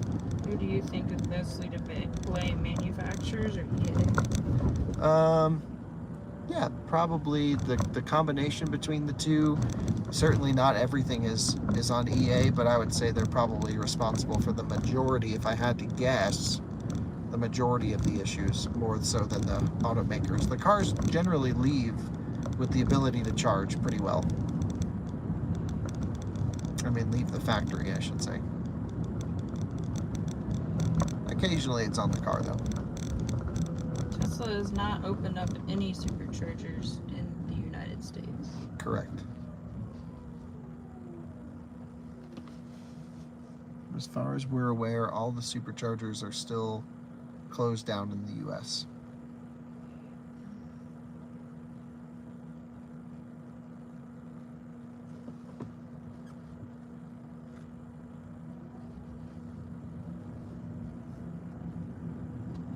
anybody know if Tesla opened up superchargers for free in Florida? Usually they do stuff like that when Natural disasters. yeah, natural disasters happen. Usually, I mean, they probably... I haven't heard of them doing that in Florida.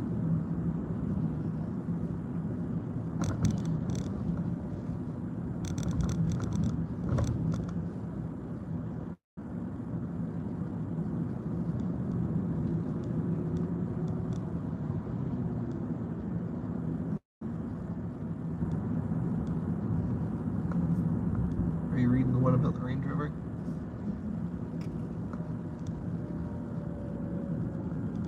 I was saying that Doug DeMere regrets selling his Range Rover.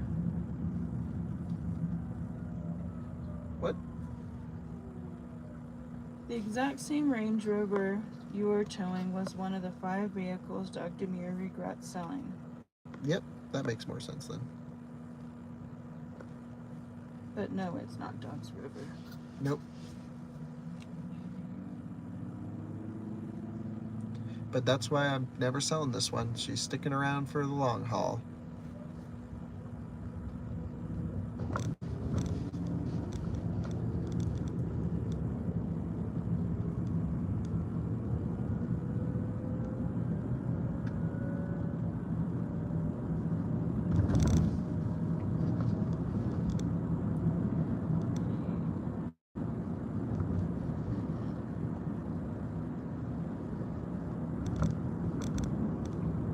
Well, we're almost there, about 1 minute away from the service center. You want to catch us up on everything, Alyssa? Doug did a video today about regretting selling some. That's cool.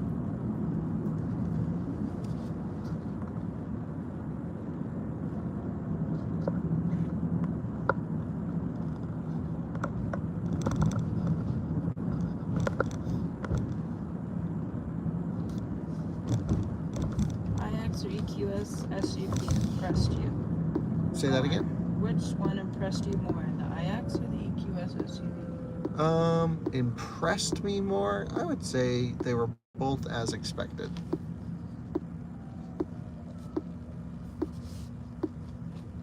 When's our next trip to San Diego? I'm going. Oh, I was supposed to go to San Diego a couple days ago, but I sent Max. So I don't know. Has there been any more issues with the accelerator bracket? Not that I'm aware of. But I don't really follow that kind of news closely every day. Would you Eevee swap the range or do the new Cummins 2.8?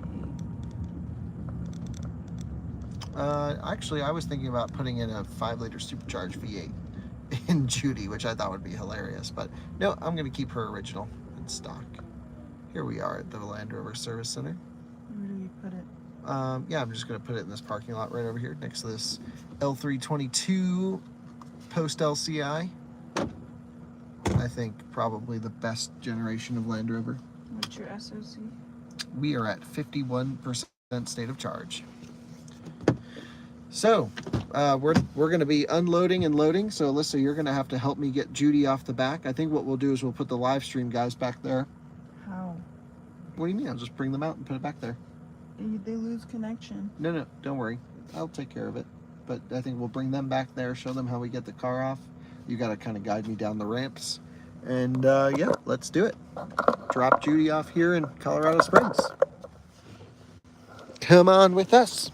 Can you put it in show and tell mode for me, please?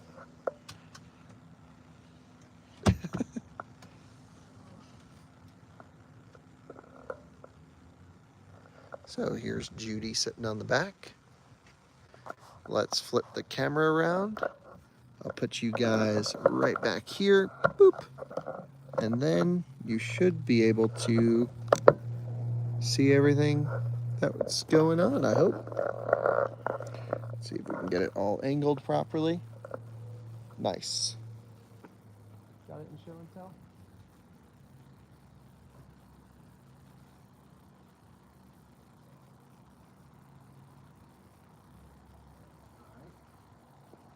Great.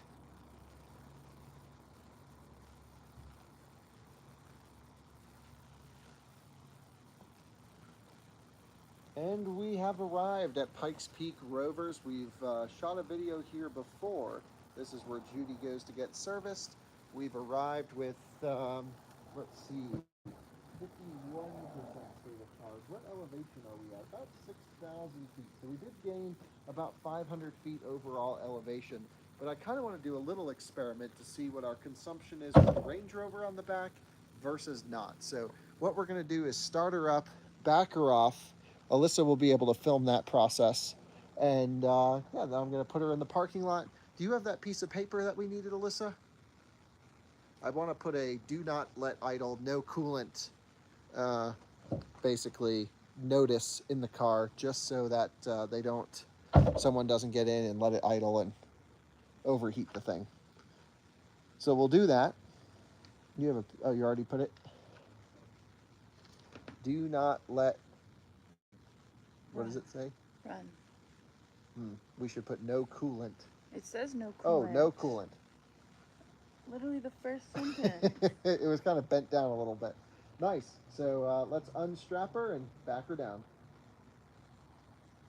Alrighty, so we're gonna unstrap this thing.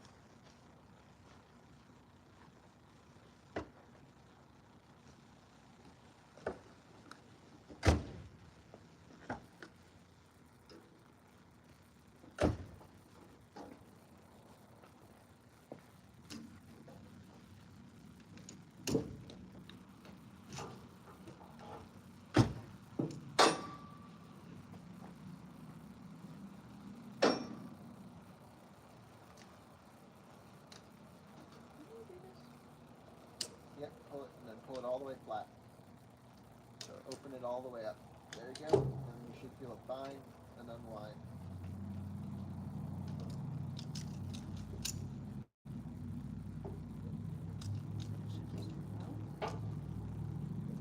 What was that? Yeah. You get it all the way out? Yeah, then you just pull it out.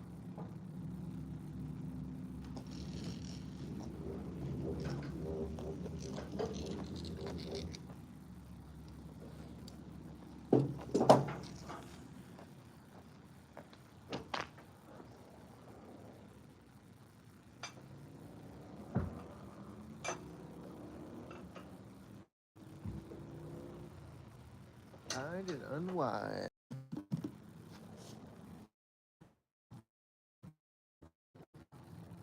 How's it going, Alyssa? Good? Why? No, you gotta pull the thing all the way out I first. understand that, but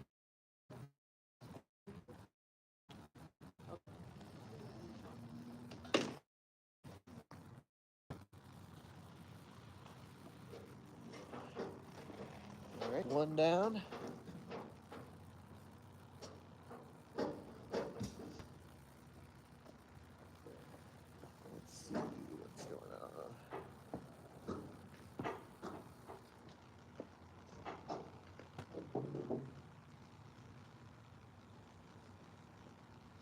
Oh, we can't put this thing through here, Alyssa. Because this will scratch the wheel, you have to pull it all the way out.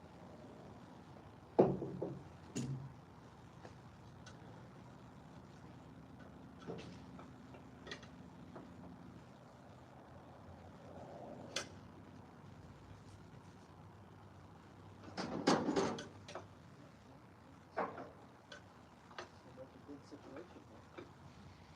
How did this happen? So you've got to pull it out from here and go the opposite. And it got in there, so there must be a way to get it out.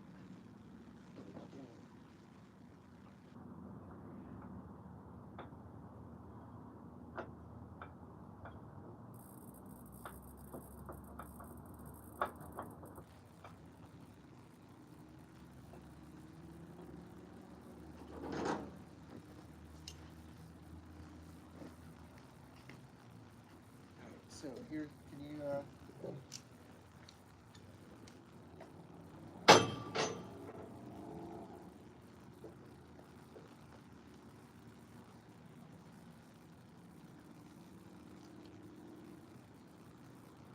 this is the part. Here. Grab this. through here. So open it all the way up. Open it.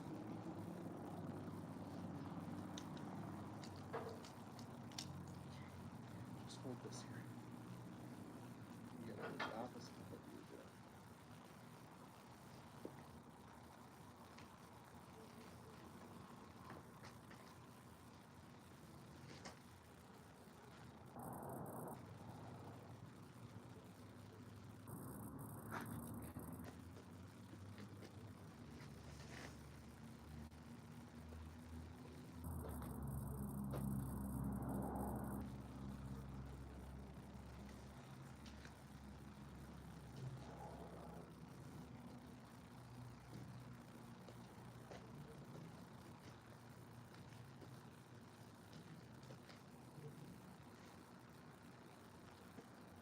Okay, now you can pull it through.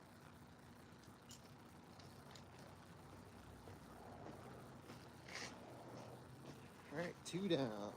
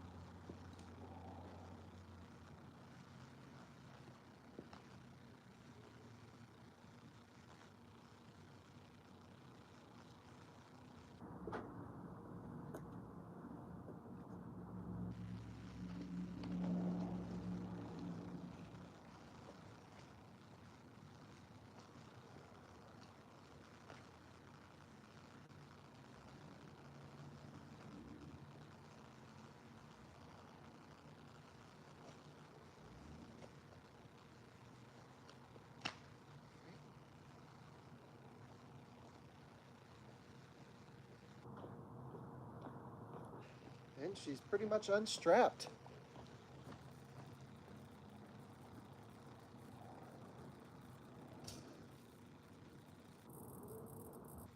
I'll get the ramps out.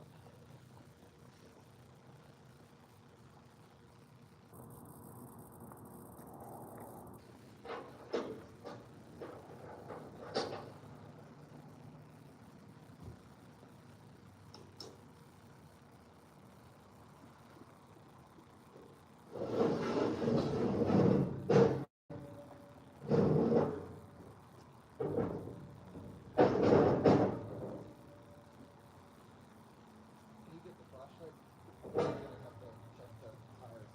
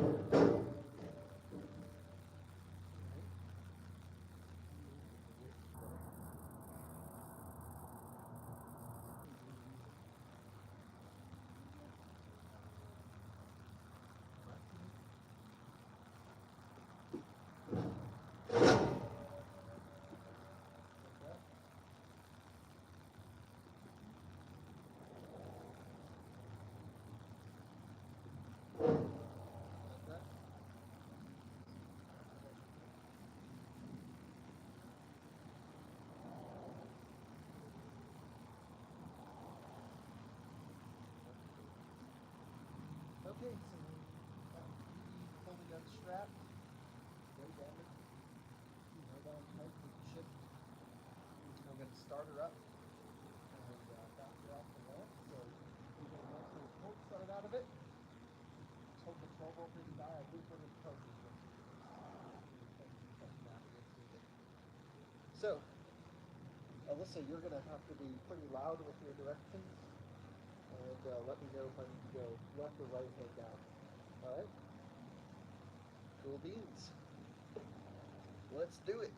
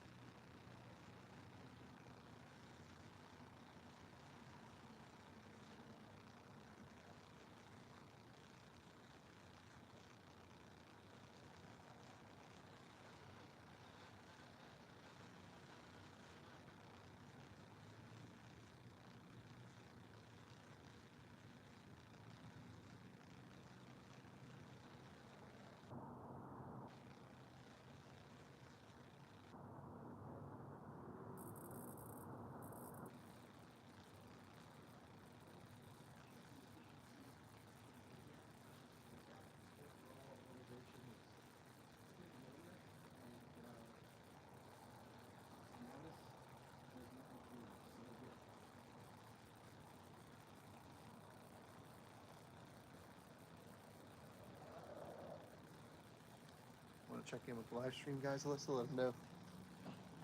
You want to let them know what's going on? What? That it's off? Yeah, just let them, give them an update. Hmm? Here, I put this in the car. It's in a parking spot. Yep. Ooh, silly. Well, she started up fine. 12 volt didn't die. Got her over to the stop, did a little tour.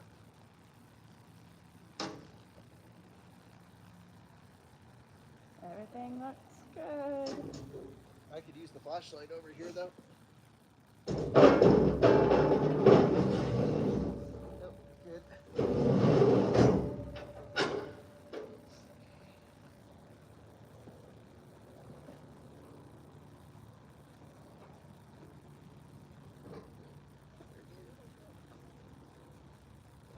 The other side.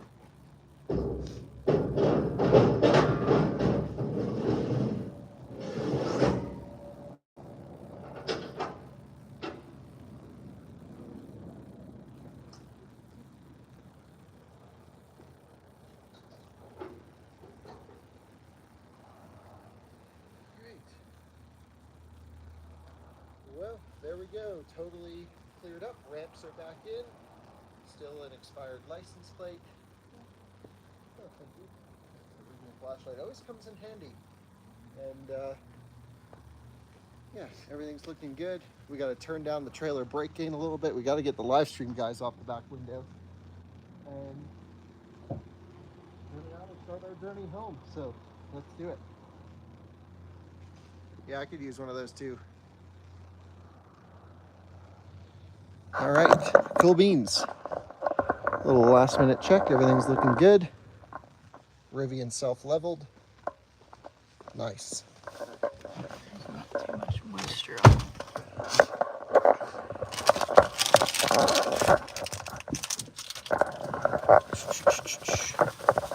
Let's get you guys back on the windshield.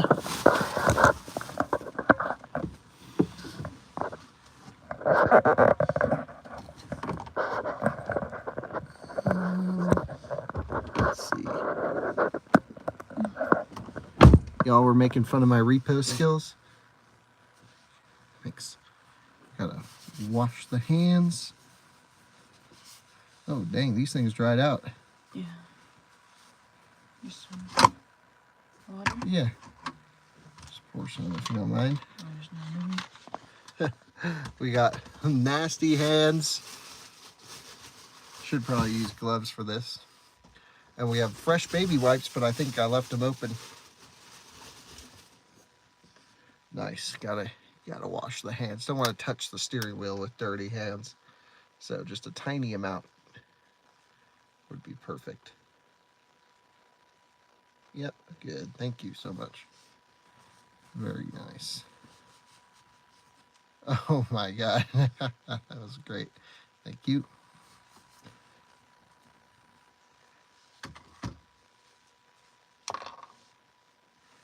Oh boy. There we go. Oh, dirty. And now, nice and clean. Good to touch the steering wheel. So, truck on, face forwards, take it out of show and tell.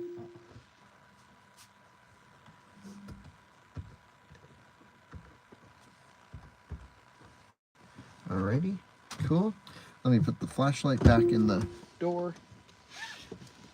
That is one of the best things ever.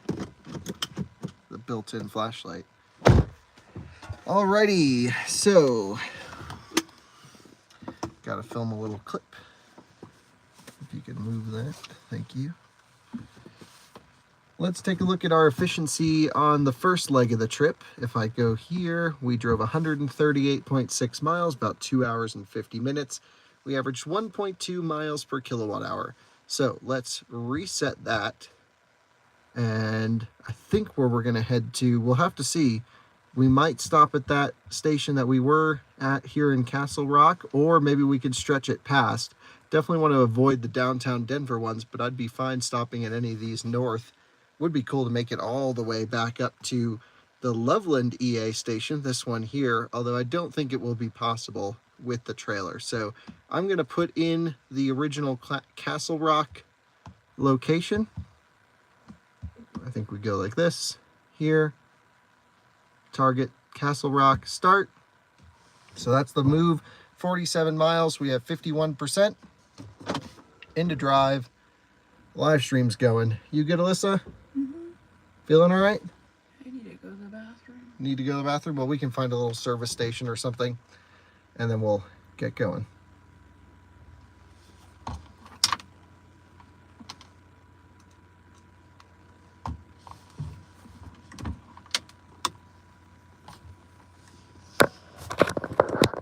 Okay, plugged in. We're all good to go. Climate control back on. Oh, I need to turn down the trailer gain a little bit here. Let's go to, when I use this trailer unloaded, I go with a trailer brake gain of 2. So there we go, heading off. Judy's in her parking spot. Would you mind just grabbing a quick photo of it, Alyssa? What? Can't even see it. No, I know. I just want to, just for in case anything happens. We have video. There you go. But this gives a little context as to where it is in the parking lot. Always be protected with these things, or protect yourself with coverage. Y'all are still live? Hell yeah. Appreciate you watching and tuning in. We just dropped off the Rover halfway through, turning around, 12:37 a.m. And we are going back home. You all right? A little tired? Yeah. Well, you got to drink a Red Bull. I'm not drinking a Red Bull. Who's going to read the comments if you don't? It's so bad for you.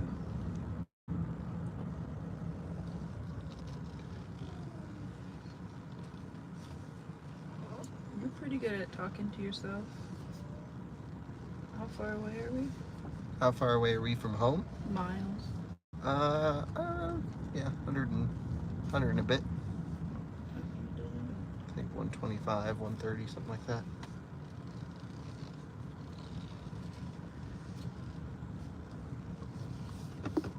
Man, pulling out of here during the day is a pain, but at 1 in the morning, no problemo. So we'll have to do this again in about a week or so.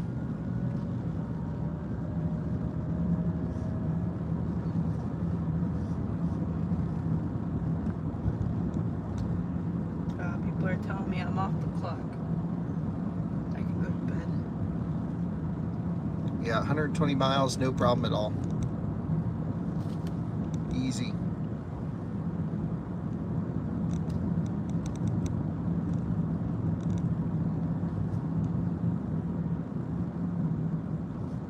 Why would we tow it home? No, actually, well, it's not registered, so I guess I would drive it home allegedly if I was to do something like that. So that's a good point. I'll probably drive it home.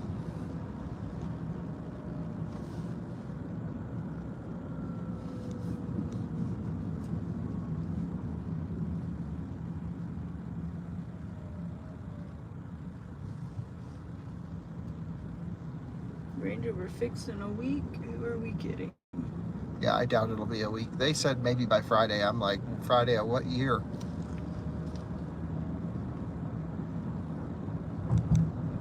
I don't even want to know how much they're going to charge me for all that too. It's not going to be cheap. But you already have the estimate. Yeah, it's just an estimate though.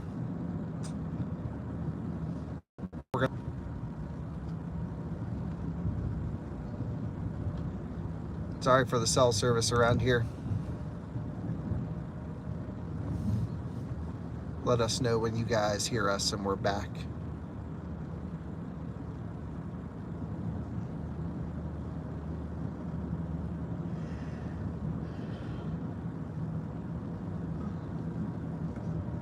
So Judy needs like a full mechanical refresh, more or less. Engine out service, all new seals. She's kind of just weeping and seeping from every bit of the engine. So I'm gonna do a full new seal, maybe change the cam, do some engine mounts, and ultimately just get her back to running perfect. We already did all the suspension, transmission stuff last time. and we had to wait for parts to come in for this round.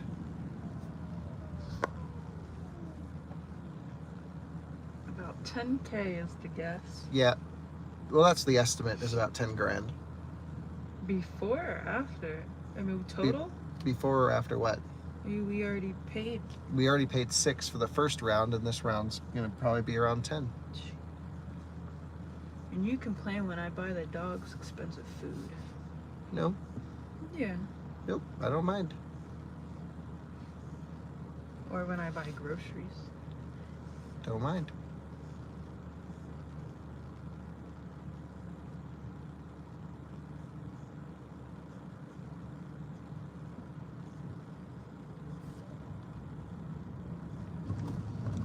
Speed camera, nasty looking things. Red light camera, I should say.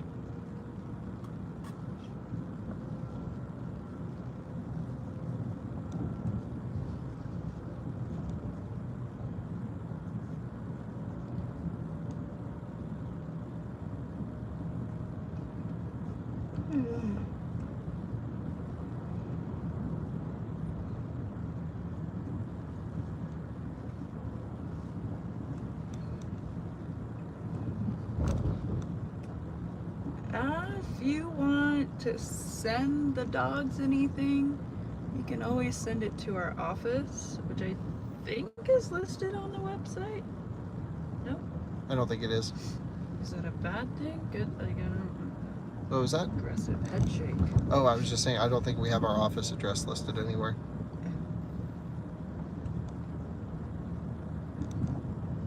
Why? No one needs to send us stuff. Or at least hasn't needed to send us anything. We could put it on in the YouTube description, though. Hey, I would love to get raw femur in the mail, but actually femur is not a good chew for them. The dogs like knuckles.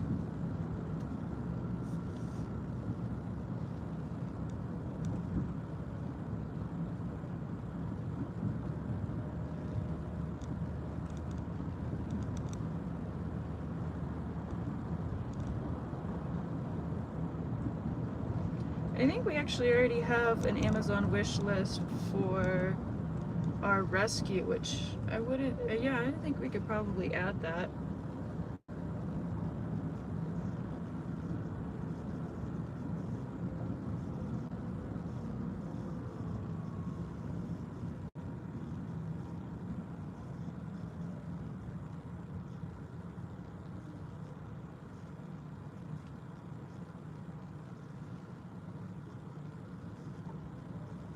Model 3.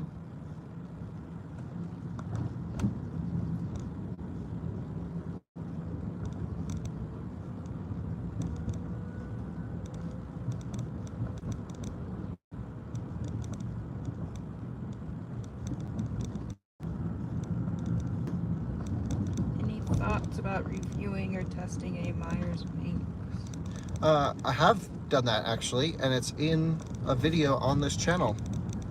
And it was when we took the first ID4 road trip in America. Brought it out as a celebration. We did secure the ramps. Something about a dune buggy, question mark? What is that what the question is? Dune buggy, question mark. Yeah, I guess you can consider a Myers Minx to be a dune buggy.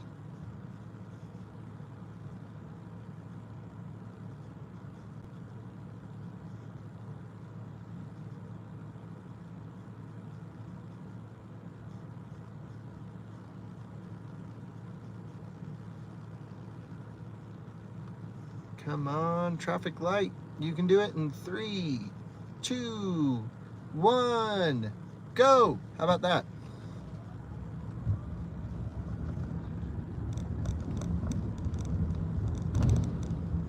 Oh yeah, send us some grass seed. It'll never grow though. Yeah, it doesn't matter to us.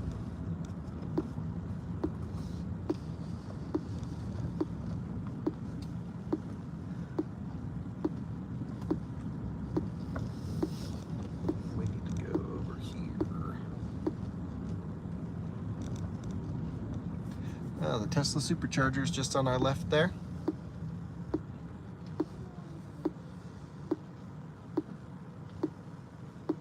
This is Bijou Street.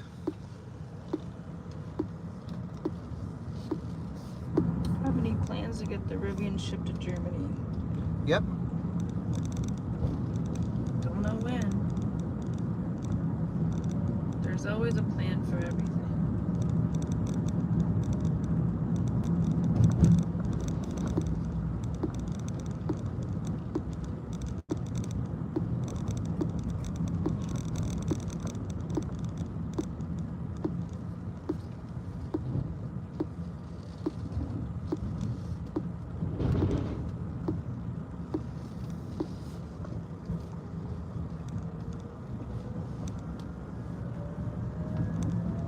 Good night, Dirk Pepsi.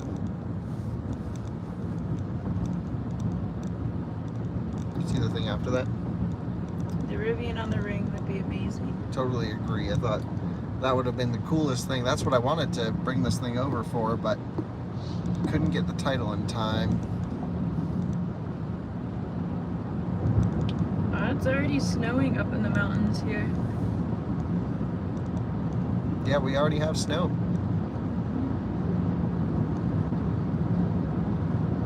Doesn't Germany use a different plug than CCS1? Yep, you need a 1 to 2 adapter. And even then, that's not guaranteed to work on every car because there's a slightly different communication protocol.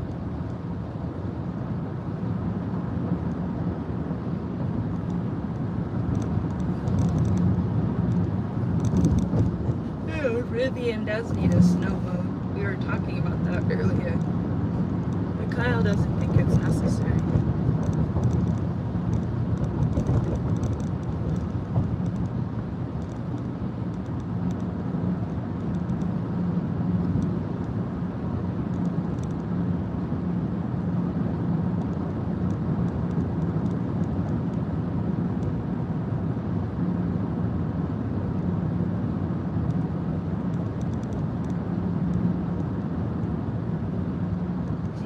Rivian dual motor will be a better off-roader than the current? I don't know, it depends on how it's implemented, so we'll have to see.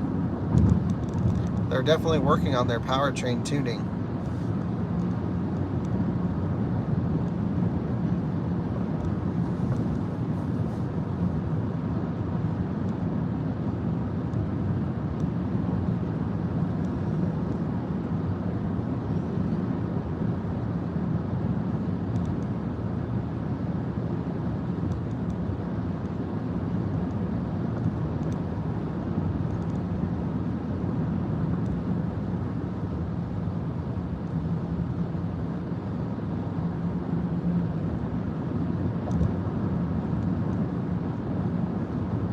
Like the lightning locking diff works well.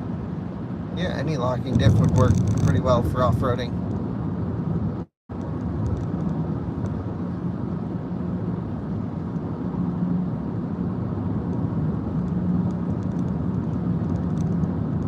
It's more of an in-town vehicle than a road tripper, right? What is? I don't know. Ask him.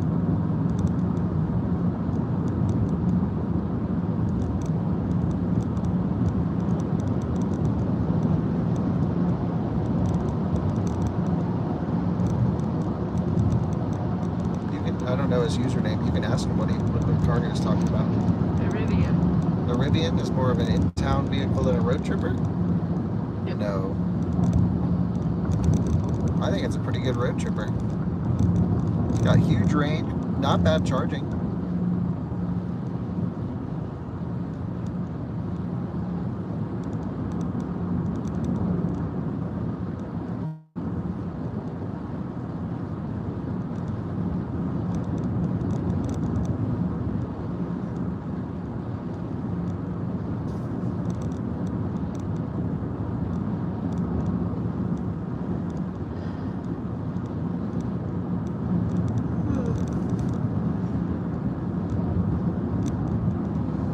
Looking at efficiency, is Rivian or Lightning better one time? You got us. Okay. So The F-150 seems to be a bit more efficient at towing, I think because it's actually bigger and blocks more air that would be caught by the trailer. There was one above that as well. No, it wasn't. Something about a plow I saw. Put a hillbilly snowplow on a piece of plywood on the bumper. Hell yeah. That'd be awesome. Yeah, we should put that on the Leaf or the Smart Car.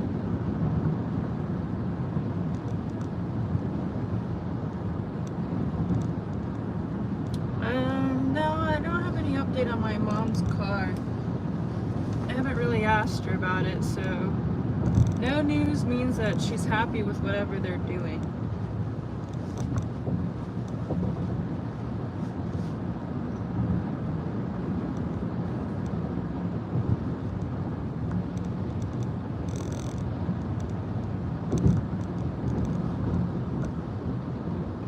So buddy wanted to get a supercar and the markup was $30,000 above MSRP. I think it was 300,000. No? No, 30,000? there's only 4 zeros. That doesn't seem too bad for a supercar then. Because even like an EQS was 100 over. And honestly, I always say don't pay over for a mass production vehicle, but for some supercars you got to pay over, and the values will continue to go up. So that's just the market value of the car that you're paying for then. But if it's a supercar and it's rare, it means that you won't be able to go to another dealer and negotiate. It's just that car or nothing.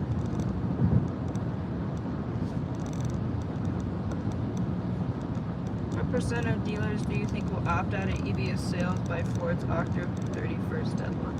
I don't know. Probably a large percentage.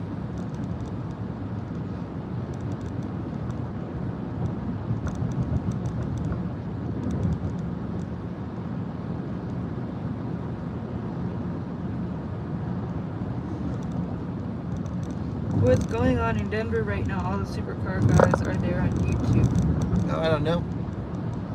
Kyle doesn't really follow supercar stuff. Yeah, not my scene, but not sure what's going on in Denver with it. Any solutions from Colton regarding the thin paint on the Lucid? Colton's thinking about it. He's working with Peter, the owner, to come up with the best solution. It might just be to PPF it and try and protect the paint that's on the car and not adjust it too much. And PPF will hide some of the swirls and scratches and stuff. But it's nothing ideal.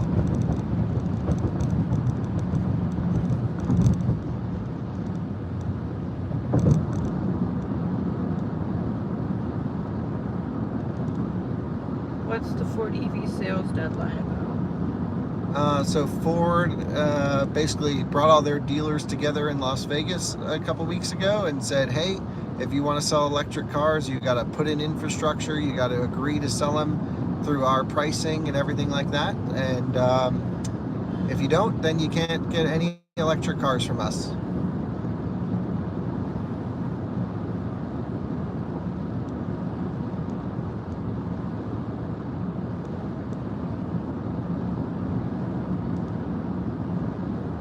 Do we own any EcoFlow products? No.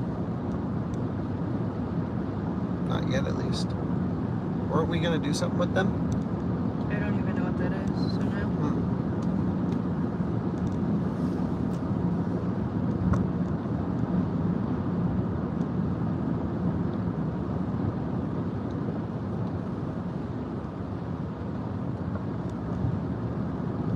So I would like to see you drive a supercar, like a Lamborghini or a McLaren. Well, some of those just aren't my thing, but some are.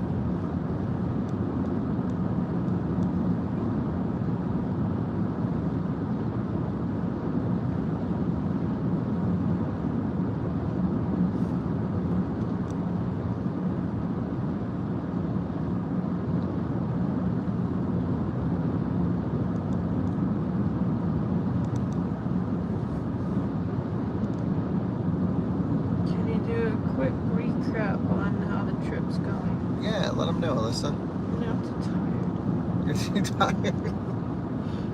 Yeah, so we left the house, all good. Left at about 30% state of charge.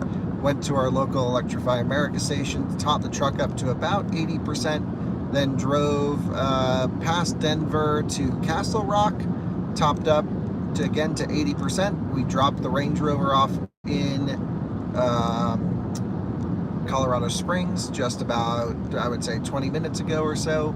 Now we're on our way, basically doing the return trip, heading back to home. We averaged about 1.1 miles per kilowatt hour with the trailer on the back of the truck, and now we are averaging about 1.5 on the return. It's gonna take a little nap. And Alyssa's gonna take a nap, so yeah, if I don't get to your comment, you can just ask it a few more times. What did I think of DeLorean? What do you mean in particular?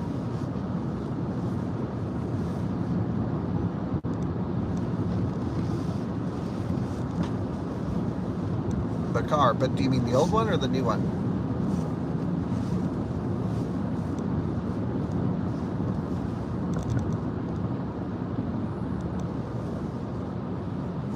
Old, yeah, I mean, cool design, but what a I've driven one, what a terrible driving car. Really not great. I don't really have the whole connection to Back to the Future, so to me it's not really my thing. I think they're cool.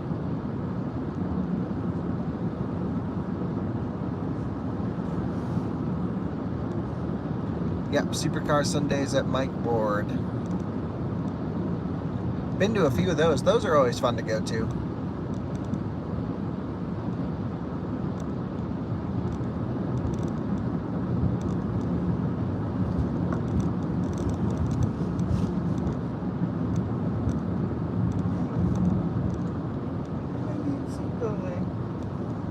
Well, I guess you took the pressure off. Your passenger airbag's off.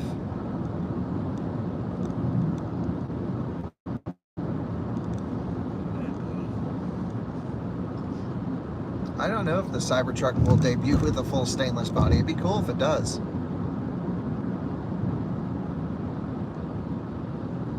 I haven't really seen any videos from Daily Driven Exotics. I watch this YouTube channel maybe once a month or twice a month called Life of Palos, and he's here in Colorado Springs actually. We were going to do something with him. He just got an Ioniq 5, and he covers Daily Driven Exotics in his stuff. Would I choose Tesla Model 3 or Y? For me personally, probably a Model Y over a 3.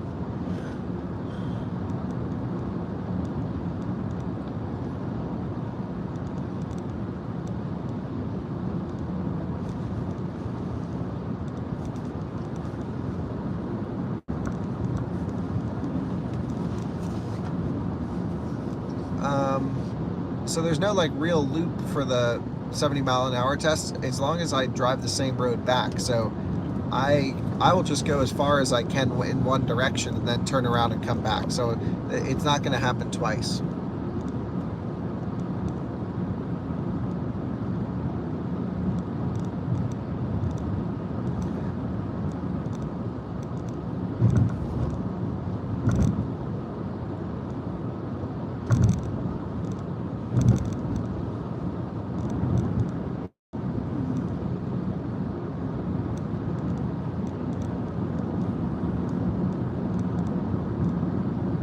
You guys plan to come out with new merch? Yeah, I was actually on a call today for like an hour about it, and so we have starting up the plan, the budgeting to purchase all the merch. I'm really particular when it comes to merch, so I actually want to run and operate and ship everything ourselves. I don't want to use an outside service provider for that, also because I want to have different suppliers for different types of merchandise.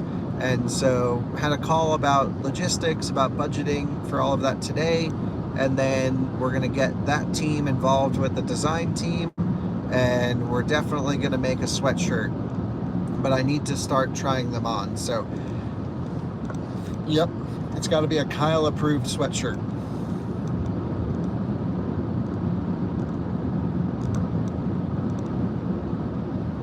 yeah, we could have people do the 70-mile-an-hour tests, and I think you'll see, Jordan's been doing some more of those, and I really hate them because they clog up a whole day, but the Lucid one should be fun, and I'm going to live stream the whole thing, of course.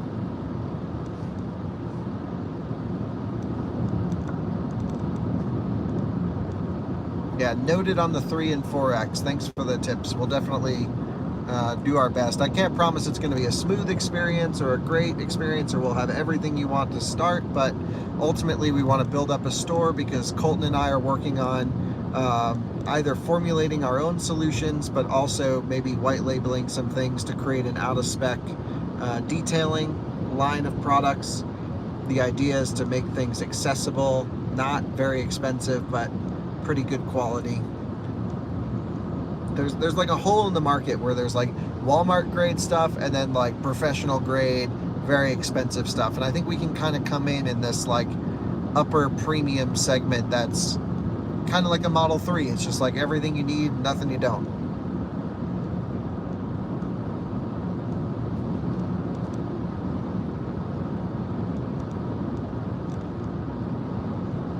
Yeah, usable products, that's the idea. So you'll see a lot more of that. You'll see a lot of different people going in, so.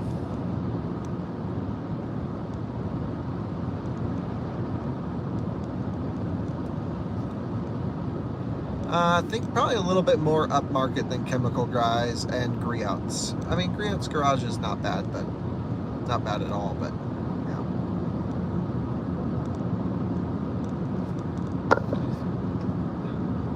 Out-of-spec motorer.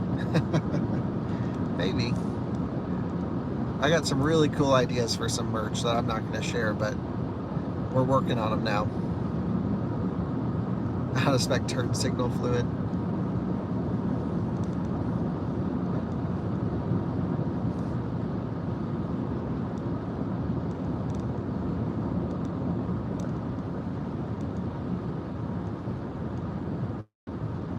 I was thinking we would have our own brand of coffee, actually. Would be kind of fun. There's a local coffee shop here in Denver that makes everything locally, and they're all car enthusiasts and everything's car themed. And yeah, might do an out-of-spec blend.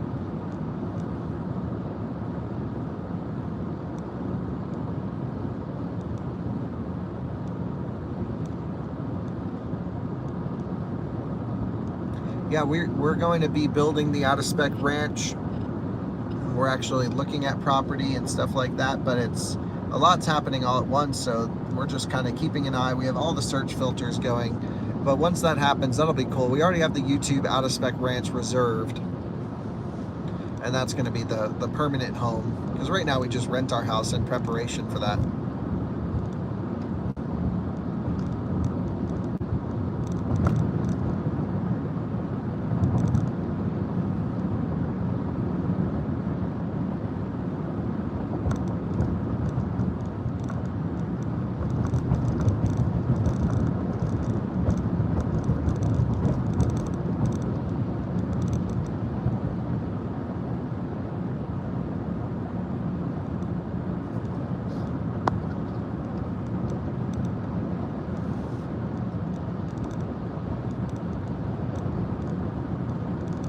So I guess what I kind of want to find out under Driver Plus is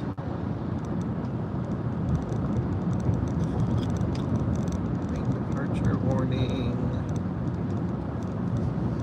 keeping assist.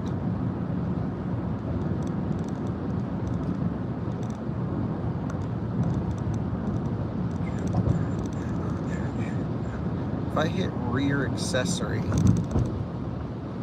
on,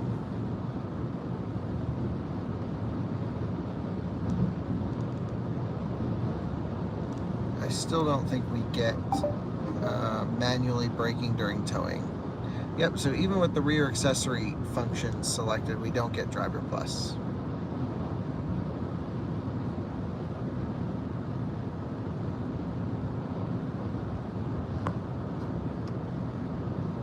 Yeah, so we're revamping the way we do podcasts, and you'll see that starting to roll out probably later this week.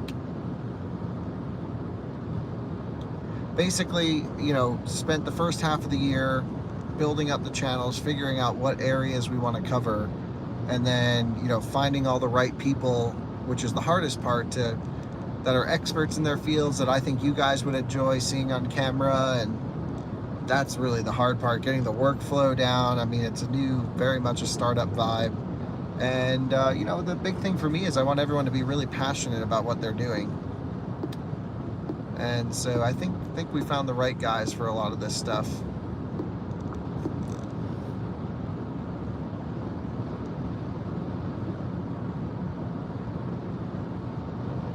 So excited as we rant towards January for all this to kind of fall in line.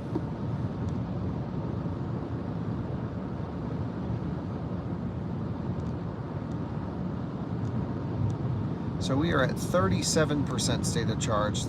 We're only getting 1.1 miles per kilowatt hour, even without the truck, and that's because we had to go uphill. But based off of everything I'm seeing here, I'm not totally certain that we will be able to make it up to Loveland. So we may just stop in Castle Rock again and top up enough to get to Loveland.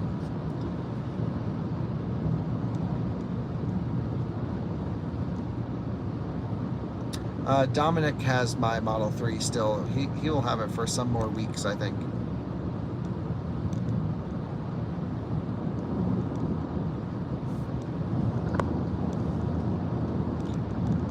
Yeah, we actually have some software-related videos coming up with some engineers who work on software for vehicles. A lot of it's proprietary info, so we couldn't share too much. I need to decide if we're going to air it or not. But you guys know Magna, our sponsor for out-of-spec reviews for a lot of our stuff. They do a lot of software for BMW and Mercedes and others.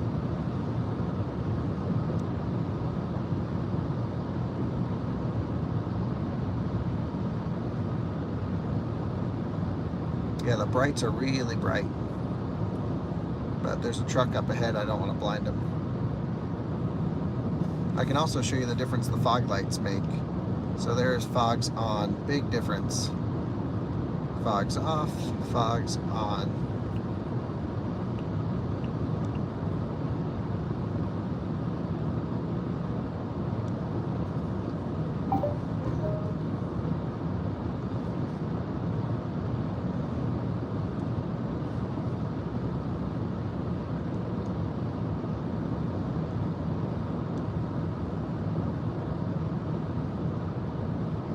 Yep, fog lights gives this really nice wide view. I can hit the brights now. Look how bright those suckers are.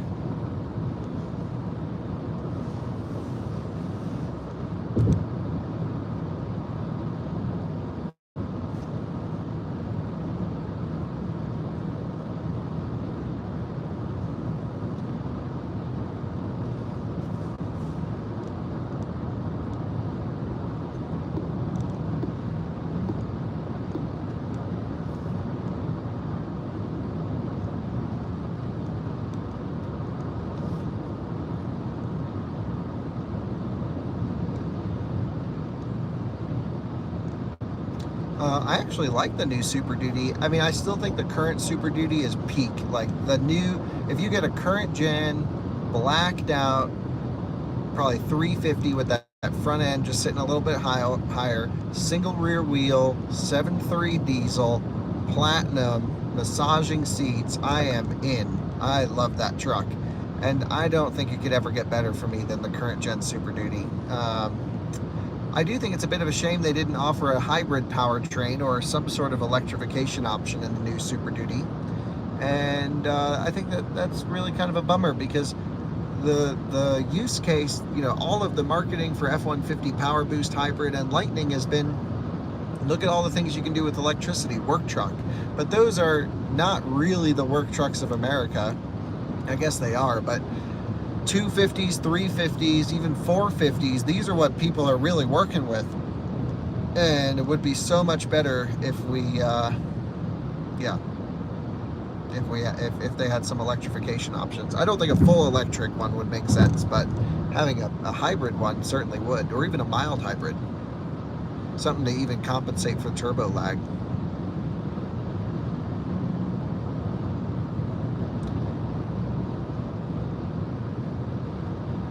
Thanks for joining. We'll see you later. Oh, we're gonna have many cows for sure. That'll be a fun one to go into.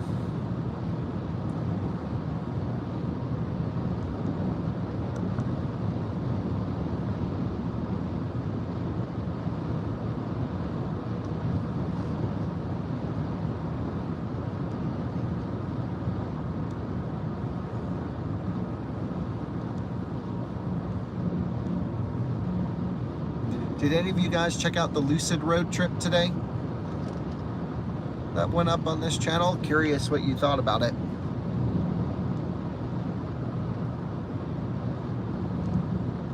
Yeah, bison are actually more natural animals here than cows. Cows are not really built for this environment. They were brought here.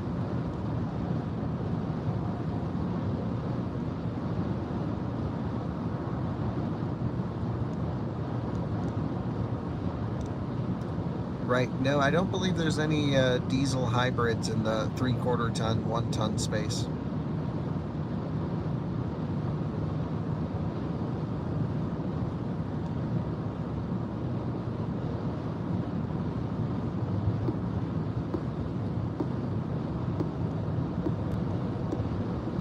Yeah, the Lucid really doesn't look so bad in person. Everyone who comes up to it really loves it. And I'm like, you don't need to like say you like this thing. It's not my car. I don't care. They're like, no, I really like it. 154,000 for the one we're testing. Yeah. Alyssa was driving it. I was driving the Model S. She was following me, and it looks like a moon disc floating down the road. It's pretty cool. But something about it just doesn't grab my heartstrings. At least not yet. I really need to drive it in the canyons. Lucid said that they're going to send out, you know, the car is a viewer's car. It's not from Lucid. And, you know, I think we may have stirred up some things at the company over there, taking a viewer's car instead of one of theirs. They wouldn't give us one, at least not yet. And I was like, well, I can't wait any longer. And so they're going to send out a set of the performance wheels and tires for us to test.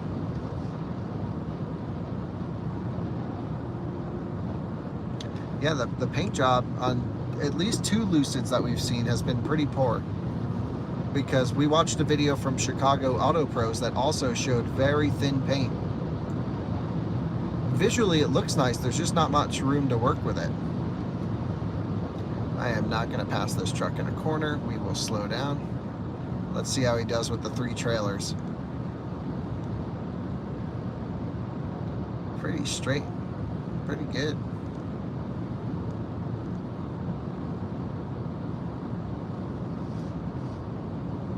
Nice.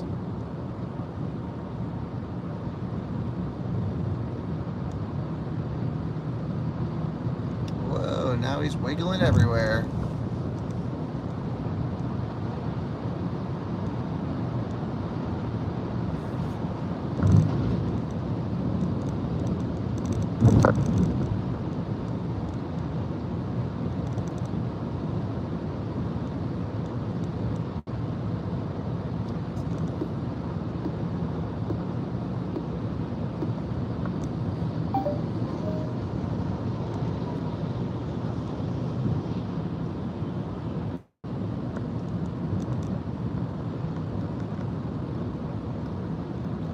Well, the thing is, a lot of people really focus on price when it comes to cars, and like that's certainly one metric that someone can use to compare cars, but for a lot of people, price range is more important than exact price. So like the fact that the Lucid Air Grand Touring is the farthest range electric car and costs the same as a Plaid, that's actually a pretty good deal for a lot of people.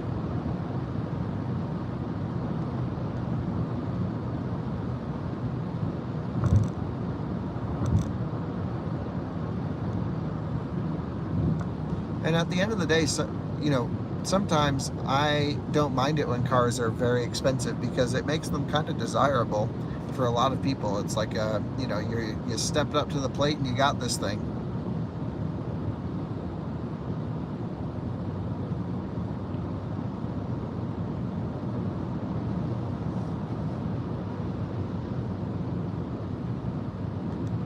Why did Lucid build a sedan instead of the SUV for this vehicle?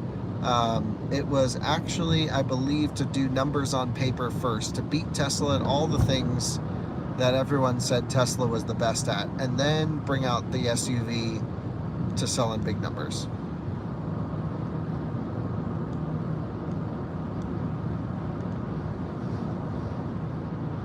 Yeah, I mean, I think the car feels like it's worth $154,000. Honestly, if used values hold that, the market's there, then that dictates how much the car should be worth.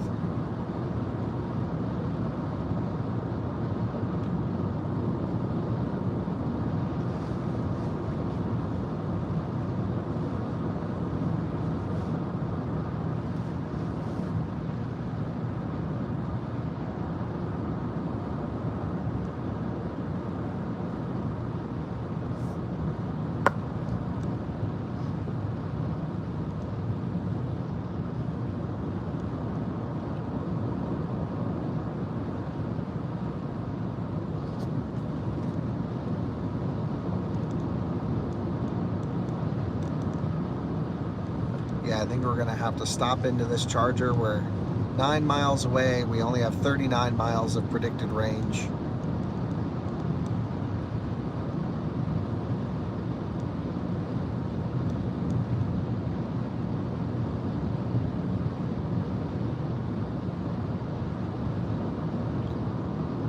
Starting to get cold, into the 40s.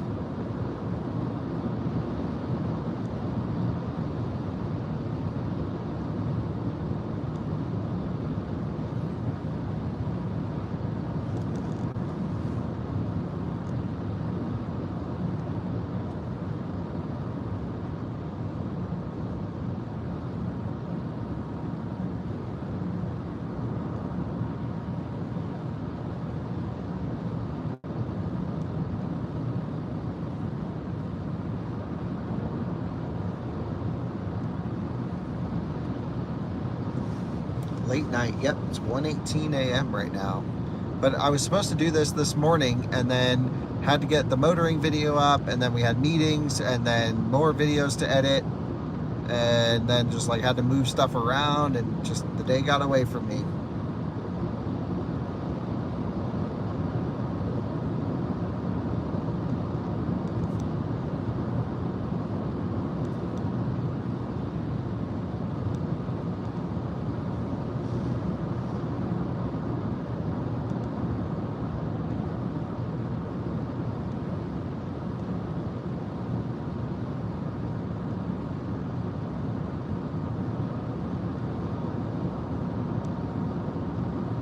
Yeah, I was just in Seattle, and it was sunny and warm.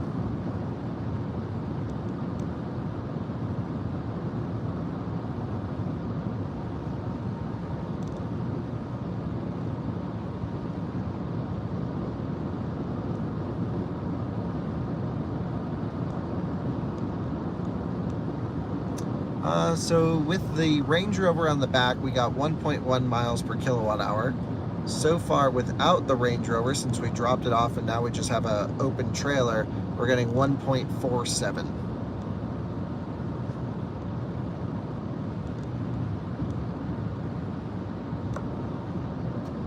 But it doesn't tell the full picture because obviously it's not so scientific. We're not running the same loop.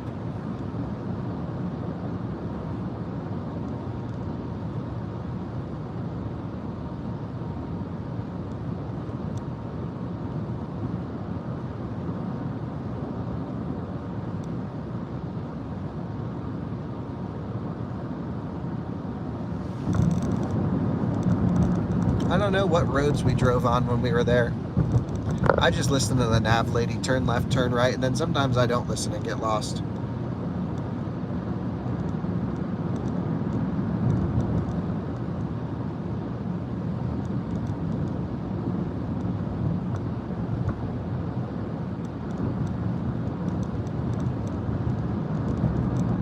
I hope we have a pretty harsh winter this winter. I'm looking forward to some conditions. The worse conditions we have, the better YouTube content we can make about electric cars in the snow. I was thinking we would leave some up in the mountains where it gets, well below 0 degrees Fahrenheit.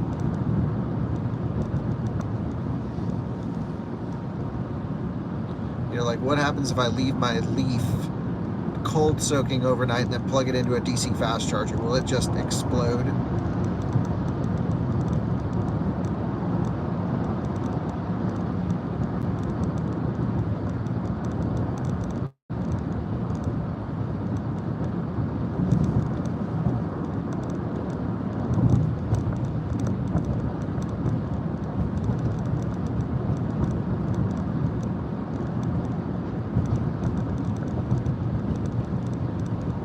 Alyssa is out cold. Yep.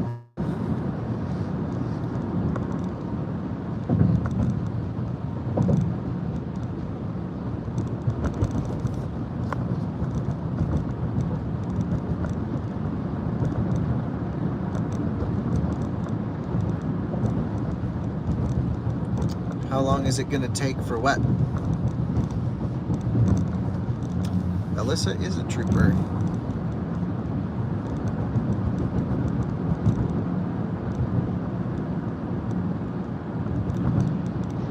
To reach home? Oh, I don't know. I haven't put it in yet.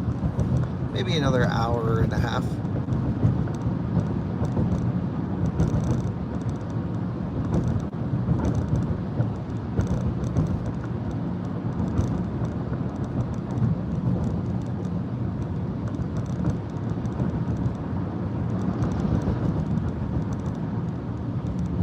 Oh, we drove on a floating bridge. That's cool. I'm not feeling sleepy. No, I'm feeling pretty good. I got to, I didn't wake up super early. I think I woke up at like 8 a.m. and laid in bed till like 11 because I was just editing the Lucid video.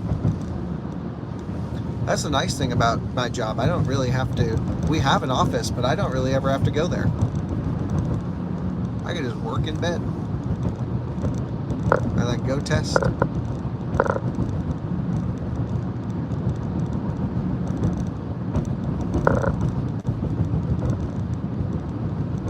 I think we found a guy for our Scoots channel, by the way, the micro-mobility stuff. Jordan's been working with him to get him up to speed with everything, but I'm really excited to do all the e-bike testing and scooters and one wheels and all that good stuff.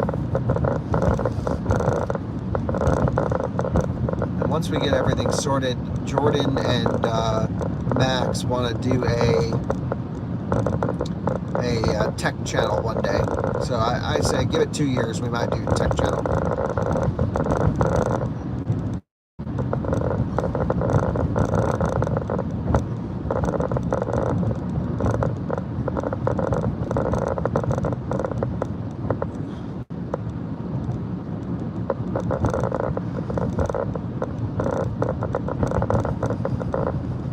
Out of spec tech.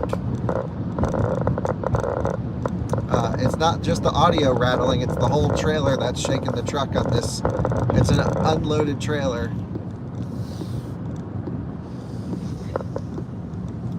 What are you're grumbly. Feeling better? No? What was that? Yeah, bathroom.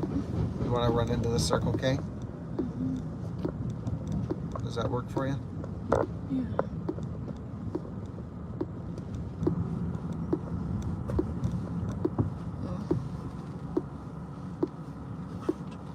Everyone says good morning.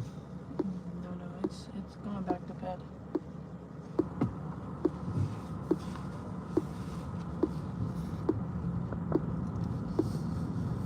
Skirt.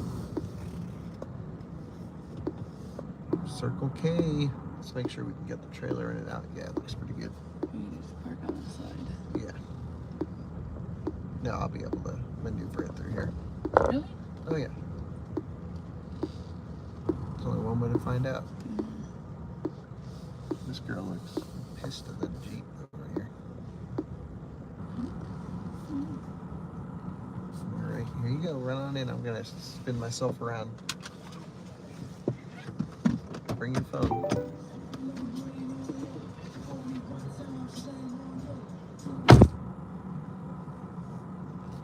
All right, spinning around. No, I don't really like the blinker sound in this car, to be honest.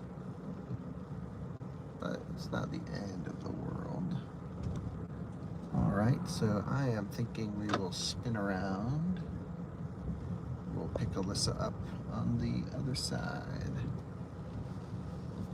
Come on down around.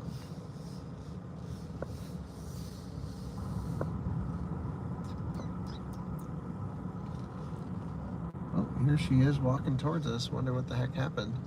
I'm just driving down the wrong side of the road because it's the middle of the night. You can kind of do that kind of stuff. Must be closed in there.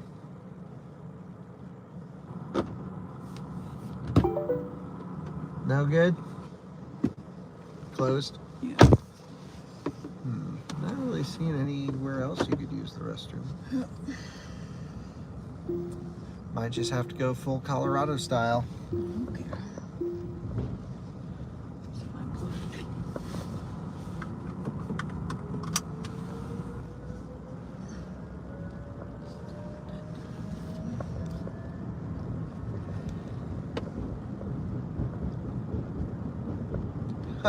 We must be just at the wrong isolation speed.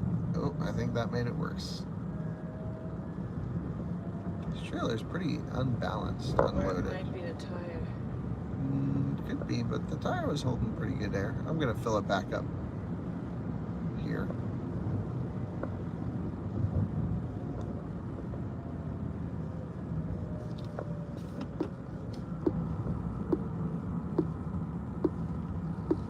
Back to where we started.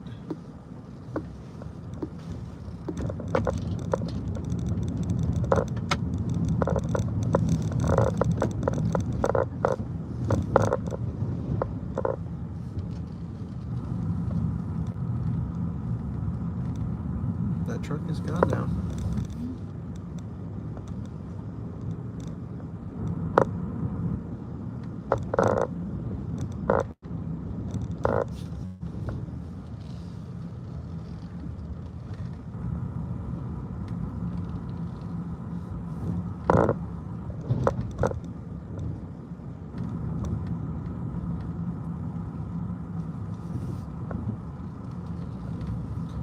Just whipping through the parking lot. Nothing to see here. Cane's might be open. I see cars there. We had a pretty good charging session on this one. We'll just use the same one again. How about that? And skirt. Let's get her plugged in and I'll get the tire filling.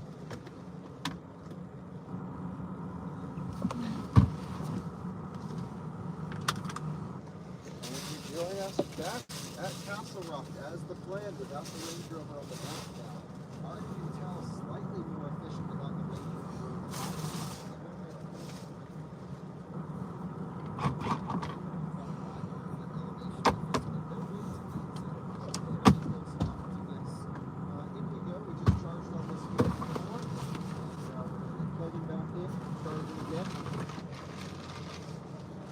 Trailer this time.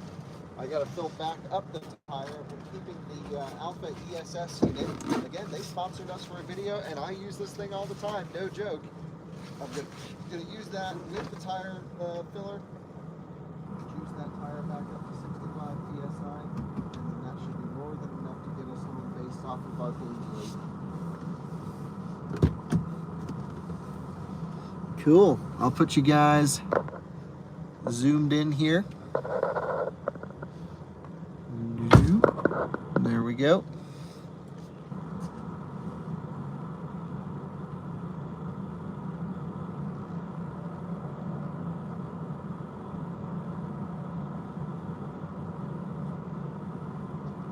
And we are charging 130, 40, 50, 60 kilowatts, 157.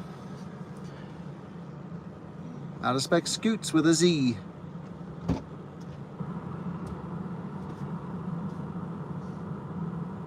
154 kilowatts on the charger. Truck shows 158. Huh. Chargers must not be regulating electricity that well, or measuring it, I should say. Since no one's in the truck, I'm going to turn climate off. Alyssa's going to use the restroom. I'll keep the heated seat on since it's kind of chilly out here. And I'm going to get the, tire on the trailer filling up.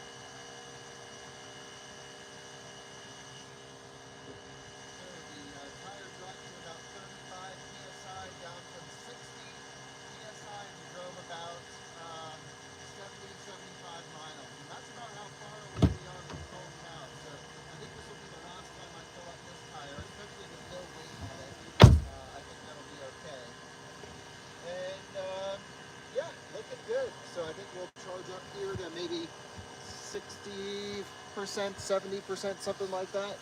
Just enough to get us back to the Loveland station. Maybe we'll do one quick top up so the truck doesn't sit dead. Of course, we don't have home charging. Even if we did, we wouldn't be able to get the truck over to the house with the trailer. I don't want to unhook it as soon as we get there. So, yep, we'll let this thing juice up and then hit the road. How many times do you think I say that? We'll let this thing juice up and then hit the road. Must get boring.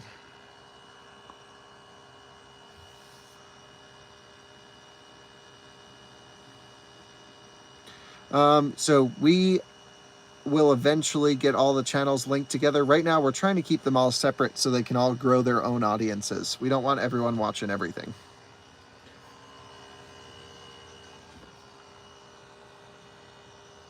An out-of-spec soundbite board, that'd be kind of funny.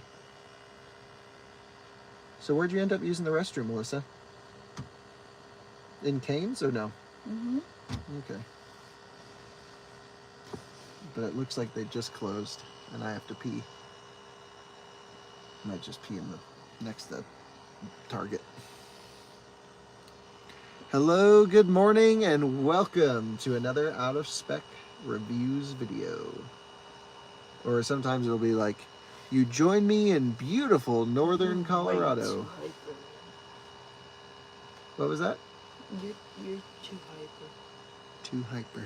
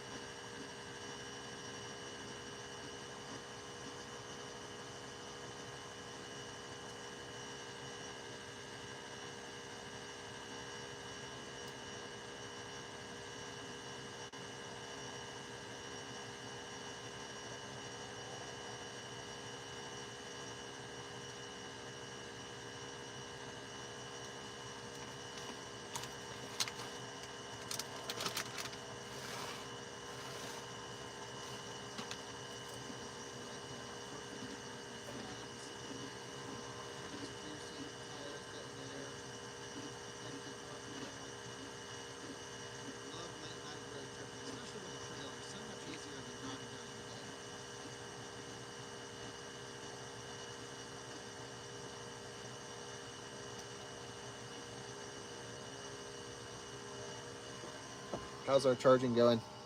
166 kilowatts.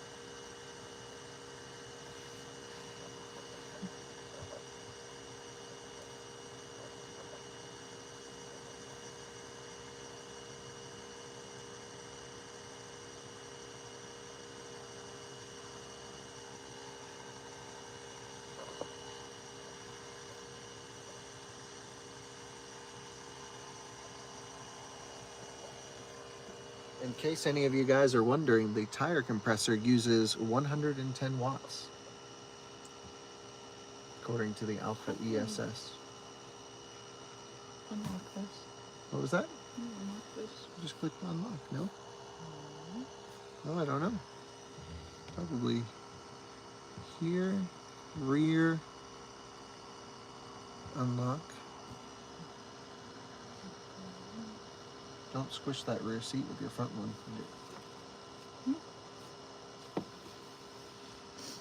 Lift up a little bit.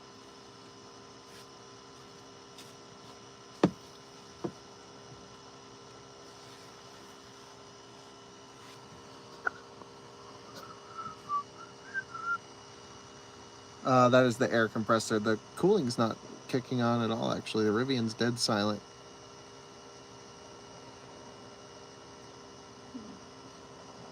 Let's see how many miles it is to the Loveland EA. Because I want to... think it stays on back here unless there's weight. Yeah. They just software updated the logic for it. 75 miles to the Loveland EA. We're at 42%. I don't think we'd make it even with an open trailer yet. So we need to charge up some more.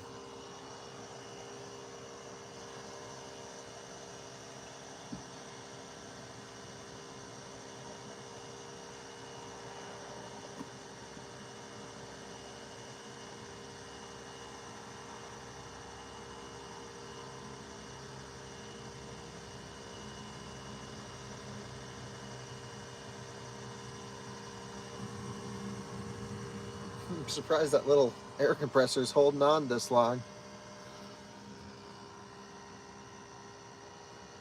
Yep, it's a complimentary session. It's free charging.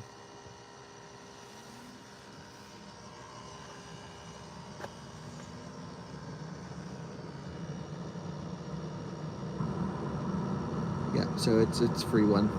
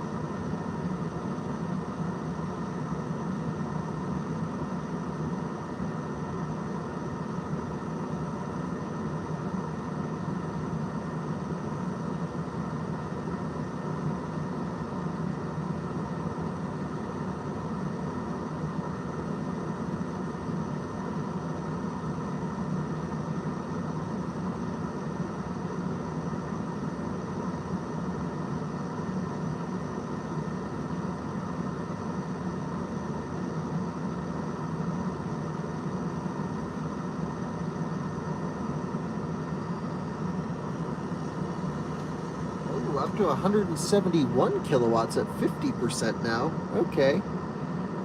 What the heck?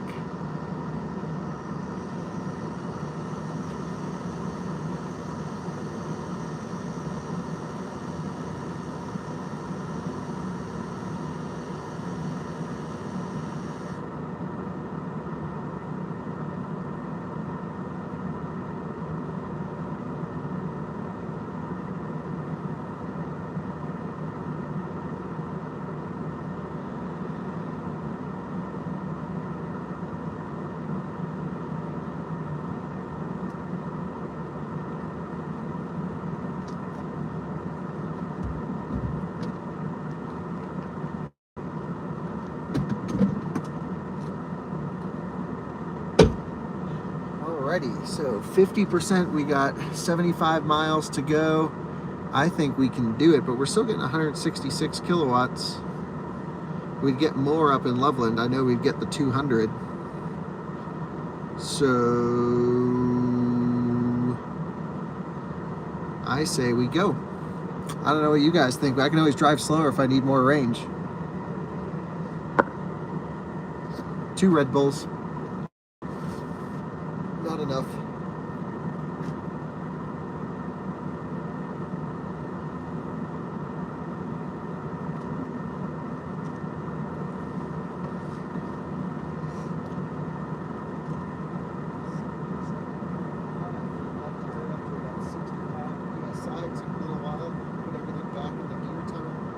Up to 53%. We're here 15 minutes, put in 40 kilowatt hours. It says the battery's getting just a little toasty here, but definitely had a pretty good session, I would say. These 150 kilowatt stations are typically actually 175s, just branded as 150s. So the truck's on people, I think, 174. Yeah, we are going to go up to Loveland because I want to put some juice in the battery before we leave it for the night, especially as it's getting cooler outside. Maybe about 50% center charge, anywhere between 30 and 50%. Stop charging. We'll drive up to Loveland. If it doesn't look like we can make it for some reason, the truck doesn't think we can. It says 68 miles of range and it's 75 miles to get there. A, there's plenty of backups. B, I can always go a little bit slower. We got the cabin preconditioned, nice and toasty now. So let's go. The truck actually, when it's charging especially, shows a warmer temperature than it actually is. Let's go here to the lightning bolt, to energy session summary. I like that they break this down now. 44 kilowatt hours in the battery pack, half a kilowatt hour for cabin heating, and 0.2 kilowatt hour for low voltage accessories. Very nice. Let's hit stop charging. 16 minutes stop, I believe, something like that. 16 minutes.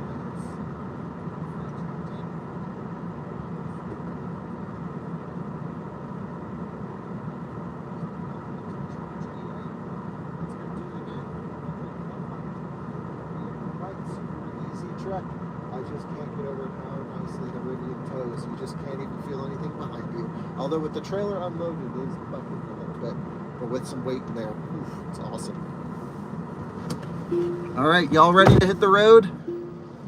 Yeah? You think you could read some comments, Alyssa? No? Alrighty. They need to go to bed. They need to go to bed? Go to bed. You need to go to bed? Everybody needs to go to bed. Everybody needs to go to bed. Can you turn the rear lights off from your screen that you made us unlock? Mm-hmm. Yeah, you hit the button to turn those lights on. I thought that was to brighten the screen. No, remember we already decided that's how those lights kept turning on, was from the screen. Remember now? Good night. Wow, brights versus not brights. Oh, jamming it. All right, good night, Alyssa. Full wide turn mode.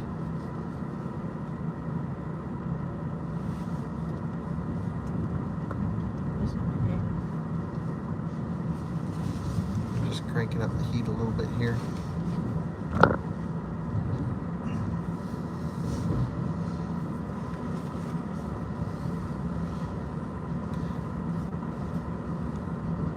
It is 1:48 a.m.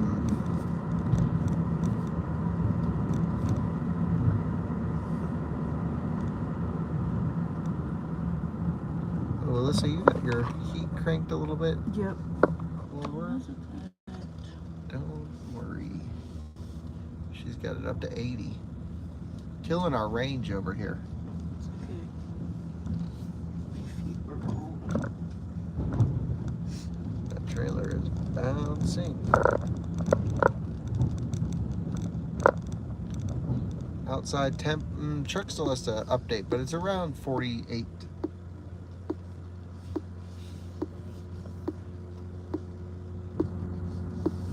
Cooling just kicked on for the truck.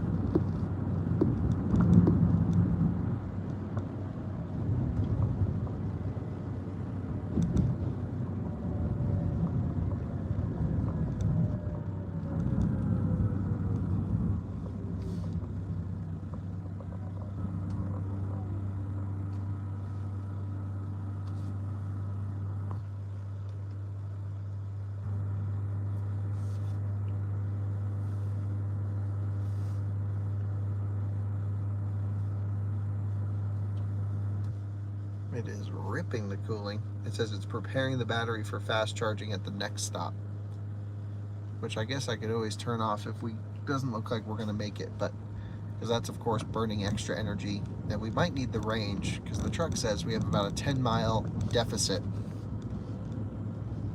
but I think it just doesn't know what it's got coming for it. We just did a big hill climb coming over here.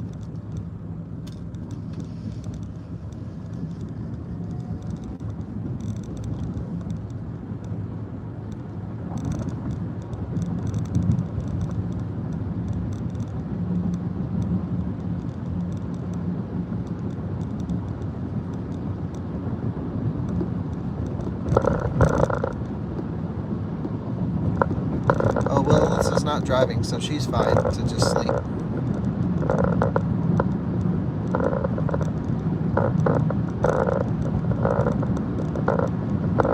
Man, this road is really bouncy. I'm going to try a different lane. I don't know if that smooth things out. Maybe I should just get up on the crown. Better. I don't know if you guys can hear the trailer just smashing around back there unloaded. I'm just trying to find a clean spot in the road. Alyssa is sleeping, yep.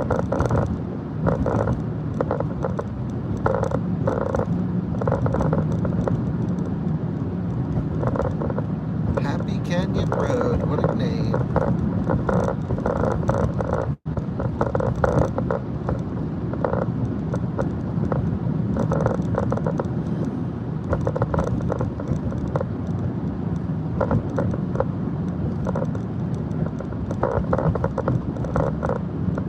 Yeah, compressor spinning as well.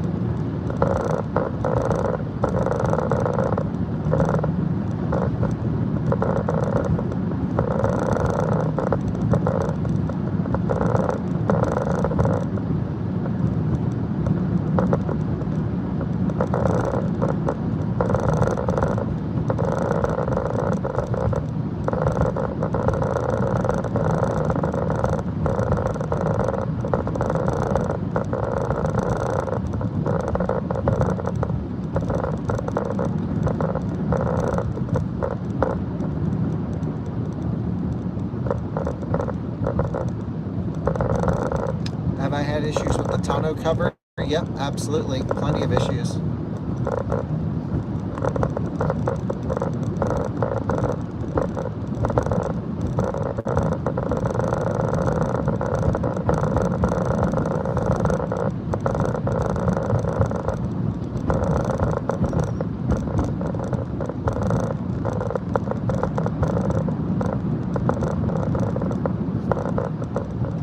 How pissed am I about the Model S debacle? Well, not really mad at all. I mean, I can't really fault Jordan for the accident because, I mean, I guess I technically can and have to, but ultimately, like, we all drive hard. I do stupid stuff behind the wheel. We've all done stupid stuff behind the wheel.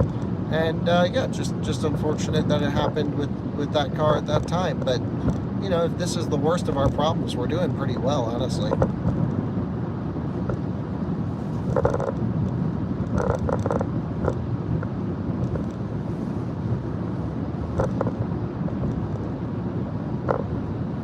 This guy is motoring. Nice.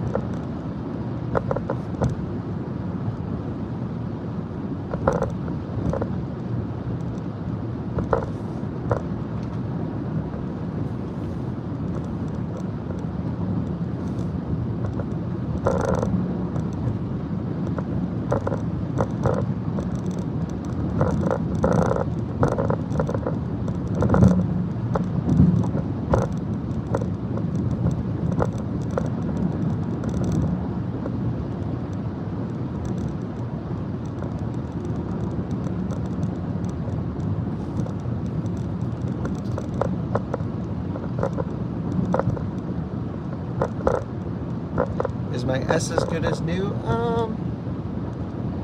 What's the problem? Ketchup, Kyle? I don't know what you mean. No, I think it's almost as good as new, but there's definitely like a couple things that I want to have looked at.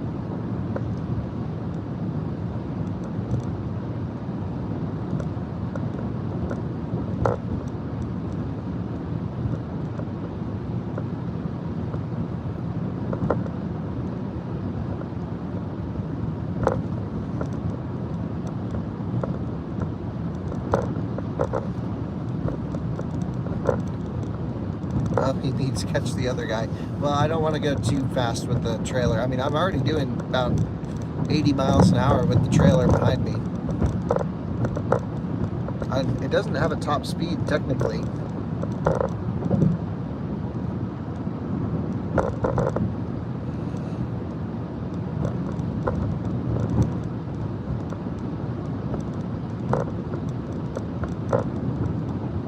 This is so much better than having to sit in traffic during the day.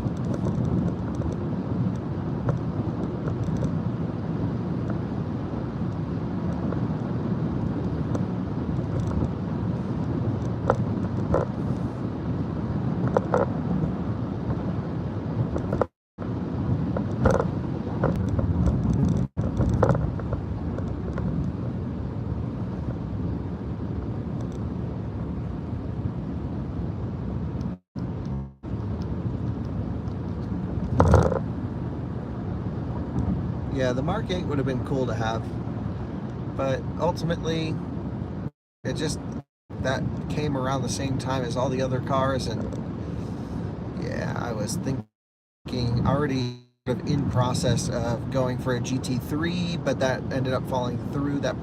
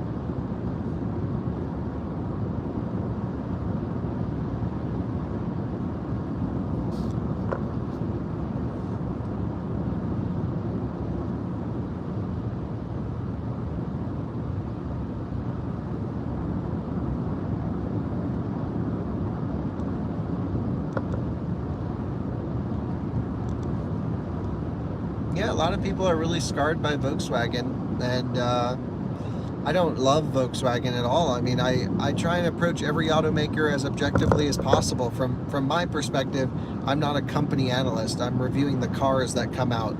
And ultimately, however that car was brought to market was how it was brought to market. I feel like I'm as fair as possible in my reviews. I really don't think I have that much bias, because I don't have that much bias personally. I don't really care if the car is good or bad. I just try and tell you how it is. And ultimately, I think objectively the ID4 is a good car, really good car, and the ID3. You know, now in the context of Ioniq 5 and EV6 coming, well, they don't have the technical advantage, that's for sure. And everyone says the software kind of sucks. I mean, yeah, there's glitches. Alyssa's mom's car is having major issues, but I don't mind the Volkswagen software. Maybe it's because I've spent so much time with them. Like, I don't need the car to do much for me. I can do a lot of it optimizing just on my own, but yeah, I think it needs route planning, plug and charge, preconditioning, and it's a shame it doesn't have those things.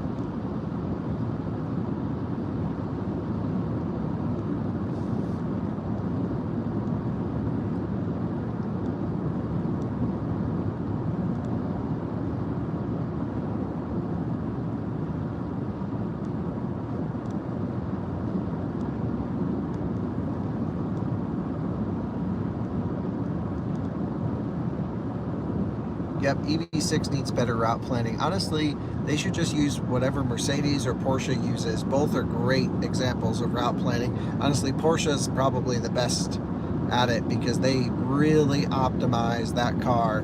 Gets you to chargers nice and low, preconditions the battery perfectly, including logic for the arrival state of charge. So if you arrive with a higher state of charge, it really gets the battery warm. If you arrive a little bit lower, it cools down the battery a little bit.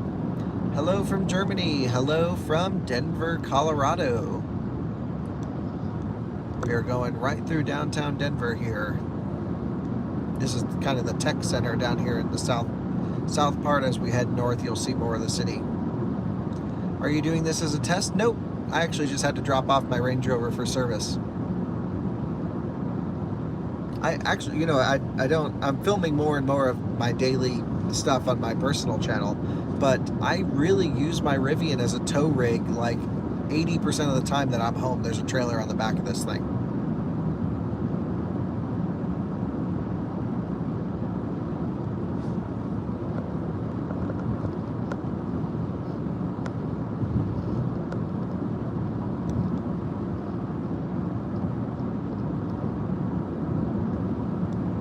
Right, so there's this new term going around that's called software-defined vehicle, and this is really a tough thing for the Germans to wrap their head around, and they have a lot of meetings about it. That's sort of the problem, I think, with the German automotive industry. I'm fascinated by it because I love German vehicles and I love German culture, and that's why I want to spend more time there, of course. But they really do a lot of talking about what they should do instead of just doing stuff.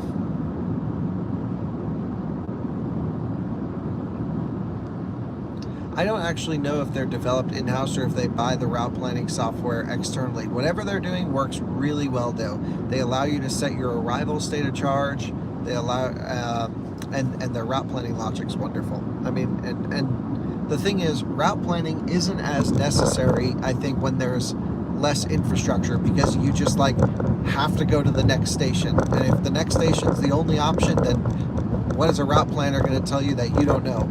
However, the more infrastructure you have, the more it becomes about optimizing the existing infrastructure that's in the ground. Do you go to this station or that station? Do you go to a 350 earlier or a 150 later? And that is when, you know, in-car route planning can really take the burden off of the driver. And I find that when I go in a Taycan, I just put in the nav system, I set the arrival state of charge to lowest, and it just rockets me there. It's wonderful.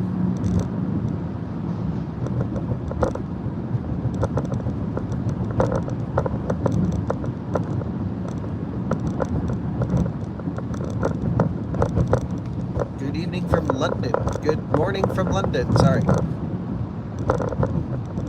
Just flew in from Seattle, nice. How do I find the Rivian headlights? Really good headlights in this.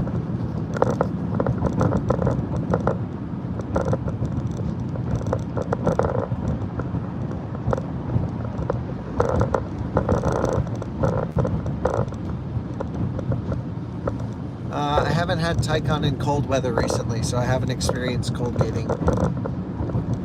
But I have previously, I guess last winter I did.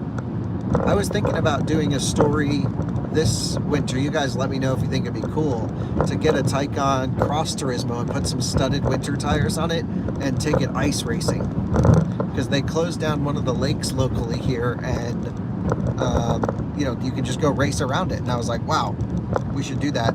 And you know, we've become pretty good friends with the guys at Porsche. And I was like, do you mind if I, you know, put studded tires on your car from Nokia? And they're one of our sponsors. They're like, hell no, go for it. That sounds awesome. So I think that'd be kind of a fun story. Yep, Hakkapeliitta 10 Eevee is the Eevee specific studded winter tire. We just got the set for the e-tron actually, and they're super awesome.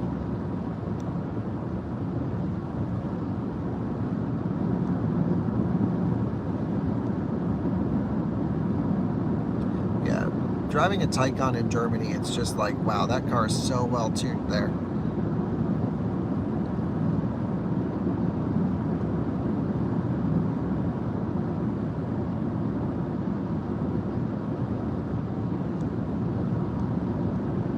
I put like 8,000 kilometers on that silver car. I still have videos to come from it because I had the most perfect road trip, electric road trip I've ever had, which is no speed limits. Every charging stop gave me 270 kilowatts, and it was just amazing. And I can't wait to share that with you because it's like, that to me was like, wow, we can actually do this. Then I came back to America and it was not good.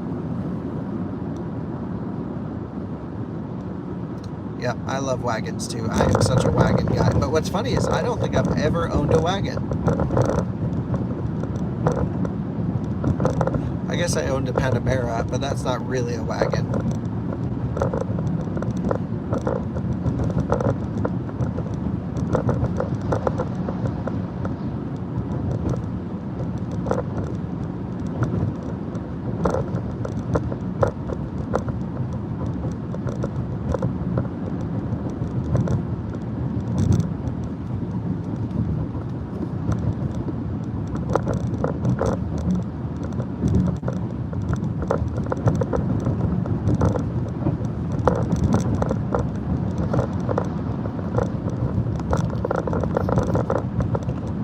I think I need to get the software for the e-tron to allow the suspension to dump all the air out so we can lay frame in that thing and then put it back to normal, of course.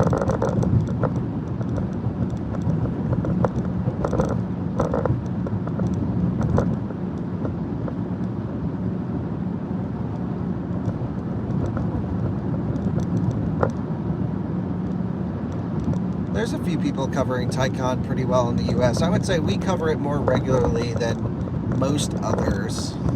You'll see more like Taycan GTS stuff coming because they just got a bunch of test cars that are GTSs, because that's the new thing for this year. They're mostly in chalk or red.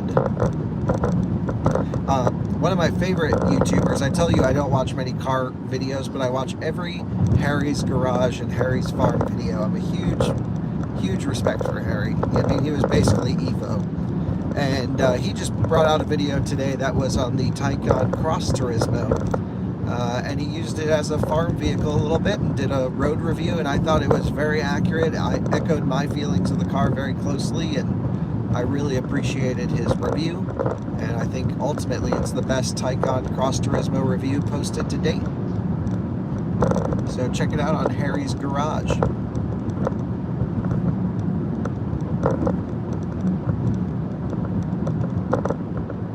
Yes, his garage.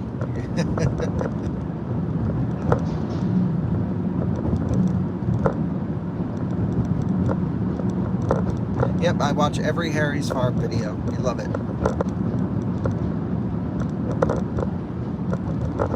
Right, we did an off-roading video with the Taycan Cross Turismo. It was really fun. No one watched it because it's such an edge case, but it was pretty cool. I know all the like board members of Porsche and stuff watched it in Europe, which was pretty cool. Yeah, and then he was even sending it through the field a little bit, getting it a little sideways. It was pretty neat. I love Harry. Oh, yeah, Steve Leto. Leto's Law. I listen to every episode.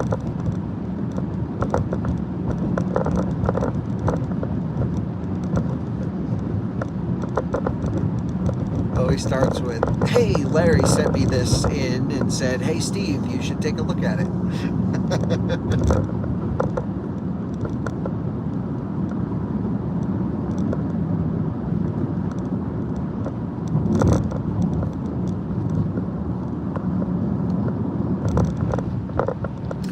Yeah, I did the same trail as that. It was actually a Porsche event. Yeah, I have my order in for a Sport Turismo, and I think it's probably going to come in after the facelift, depending on when the facelift happens.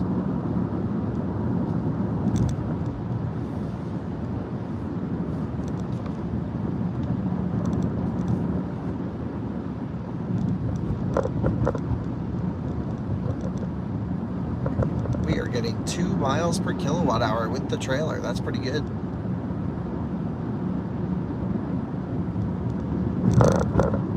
So it's more efficient than our e-tron, the Rivian towing a trailer.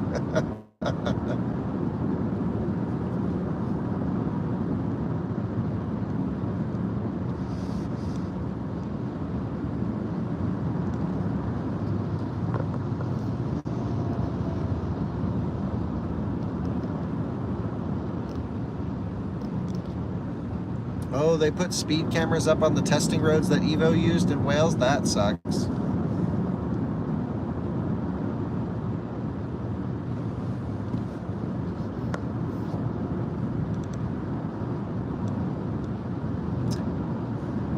Morning from Saudi Arabia. Hey there. Let's go for a pass.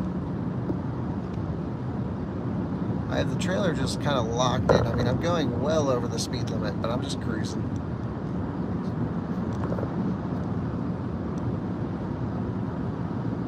Oh, nice. Ordered a Lucid out there. That's cool.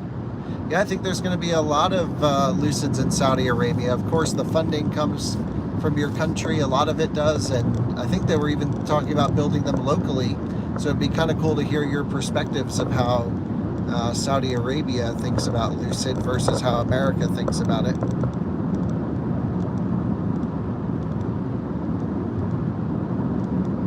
Plus, I'd love to come to Dubai soon and film some cars. So let me know when you get your Lucid. We'll make a video together.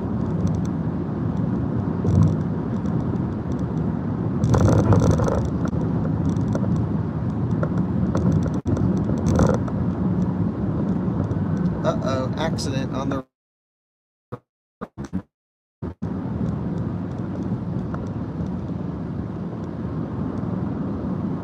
What the heck do you crash into this late at night?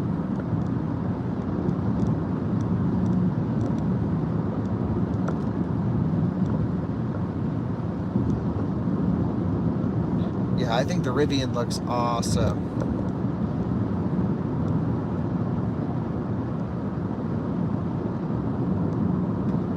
I don't believe they sell them in Saudi Arabia yet, but they are going to for sure. They have an order, I think, of 50,000 of them from the government or for something.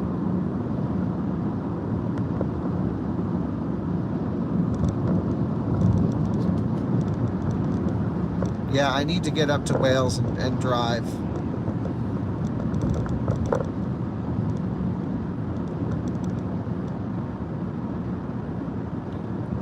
Does the Rivian turn heads when towing? Not as much as it used to. They're kind of everywhere around here in Denver. This is like a pretty Rivian-centric market. I almost moved right up here on the left, right on the left side of this bridge. There was a little apartment years ago when I was thinking about moving to Denver.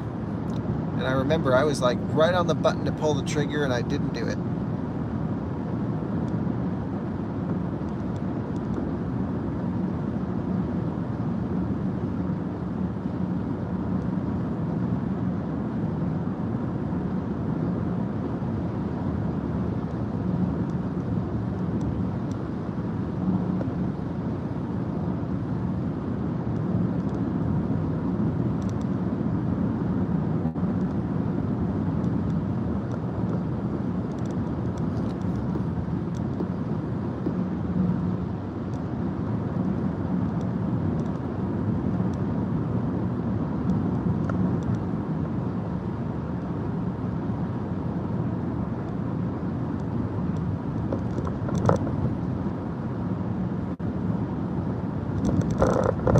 Yep, the R1S is for sale and in the hands of customers already.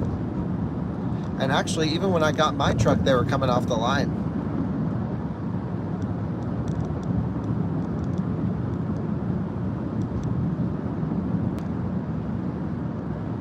What is my opinion on the Lucid paint issues? Well, it's a little bit surprising because they were really proud of their paint shop when I went over there to visit the factory.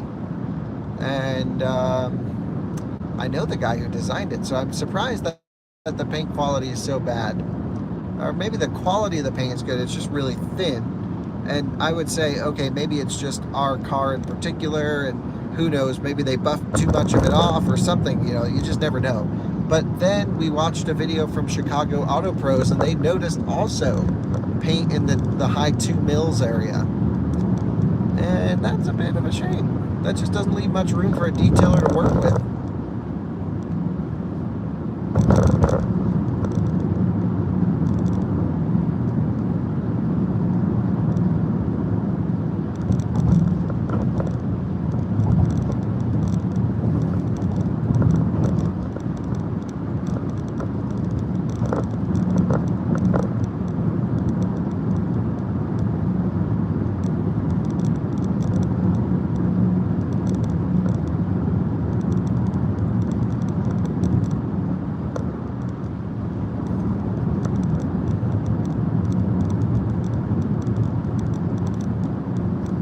Saving weight in the paint. Yep, there you go. We were like, we know that 500-mile range is really important, but I had put another couple microns on there.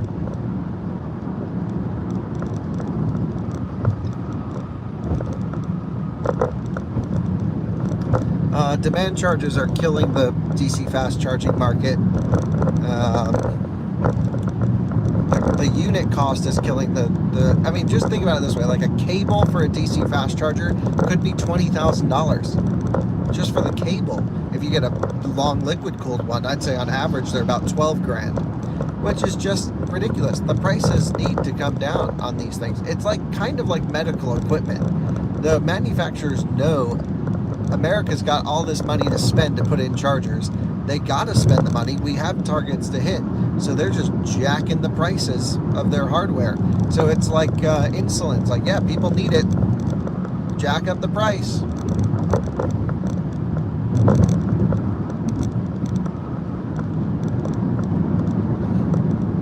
Yeah, copper theft is going to increase, which means operational cost of the chargers will increase, which means your profitability case will decrease. I really worry about the future of DC fast charging in this country, and no one has proven to me that we can have reliable, consistent DC fast charging in America other than Tesla. However, they spend a lot of money to do it. So is it profitable overall? I don't think so. But they sell cars from it, so they found another way to fund it, right? So that's good.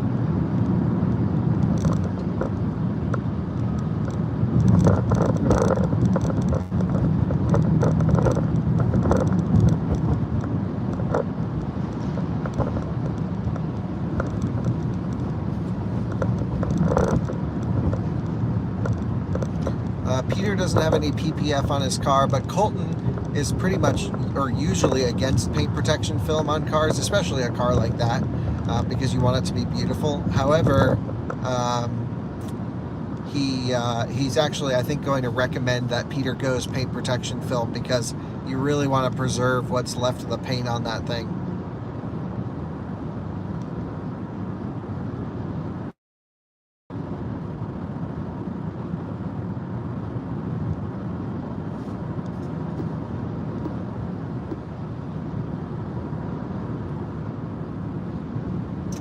Yeah, weird that you got a commercial break on a live stream. I don't think I've ever heard of that.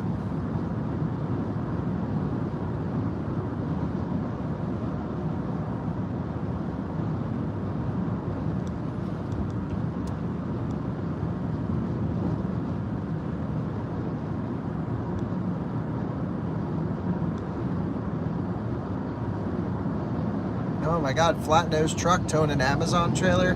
Hell yeah. Look like an old white Freightliner. Detroit diesel, baby. That's cool. Love cab overs.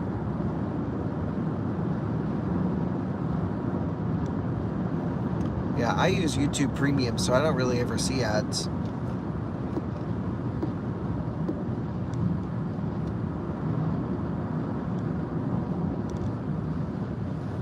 I think for the amount of YouTube that most people watch, you pay the 12 bucks and you're golden. Then you just get free unlimited content, which is insane. Or not free, $12 unlimited content.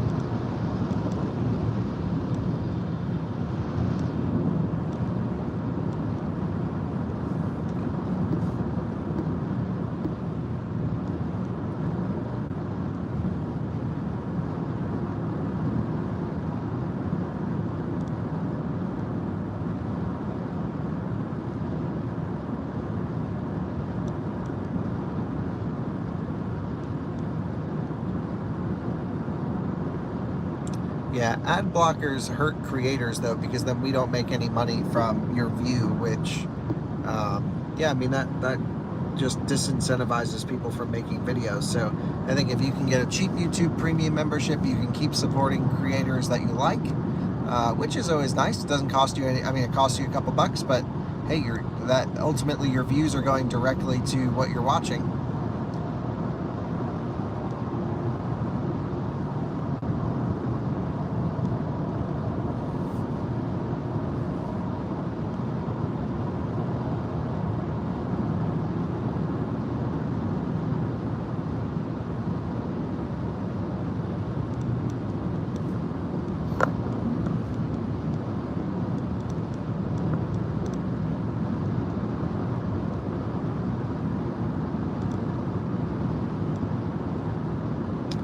We do have a Patreon. It's, I think, linked in the Patreon, I should say. It's linked in the description of this live stream.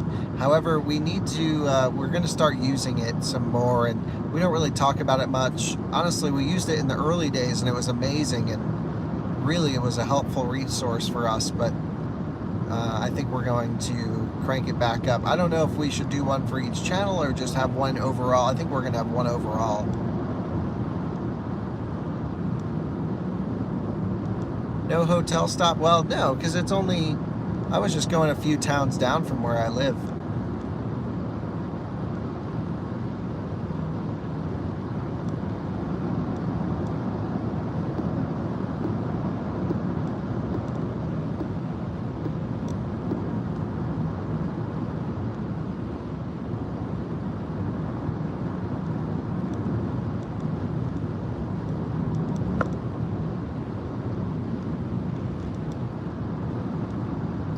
EA is not making any money. They actually have to spend money. Like, their punishment is to spend money.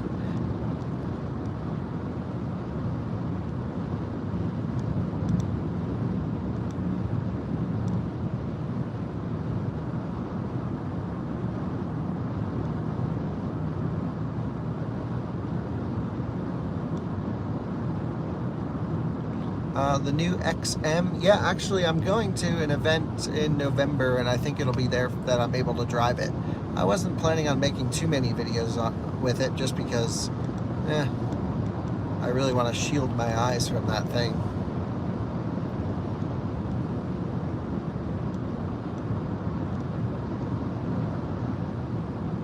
Well, Alyssa's passed out asleep, but I'm still here rocking.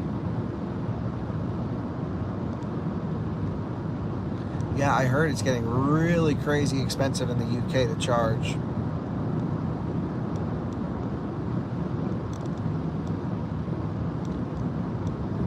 I don't know about the profitability of Ionity or ENBV. The problem with Ionity, it's not a problem, but they have huge investment from the automakers that could help them become profitable. But if you look at, is a actual charger making money, there's probably some cases where they are. But it's all subsidized, yep, by the automakers.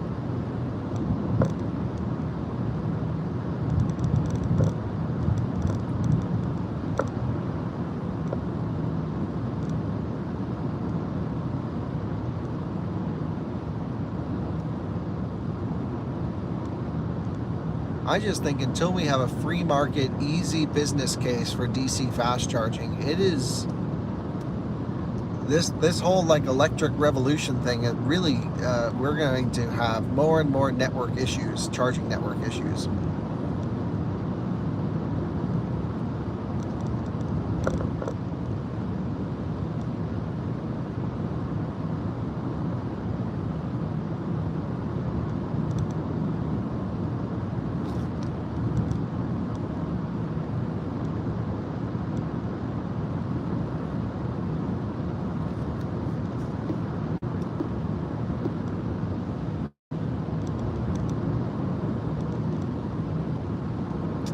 It's a chicken egg though, right? Yeah, I mean, sort of, not really. I mean, like, the thing is, if we put in a fast charger in certain locations, it doesn't matter how many people charge there. There is a lot of places where the more people that charge there, the more money you lose. And so it's actually just cheaper not to put a charger in. And then you get to the other issue, which is like, who's actually supplying the chargers for these charging programs? These, you know, state-funded programs or federal-funded programs, and you know, you have all the different charging companies trying to bid to get their hardware on there. And you know, as an example, you have like ChargePoint CPE 250s that satisfy the actual legal requirement, but those chargers suck. So then we're putting in chargers that are slow that no one's going to use, and we're just wasting money.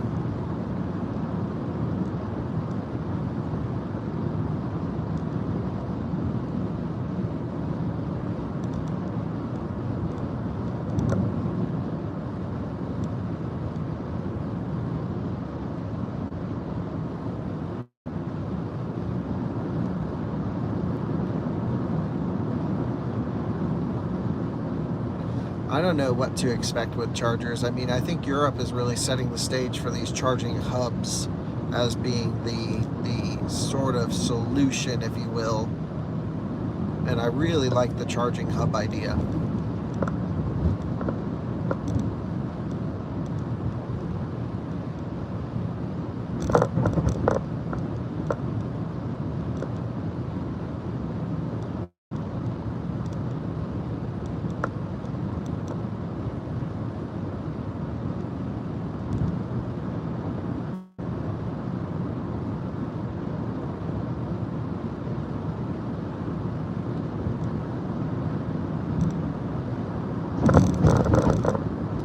I don't know what I'm doing on Saturday yet.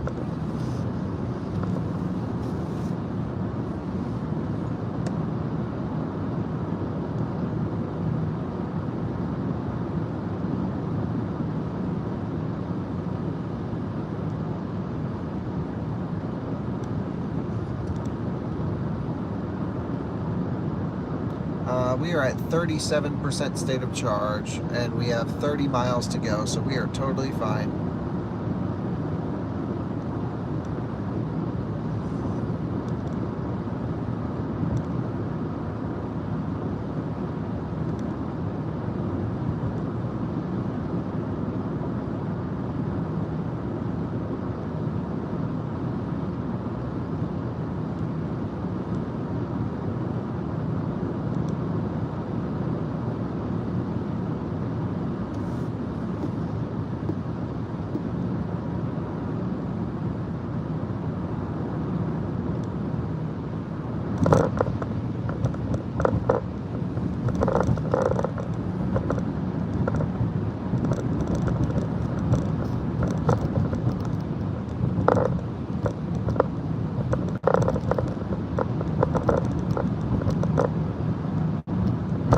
Yeah, I know. I can't believe Dom and Tom were following each other, but leave it to them to like not look at each other. Like, those are the two people that wouldn't check out any car. I look at any interesting car, and I'm like trying to figure out who's driving it, see what they're like, and I don't know. Thought that was so funny. They're just in their own worlds, I guess.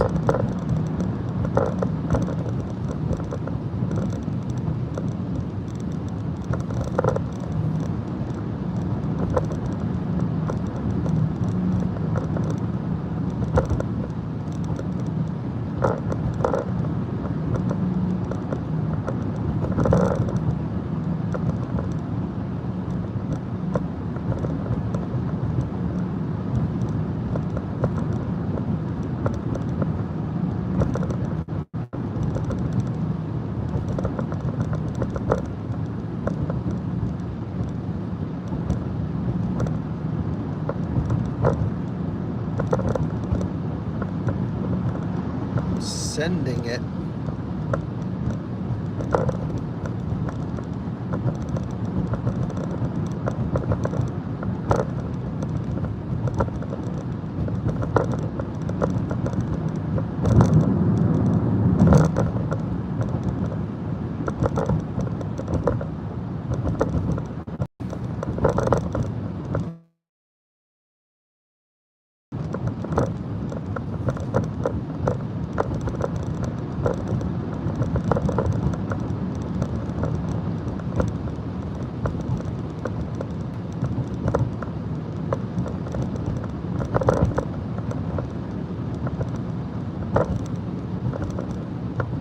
Right, but I don't think charging unit cost is going down. There doesn't seem to be any indication that that's the case, because companies are buying these things left and right for going prices today, and they can't get enough of them. So why would they lower prices? Why not just take the profits for the manufacturer? You know what's a real shame who didn't get into DC fast charging was Clipper Creek, because they built some of the best level 2 units, really robust. Really wish they got into the DC game, but it's just expensive.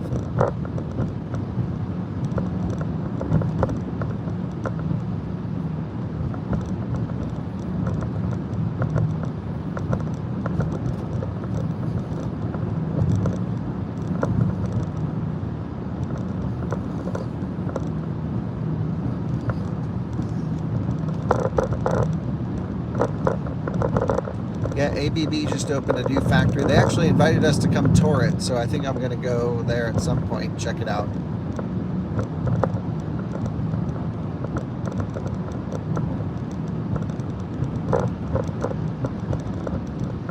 Nice Crown Vic, hell yeah.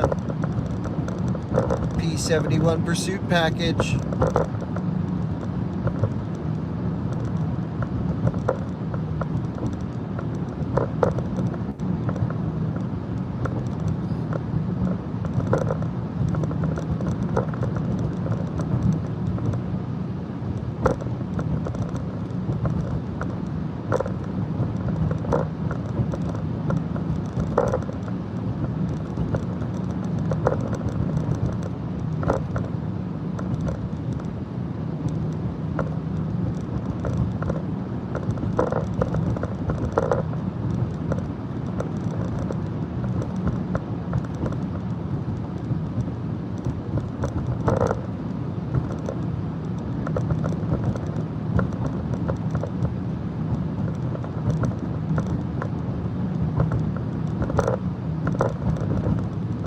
Yep, so there's only 2 suppliers supplying their new units, which are SK Signet and BTC. So it sounds to me like ABB lost the bid, or maybe didn't bid. I don't know what happened on the back end, but it sounds like EA decided not to go with them at least.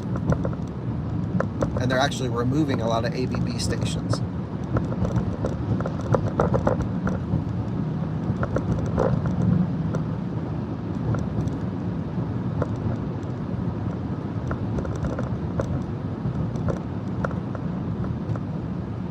Right, I would agree.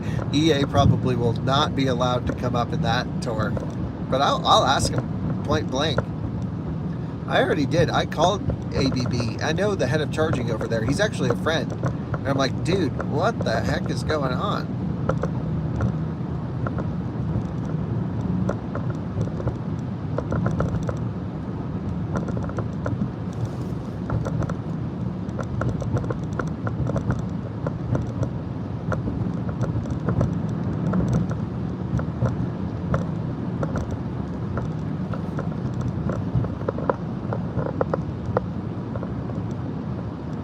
Out of spec Discord chat, hell yeah. I need to download Discord on my phone and get in there with you guys. The problem was, I don't know if Timon's still running it, but he started it and then I think he lost interest in it. I don't know.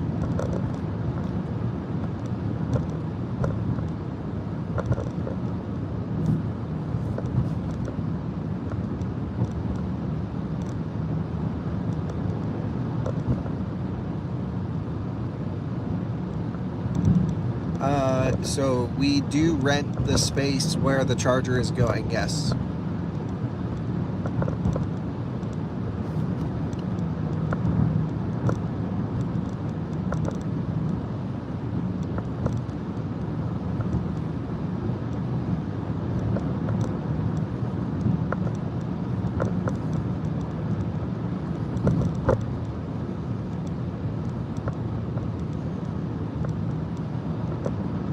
See you, Rusty. Thanks for tuning in. Guess we can cruise in the right lane for a bit. We could like drive right down the middle of the road if we wanted to. There's just no one out here.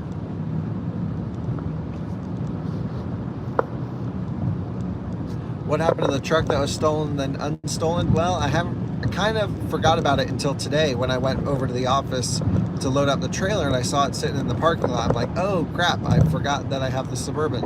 And yeah, so I don't know where the keys are and it might just be totally dead. So don't know what our plan is with it at the moment, but it's a little ratty and I don't know if that means it's the end of the project or what, but either way, we're going to get it over to the warehouse and it might just need a whole new electrical system, motor, the whole bit, I don't know. Because if they stole it and broke up the whole drivetrain, then we're screwed.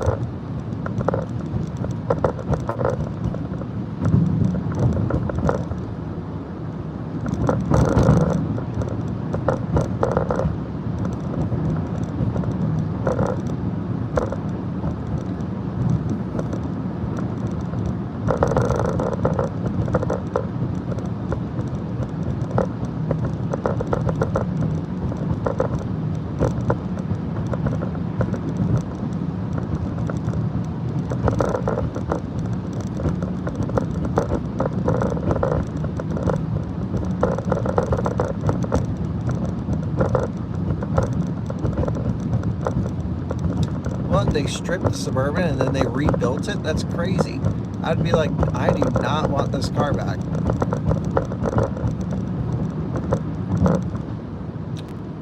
The truck already didn't have a catalytic converter when I bought it. It needed a full new exhaust.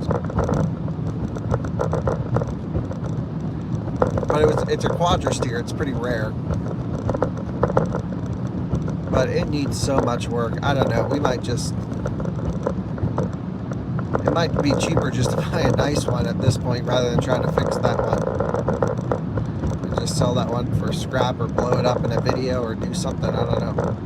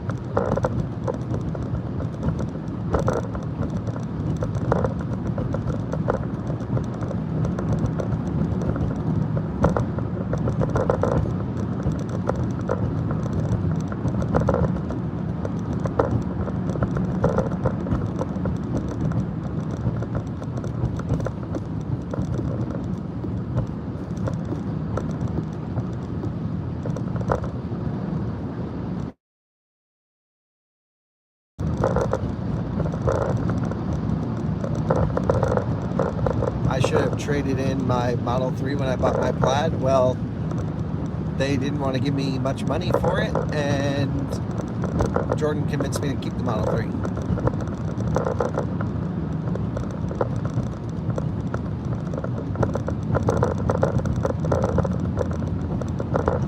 Well, as soon as the hydrogen station goes in at the office, I think I'm going to get a Mirai.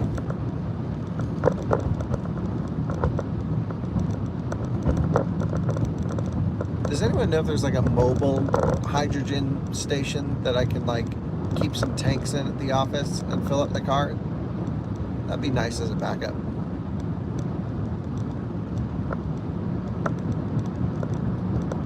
I really was so against the hydrogen car until I experienced that Mirai, and I was like, wow, this thing's actually pretty smart. Later, towards the end of this month, we should get R1S. Left lane closed. Let's duck in here.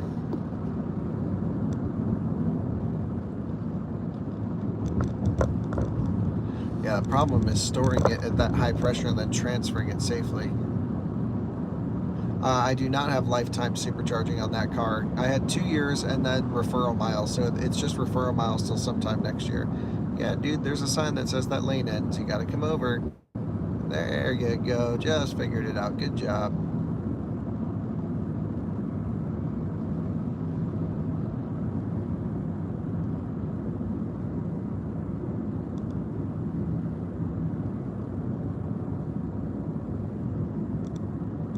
My expectations of R1S should be just like R1T, maybe a little bit slightly different feeling on the road. I don't know what it's going to do to comfort having this massive shorter wheelbase, but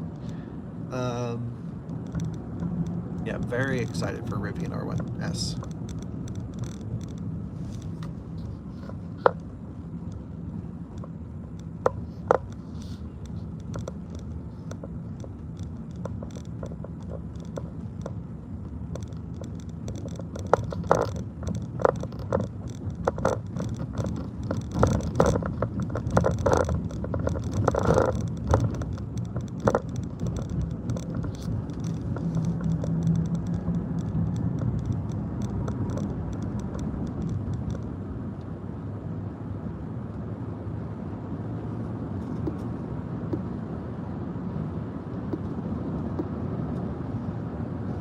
Yep, almost home. Only about 13 miles until we get to the Loveland EA station.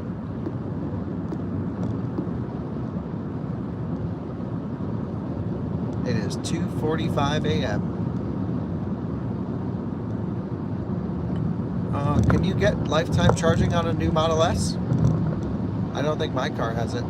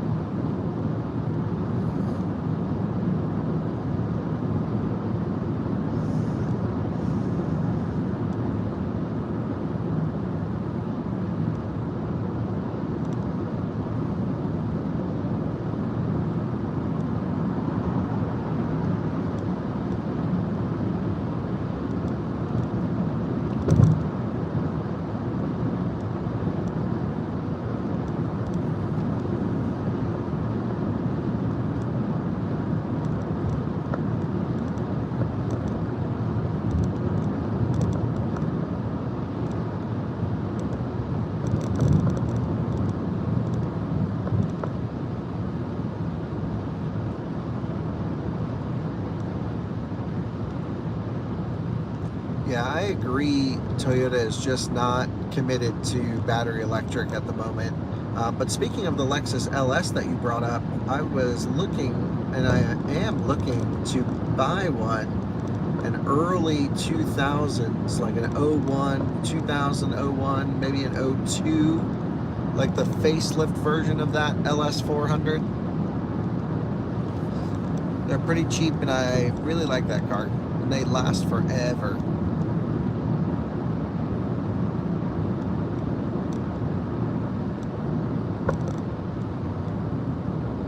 Yeah, I would be careful with early Model S is with the cap charging speed. Kind of sucks.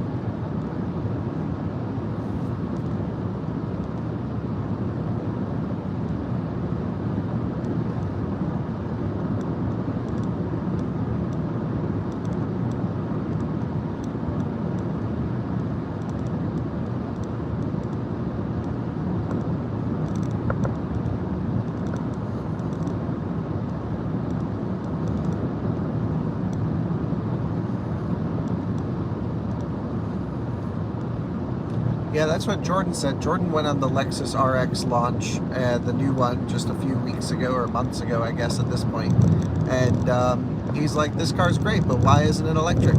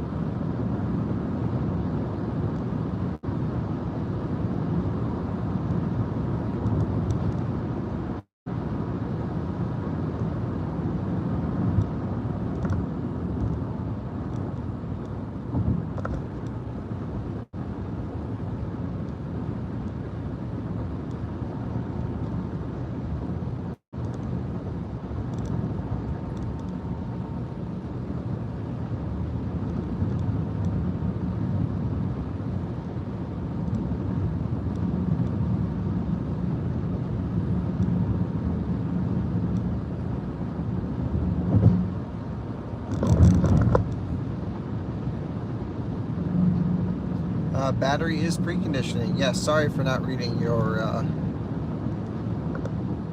comments there. The shorter ones I can read, I can glance over and read, but the longer the comments are, the harder they are for me to read, especially at night.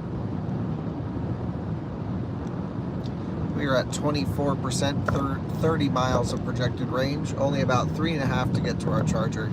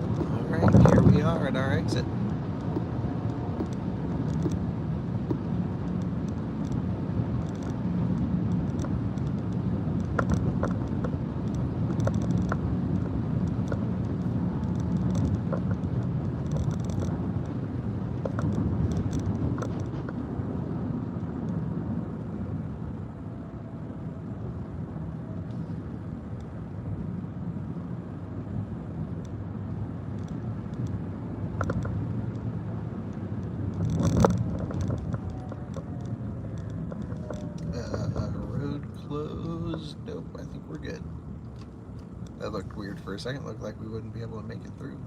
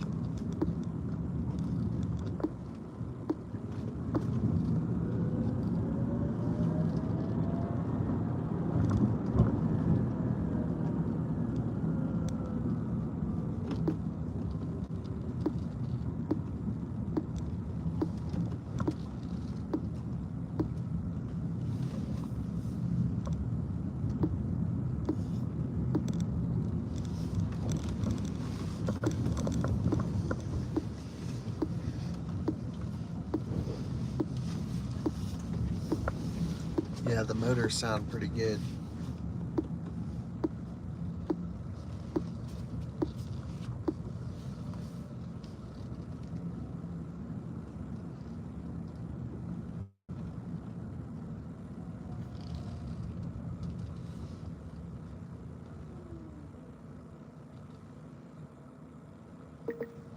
And we are here.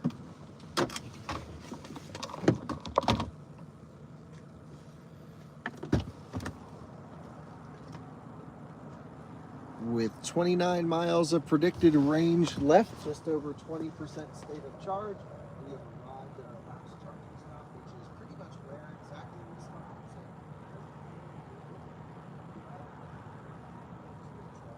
We're going to charge up just a little bit because it's 3 o'clock in the morning, and just don't want to leave a Rivian at low state of charge by the time we get home. I won't be unhooking the trailer till tomorrow, so I think I'll charge it up from 22 to 50% or so, and then we'll call it a night. I can hear the contactors going over there. Let's get the charging situation.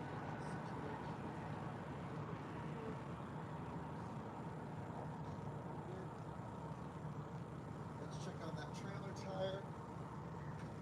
Make sure that this thing's looking good. Oh yeah, looking great. There's no weight on it.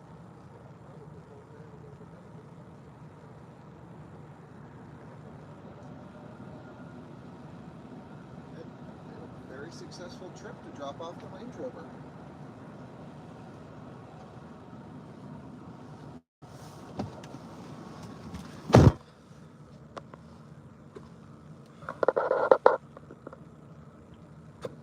I got the hiccups. Whoops. 205 kilowatts. Well, I think that's going to be it for the live stream, guys. Thanks for tuning in. So, there you go. I'll do some more live streaming. Check out the Lucid Air video that went up today. And, I got the hiccups. All right. See y'all later on. Have a great night.